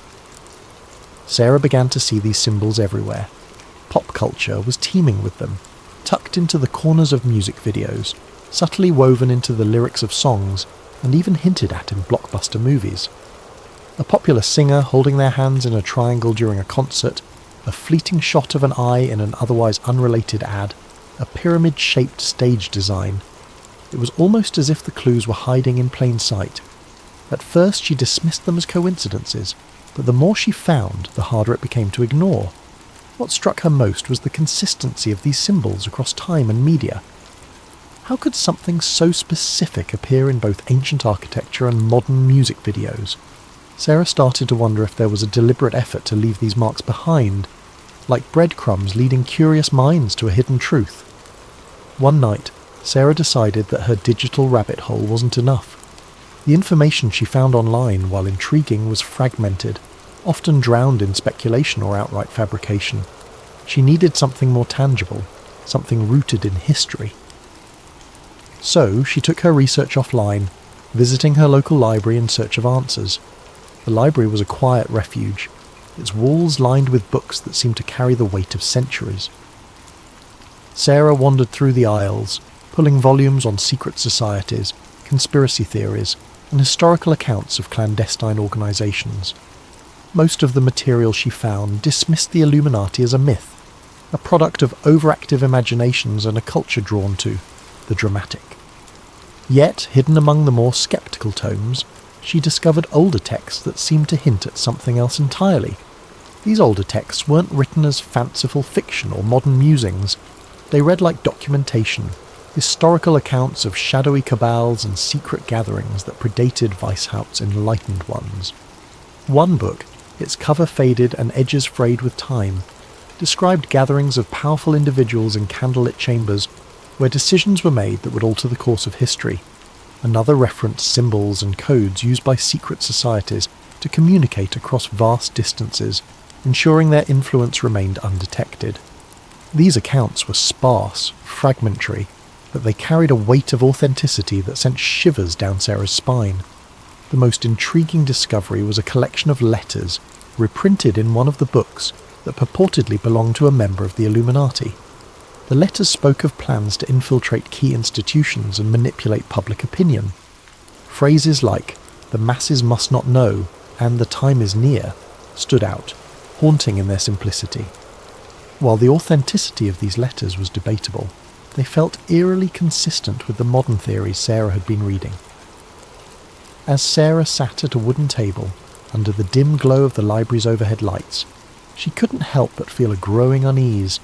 The idea of the Illuminati as a puppet master pulling the strings of society seemed far-fetched, but the patterns, the symbols, the connections, could they really all be coincidence? She thought about the monuments and buildings she passed every day, wondering how many of them bore marks she'd never noticed. She thought about the news, the music, the movies that filled her life. Were they subtly guiding her thoughts and perceptions without her even realising it? For the first time, Sarah began to wonder if she had already been a part of the narrative all along, an unwitting participant in a grand hidden design. And if that were true, who was writing the script? As the weeks passed, Sarah's obsession deepened, weaving itself into the fabric of her everyday life. She couldn't drive to work without scrutinising the logos on billboards or storefronts, searching for hidden meanings in their designs. The triangle on one ad, she convinced herself, bore an uncanny resemblance to the pyramid on the dollar bill. Another featured an abstract logo that seemed to form an eye if tilted just right. She couldn't decide if these were deliberate choices by designers, or if her mind was playing tricks on her. Either way, they made her heart race with equal parts fear and exhilaration. Music videos, too, seemed riddled with clues. One particular pop star, known for dramatic performances and bold visuals, made sweeping hand gestures that resembled the shape of an eye. As Sarah replayed the video frame by frame, she noticed subtle details. Symbols etched into the background props, a flickering triangle that appeared for only a split second, lyrics that seemed to echo the same message she'd seen online. It's all connected. Even her conversations with friends started to feel suspicious. During a casual coffee date, her best friend mentioned how everything feels orchestrated lately, a comment Sarah might have brushed off months ago. Now, it struck her as significant. Was it a random observation, or was her friend hinting at something more? Were they unknowingly part of the same puzzle she was trying to solve? Or worse, were they aware of her research and subtly warning her to back off? Then came the message. It was late, The kind of evening where the world outside felt perfectly still, as though waiting for something to happen. Sarah was sitting on her couch, scrolling through her phone with the TV muted in the background. Her living room was dimly lit, the glow of her screen casting faint shadows on the walls. She wasn't looking for anything in particular, just idly flipping through news headlines and updates on her favourite forums. And then, without warning, her phone vibrated in her hand. The message was from an unknown number. Her first thought was that it might be spam, but the words stopped her cold. "You're asking the right questions. Be careful." Sarah's heart skipped a beat. She stared at the screen, rereading the message until the words blurred. A chill crept up her spine as she glanced around her apartment. The blinds were drawn, but she couldn't shake the feeling that someone might be outside watching her. She stood up and peered through the gap in the curtains. The street was quiet, bathed in the orange glow of the streetlights. A car was parked across the road, its windows dark and reflective, but nothing seemed out of the ordinary. She sat back down, her mind racing. Who could have sent the message? She hadn't shared her phone number on any of the forums she'd been visiting. Her research was confined to books and the anonymity of the internet. Could it really be a prank? Or was it a warning from someone who knew exactly what she was doing? For a brief moment she considered replying, but something held her back. If the sender knew about her research, they might also know more about her than she was comfortable with. What if engaging with them put her in even greater danger? Instead, she deleted the message, as though erasing it from her phone could also erase the unease it had planted in her mind. But the unease didn't go away. That night, as she lay in bed, every sound seemed amplified. The creak of the floorboards, the hum of the refrigerator, the occasional rustle of leaves outside her window. She couldn't stop replaying the message in her head. "You're asking the right questions." It felt like validation, proof that her research was leading somewhere. But then there was the warning. Be careful. What exactly was she getting close to, and who didn't want her to find it? In the days that followed, Sarah became more cautious. She avoided the forums she frequented, afraid that whoever had sent the message might be watching her activity. She left her phone on airplane mode whenever she wasn't using it, and started unplugging her laptop at night. Even her usual walks around the neighbourhood felt different. She couldn't shake the feeling of being followed, though every time she turned around the streets were as empty as they'd always been. Yet despite her fear, Sarah's curiosity only grew. The message had confirmed what she'd begun to suspect. Her research wasn't just a hobby or a harmless dive into conspiracy theories. There was something real to it, something that someone didn't want her to uncover. And as much as the warning had unsettled her, it also fueled her determination. If she was asking the right questions, then she was closer to the truth than she'd ever been. But how close was too close? And at what point did curiosity become a risk not worth taking? These were the questions that now consumed her, lingering in the corners of her mind as she tried to decide whether to press forward or step back from the edge. The following days brought more strange occurrences. Her internet connection slowed to a crawl whenever she tried to access certain websites. A package arrived at her door, addressed to her but with no return address. Inside was a single piece of paper with a cryptic message. The truth is hidden in the light. Sarah began to feel like she was being watched. Cars seemed to linger outside her apartment longer than they should. Strangers on the street made prolonged eye contact before looking away. At night she could swear she heard faint clicking sounds on her phone line, as if someone was listening in. Despite the fear, she couldn't stop. If anything, the strange events only fueled her determination. She spent hours poring over old documents, looking for connections, for anything that could explain what was happening. And slowly, she began to piece together a narrative. The Illuminati, she learned, wasn't just a group of intellectuals or an idea from the past. It was, according to the theory, an intricate web of influence that spanned centuries. It wasn't about controlling governments or manipulating markets. It was about shaping reality itself. The symbols, the patterns, the coincidences. They weren't mistakes. They were messages, breadcrumbs left for those who were willing to see. One night, Sarah stumbled upon a forum thread that claimed to reveal the structure of the Illuminati. It described a hierarchy, with powerful figures at the top and layers of secrecy below. The thread linked to an encrypted document, supposedly a leaked manifesto. Sarah hesitated. Downloading the file felt like crossing a line. like stepping into territory she couldn't return from. But her curiosity won out. As she read the document, her screen filled with phrases that sent chills down her spine. It spoke of the Great Plan, a vision of a unified world where chaos was eliminated, but at the cost of individual freedom. The document was filled with references to historical events, implying that the Illuminati had been behind revolutions, wars, and even technological advancements. It was too detailed, too specific to be easily dismissed. Sarah leaned back in her chair, the weight of what she'd read settling over her. She didn't know what to believe anymore. Was the Illuminati real, or was she simply connecting dots that weren't meant to be connected? As she stared at the glowing screen, she couldn't shake the feeling that she was standing on the edge of something vast and incomprehensible. Thank you for joining us tonight on Sleep Theories. This is just the beginning of Sarah's journey into the unknown, and we'll continue to explore her story in future episodes. May this tale of secrets and shadows inspire you to reflect, to wonder, and to dream. Sleep well, and let your imagination carry you to places where the mysteries of the world unfold. Sweet dreams. It started on an ordinary day for Daniel, a young software engineer with a knack for solving puzzles. His life was structured and predictable. Mornings spent coding, afternoons troubleshooting, and evenings playing video games. But one evening, something changed. As Daniel sat at his desk, the hum of his computer filling the room, he stumbled across a theory he had heard before but had never truly considered: the simulation hypothesis. The idea wasn't new. Philosophers, scientists, and tech enthusiasts had discussed it for years. The premise was simple, yet profound. What if the world around us wasn't real? What if everything, every tree, every cloud, every person, was part of a highly sophisticated computer simulation? Daniel had always dismissed the idea as science fiction, the stuff of movies and novels, but tonight, something about it struck a chord. He began reading obsessively, diving into articles, forums, and even academic papers. The theory was grounded in logic, with prominent figures like Elon Musk and Nick Bostrom lending it credibility. Bostrom's argument was particularly compelling. If humanity ever reached a point where it could create hyper-realistic simulations, it was likely that countless simulated worlds would be created. Statistically, the odds of living in the one base reality were slim. Most likely we were already in a simulation.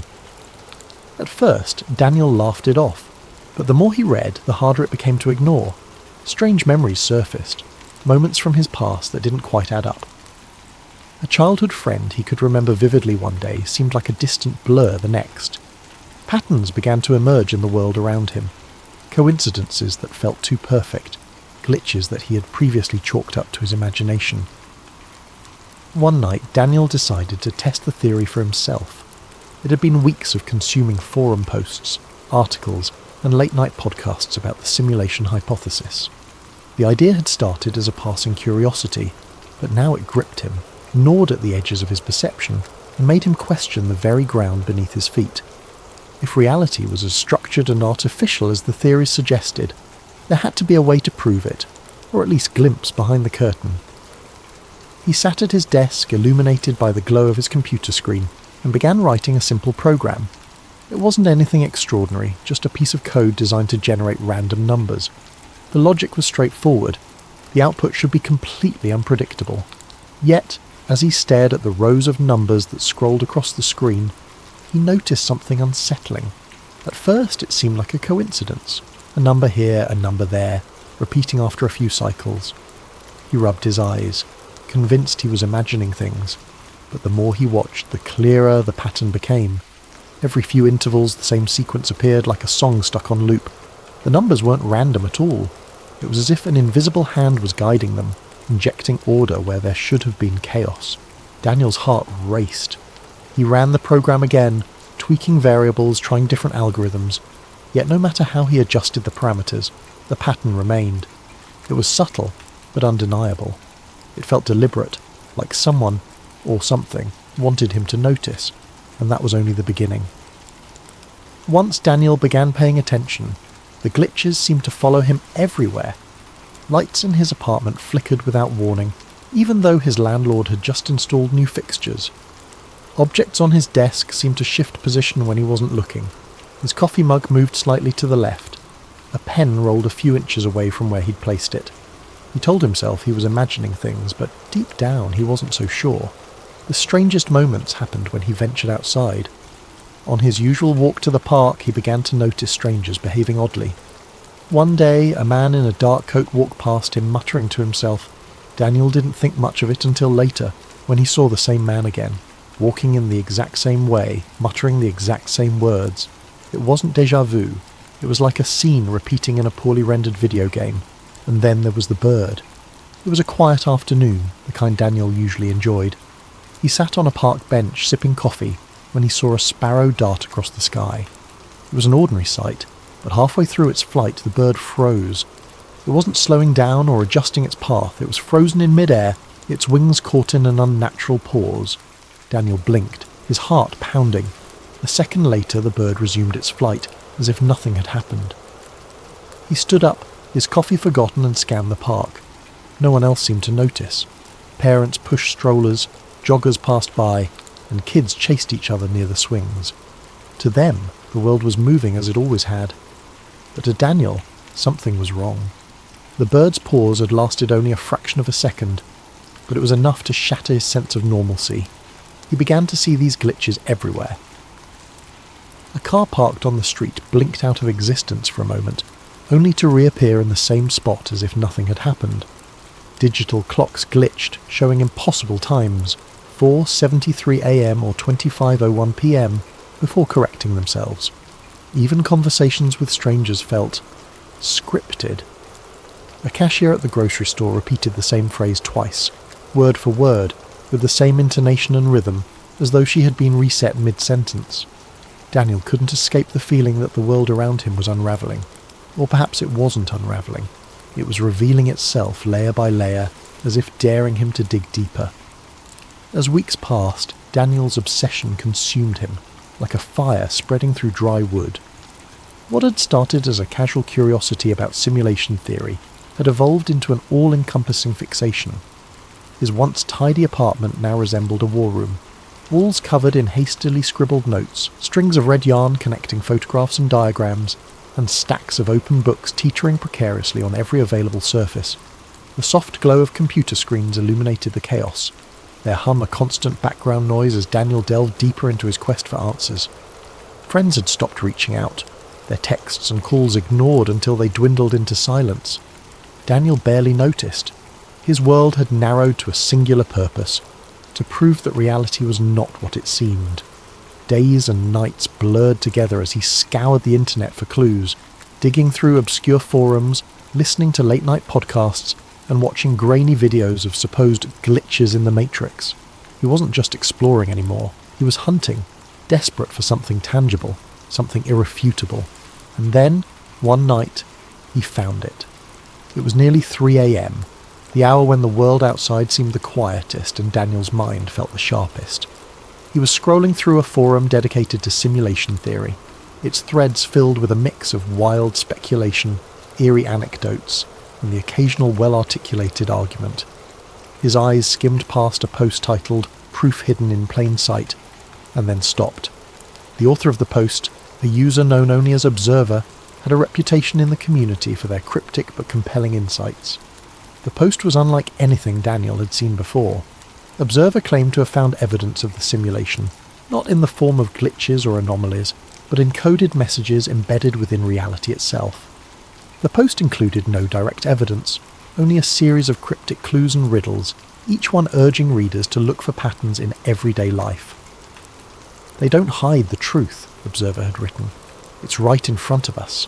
Numbers, symbols, alignments, they all point to the same thing. Pay attention to the things you ignore. The messages are everywhere." Daniel's heart raced as he read and reread the post, the words resonating with a strange and unshakable truth. The messages were vague, almost maddeningly so, but they struck a chord deep within him. He began to notice them everywhere. The next day, Daniel bought coffee at his usual cafe. As he handed the cashier a $10 bill, his eyes fell on the receipt. The total was $4.42, an unremarkable amount until he noticed the timestamp printed at the bottom, 4:42 p.m.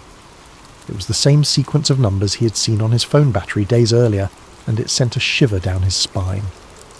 Later that evening, as he walked through his neighbourhood, he passed a billboard advertising a clothing brand. The slogan, written in bold, sleek font, read, "It's all connected." It wasn't the kind of phrase that would normally catch his attention, but tonight it stopped him in his tracks. The words seemed directed at him, as though they were a private message hidden in plain sight. And then there were the stars. Daniel had always been fascinated by the night sky, often spending hours gazing at the constellations from his balcony. But now even the stars seemed to hold secrets. One clear night, as he studied the sky, he noticed an unusual alignment. 3 stars, brighter than the others, formed a perfect triangle. It wasn't a recognised constellation. He'd checked his star charts, and yet it felt deliberate, like a signature left behind by the architects of his reality. The more Daniel looked, the more he found. Random numbers on receipts began to repeat with eerie precision. Phrases and advertisements seemed to echo his own thoughts. Even snippets of conversations overheard on the subway felt too perfectly timed, too meaningful to be mere coincidence. The world around him was starting to resemble a puzzle, one that begged to be solved. But for every clue Daniel uncovered, a new question arose. Were these patterns real, or was his mind playing tricks on him? If the messages were intentional, who or what was leaving them? And most importantly, why? The answers, Daniel felt, were tantalizingly close. Yet the more he searched, the more the lines between reality and illusion began to blur. His once firm grasp on the world around him was slipping, replaced by a growing sense of unease. Somewhere, buried within the fabric of existence, he was certain the truth awaited him. All he had to do was find it. Daniel couldn't shake the feeling that someone, or something, was watching him. At first it was subtle, a twinge of unease when he sat in front of his computer for too long, or the sense that shadows shifted slightly in his peripheral vision. But as days passed, the signs became impossible to ignore. His computer began behaving in ways that defied explanation. Files he hadn't touched would open on their own, random error messages would flash across his screen, and his webcam light flickered on for a few seconds at a time, though he had never enabled it. Each new glitch sent a shiver down his spine. He tried to rationalize it. Perhaps it was a software bug or malware. He ran scans, reinstalled programs, even replaced his webcam entirely. But the anomalies persisted, and with each one, the sensation of being observed grew stronger, like an invisible presence was scrutinizing his every move. Then came the night everything changed. It was late, well past midnight. The quiet hum of the city outside was barely audible over the faint whir of Daniel's computer fan. He had been sifting through yet another obscure forum thread, his tired eyes scanning lines of cryptic text, when the screen suddenly went black. His fingers froze mid-typing, the room plunged into an unnatural silence. Even the gentle buzz of his desk lamp seemed to fade away. Before he could react, white text flickered onto the dark screen. The words were simple but chilling. "You're getting close." Daniel's breath caught in his throat. His pulse quickened as he leaned forward, his face illuminated by the eerie glow of the message. He stared at the screen, half expecting more text to appear, but none did. He tried to type something, anything, but the keyboard was unresponsive. The message remained for a few more moments before vanishing, leaving the screen blank once again. He sat back in his chair, his heart pounding in his chest. Was this a prank? Had someone hacked into his system? Or more terrifyingly, was this a response to his relentless digging into simulation theory? The thought sent a cold chill down his spine. The message felt deliberate, as though whoever, or whatever, had sent it was watching him in that very moment. In the days that followed, Daniel's world began to feel more surreal. Conversations with people took on an uncanny quality. Friends and strangers alike spoke in clipped, almost mechanical tones, repeating phrases with eerie precision. The cashier at the grocery store said, "Have a nice day," in the exact same cadence on 3 separate visits. It was as though the people around him were following a script, their responses pre-programmed and devoid of spontaneity. Even the sky seemed unnatural. Daniel noticed that the clouds rarely moved, hanging in place like props on a painted backdrop. The colours at sunset were too vivid, too perfect, as if rendered by an artist with an overactive imagination. The air itself felt heavier, charged with an invisible tension that made his every breath feel laboured. And then, one fateful night, it happened. Daniel was sitting at his desk, staring at the blinking cursor on his screen. He had been trying to write down his thoughts, to make sense of the strange events that had been unfolding. But his mind was a whirlwind, and the words refused to come. Suddenly the lights in his apartment flickered and went out. The hum of his computer died, plunging the room into an almost oppressive silence. He sat motionless, his eyes adjusting to the darkness. For a moment he thought the power outage was a coincidence, a mundane inconvenience. But then, in the corner of the room, a faint glow began to emerge. It wasn't the warm light of a candle or the cold blue of an LED. It was something entirely otherworldly, shifting in colour and intensity like a living entity. The glow grew brighter, pulsing rhythmically as it filled the room with an ethereal light. Daniel's breath hitched as he stood, his movements slow and cautious. Within the glow he began to see patterns, lines of cascading numbers and symbols, shimmering and shifting like the surface of a disturbed pond. These symbols moved too quickly to comprehend, but their presence felt purposeful, as though they were the very building blocks of reality itself. It was as if a veil had been lifted, exposing the intricate machinery that lay beneath the surface of his world. Daniel's chest tightened, his mind racing with questions and fears. Was this the truth he'd been searching for? Was he witnessing the raw code of the simulation? Or was his mind playing tricks on him, conjuring visions from the depths of his obsession? Compelled by a mix of terror and curiosity, Daniel reached out. His fingers trembled as they moved closer to the glowing mass. The moment his hand made contact, a surge of energy coursed through him, jolting him like a bolt of lightning. He gasped, his vision flooded with a kaleidoscope of images and sensations. He saw flashes of his life, memories both familiar and foreign. He saw himself as a child playing in the park, but the scene felt off, as though it were a recording played back on faulty equipment. He saw faces of people he didn't recognise but felt he should, their expressions frozen in time. Most disturbingly, he saw himself from a distance, not as a human being but as a sequence of data, lines of ones and zeros stretching infinitely into the void. The experience lasted only a few seconds, but it left Daniel reeling. As the glow faded and the room plunged back into darkness, he collapsed into his chair, his body trembling with exhaustion and fear. His mind raced to make sense of what he had seen. Was it a glimpse of the truth? Or had his obsession driven him to the brink of madness? In the silence that followed, one thought echoed through Daniel's mind. The world he knew would never feel the same again. In the days that followed, Daniel struggled to make sense of what had happened. He replayed the events over and over in his mind.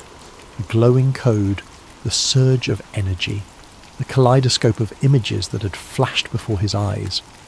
Was it possible that he had truly glimpsed the underlying fabric of reality? Or had his mind, pushed to the brink by his obsession, simply conjured it in a moment of exhaustion? No matter how many times he turned the question over, the answer remained elusive. He began to move through life with a strange sense of detachment. Every moment, every interaction, every sensation carried with it the faint echo of artificiality.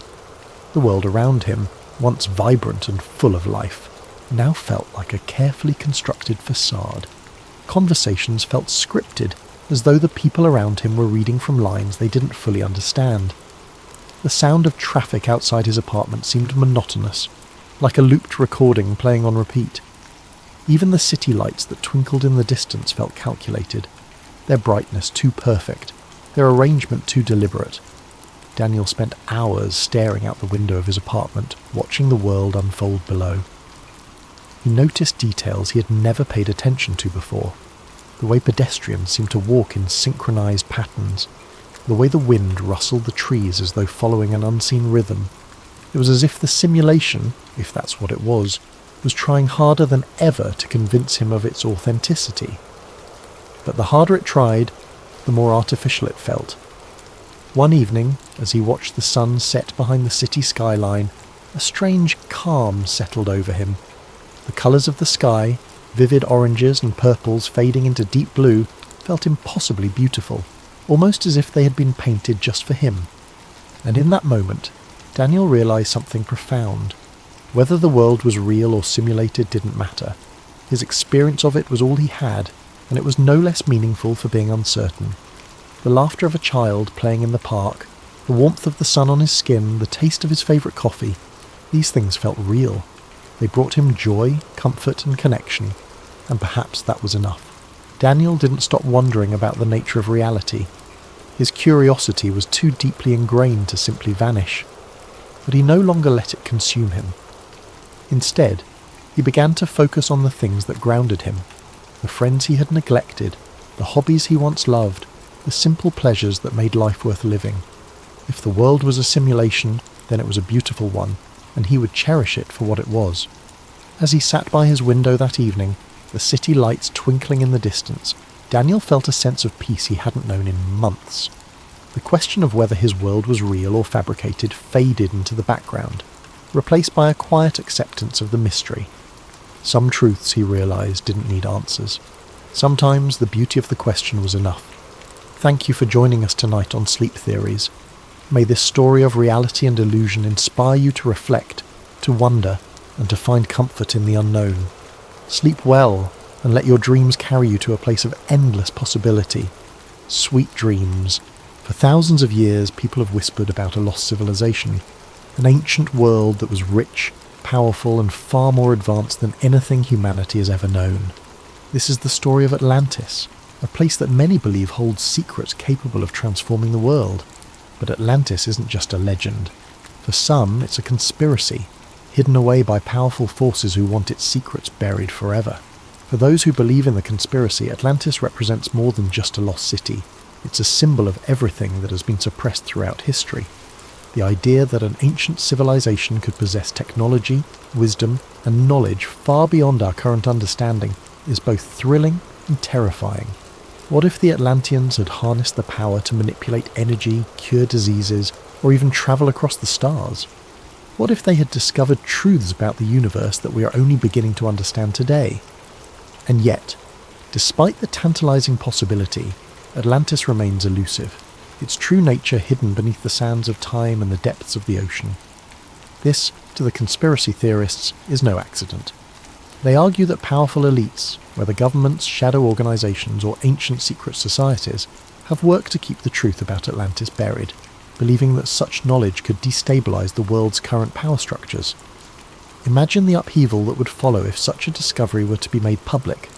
Industries built on oil and energy would collapse. Technologies we have only dreamed of could become reality, and the entire way we understand human history might be turned upside down. The very fact that Atlantis remains unfound only strengthens the belief that these powerful forces are actively suppressing the truth. The story of Atlantis, then, is not just a story of a lost civilization. It is a story of control, of how those who hold power might go to extreme lengths to prevent the masses from uncovering a truth that could change everything. The conspiracy doesn't just suggest that Atlantis was a real place. It proposes that what Atlantis represents is so dangerous, so revolutionary, that it must be kept hidden at all costs. The story of Atlantis begins with the ancient Greek philosopher Plato, who around 360 BC wrote about an extraordinary civilization that existed 9,000 years before his time. In his dialogues, Timaeus and Critias, Plato described Atlantis as a vast island empire beyond the Pillars of Hercules, the area we now know as the Strait of Gibraltar. Atlantis was a civilization with unmatched wealth and power, boasting vast resources, advanced architecture, and knowledge beyond the understanding of other cultures. The Atlanteans, however, grew arrogant and morally corrupt, challenging even the gods. As punishment, the gods supposedly sent a cataclysmic disaster that sank the entire island in a single day and night, taking the city and its secrets with it to the bottom of the ocean.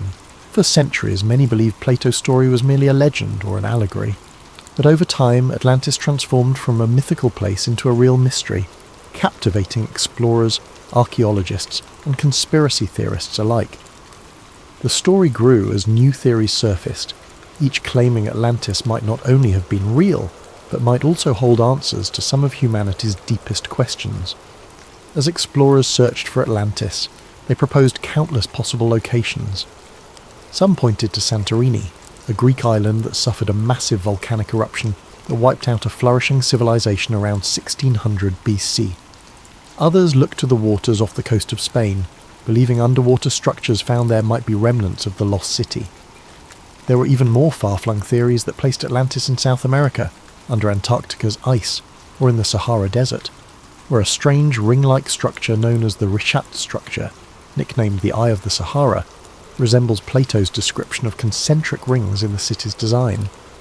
Beyond the search for a physical location, the mythological aspects of Atlantis have fascinated scholars and storytellers for centuries. In Greek mythology, Atlantis represents more than just a city. It's a symbol of humanity's reach for greatness and the tragic downfall that often accompanies it. Plato's account of Atlantis wasn't just about an advanced civilization.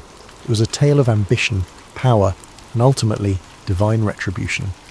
In his dialogues, Plato presents Atlantis as a place blessed by the gods, particularly Poseidon, the god of the sea.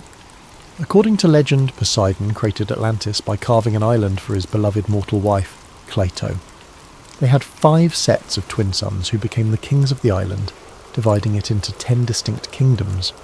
The Atlantean kings ruled over the people and were initially just, wise, and aligned with the virtues Poseidon embodied: balance, power, and respect for nature. However, over generations, the Atlanteans began to drift from these virtues, becoming increasingly greedy, corrupt, and hungry for domination. Their once harmonious society fell victim to excess, losing touch with their divine origins. This moral decline is crucial to understanding Atlantis as a myth. The Atlanteans' downfall wasn't merely a result of natural disaster, but was symbolic of divine punishment. In the ancient world, myths often served as warnings, teaching that pride and moral corruption would invite the wrath of the gods. When the Atlanteans turned away from their principles, Zeus, the king of the gods, called a council to punish them for their hubris. In a single day and night, he sent earthquakes and floods that sank the entire civilization beneath the ocean, erasing it as if it had never existed. This mythological element emphasizes the idea that Atlantis represents a golden age of human potential, lost to greed and arrogance, a recurring theme across many ancient tales. Some researchers have even suggested that the story of Atlantis draws from older myths that span multiple cultures. Similar tales of lost cities and sunken lands appear in the lore of other civilizations.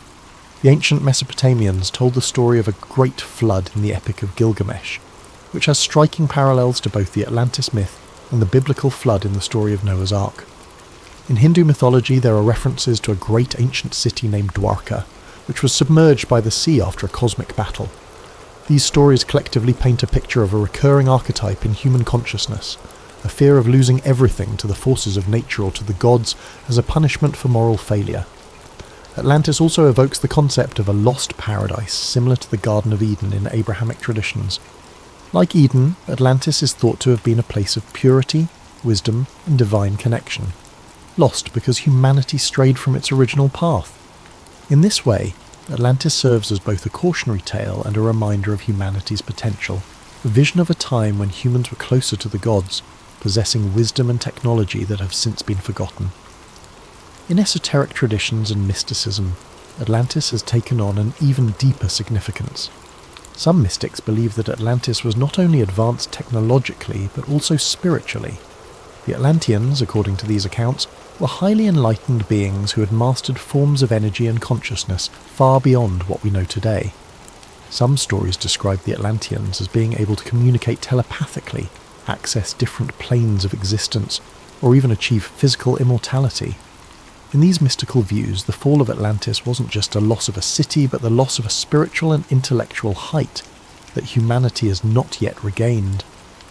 For many in modern times, Atlantis has come to represent an idealized utopian society, a lost civilization that embodied humanity's greatest strengths and fell to its greatest weaknesses.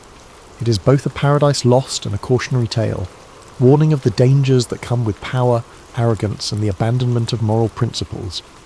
The story of Atlantis endures because it reflects timeless human themes, resonating across cultures and centuries, blending historical speculation with deep mythological roots.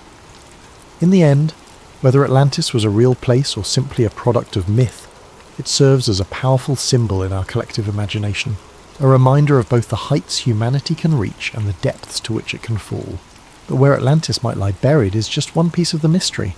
What really fuels the conspiracy are the claims of what might be hidden there. According to some theories, Atlantis was a civilization so advanced that it possessed technology far beyond anything we have today. Many believe the Atlanteans had discovered a limitless source of energy, supposedly harnessed through massive crystals that channeled energy across the city, powering everything from their transportation systems to their weaponry. Others speculate that the Atlanteans had mastered flight, agriculture and medicine in ways we still don't fully understand. If true, such discoveries would be invaluable to the modern world, and perhaps that's exactly why some argue the powers that be don't want us to find it. This is where the conspiracy deepens. According to theorists, there are powerful groups, governments, corporations, even religious institutions that know the truth about Atlantis and have been actively working to keep it hidden. Why? Because if Atlantis' secrets were uncovered, they could threaten the global power structure as we know it. Imagine what would happen if an ancient sustainable energy source were discovered, one that could replace fossil fuels overnight. Entire industries would collapse, and the world's economic order would be thrown into chaos. Some say that big energy companies, particularly those in oil and gas, would do anything to keep such a technology from ever seeing the light of day. The conspiracy stretches beyond just governments and corporations. Some even believe that religious organizations, particularly the Vatican, might be involved. Throughout history, the Church has guarded countless ancient texts and artifacts, many of which remain locked away from the public. Conspiracy theorists argue that the Vatican might be hiding documents that contain details of Atlantis' history or even instructions on how to harness its technology. If Atlantis existed and held advanced knowledge, it would call into question our current understanding of human history, evolution, and ancient civilizations. It might suggest that humanity's origins are far older and more complex than we think, perhaps even influenced by extraterrestrial beings. Yes, extraterrestrials. Another popular theory in the Atlantis conspiracy suggests that the Atlanteans were either in contact with aliens or might even have been extraterrestrials themselves. Proponents of this idea point to ancient legends from around the world, which tell of gods descending from the sky, bringing advanced knowledge to early human civilizations. Some conspiracy theorists believe that these gods were actually aliens who shared their technology with the Atlanteans. This theory ties into the broader ancient astronaut hypothesis, which claims that extraterrestrials have influenced human development throughout history. If this theory holds any truth, then Atlantis wasn't just an advanced city, it was a bridge between humans and otherworldly beings. But every time researchers get close to finding concrete evidence, something strange seems to happen. Some claim that underwater expeditions have mysteriously lost funding, that valuable documents have disappeared, or that independent researchers have been silenced. There are rumours of researchers who came too close to finding Atlantis suddenly facing threats, lawsuits, or even accidents. To conspiracy theorists, these stories aren't coincidences.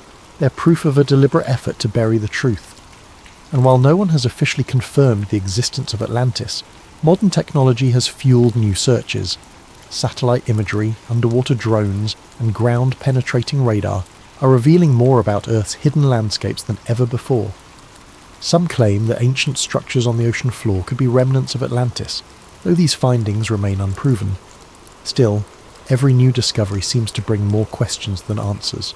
So, was Atlantis a real place? An advanced civilization that perished overnight, taking secrets of unimaginable power to the ocean floor? Or is it simply a myth? A story crafted by Plato to warn of the dangers of pride and hubris? For those who believe in the conspiracy, Atlantis is more than a cautionary tale. It's a hidden chapter in human history, one that's been intentionally erased. And the fact that we haven't found it yet doesn't discourage them.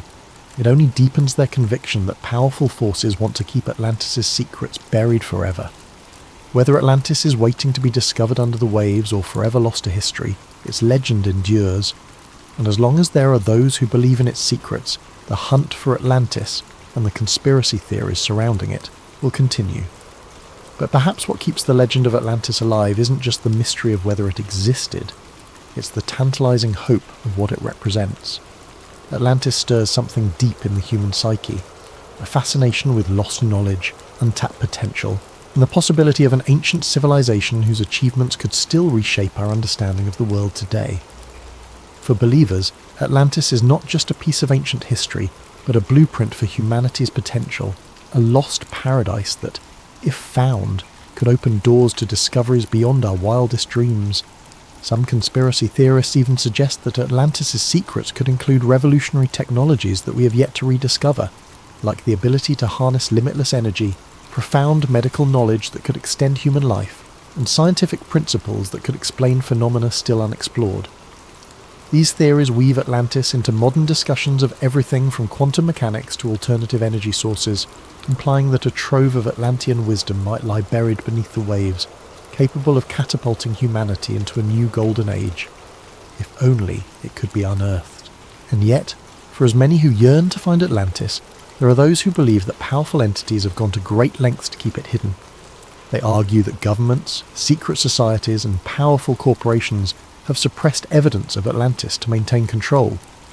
To these believers, it's no coincidence that promising discoveries vanish or that funding for Atlantis research is mysteriously pulled. They believe that a world order dependent on fossil fuels, financial hierarchies, and centralized power would have everything to lose if Atlantis, and the technologies it may have possessed, were ever uncovered. Even more mystically inclined theorists claim that Atlantis holds keys to spiritual truths and enlightenment, suggesting that the Atlanteans had access to higher levels of consciousness, or even contact with celestial beings. Some argue that Atlantis was a civilization that bridged humanity and the divine, with its knowledge guiding humans to higher planes of existence, until that knowledge was lost, either through human folly or deliberate erasure. For these believers, rediscovering Atlantis could mean reclaiming a path towards spiritual awakening, allowing humans to reconnect with an ancient divine understanding of the universe and our place within it. So as modern technology improves and underwater exploration pushes into new frontiers, the question remains, will we ever uncover the secrets of Atlantis? Is it possible that sonar scans or satellite imagery might someday reveal a submerged city, finally proving Atlantis was real? Or will it remain forever shrouded in mystery, protected by the ocean's depths and the weight of millennia? Perhaps it's this very elusiveness that keeps Atlantis alive in our imaginations. It's a riddle without an answer, a dream that remains tantalizingly out of reach. And as long as Atlantis remains unfound, its legend will continue to captivate, a story of both human aspiration and the dangers of ambition. So whether or not Atlantis truly lies beneath the waves, one thing is certain: as long as there are those who believe in its secrets, the hunt for Atlantis and the mysteries it promises will never end.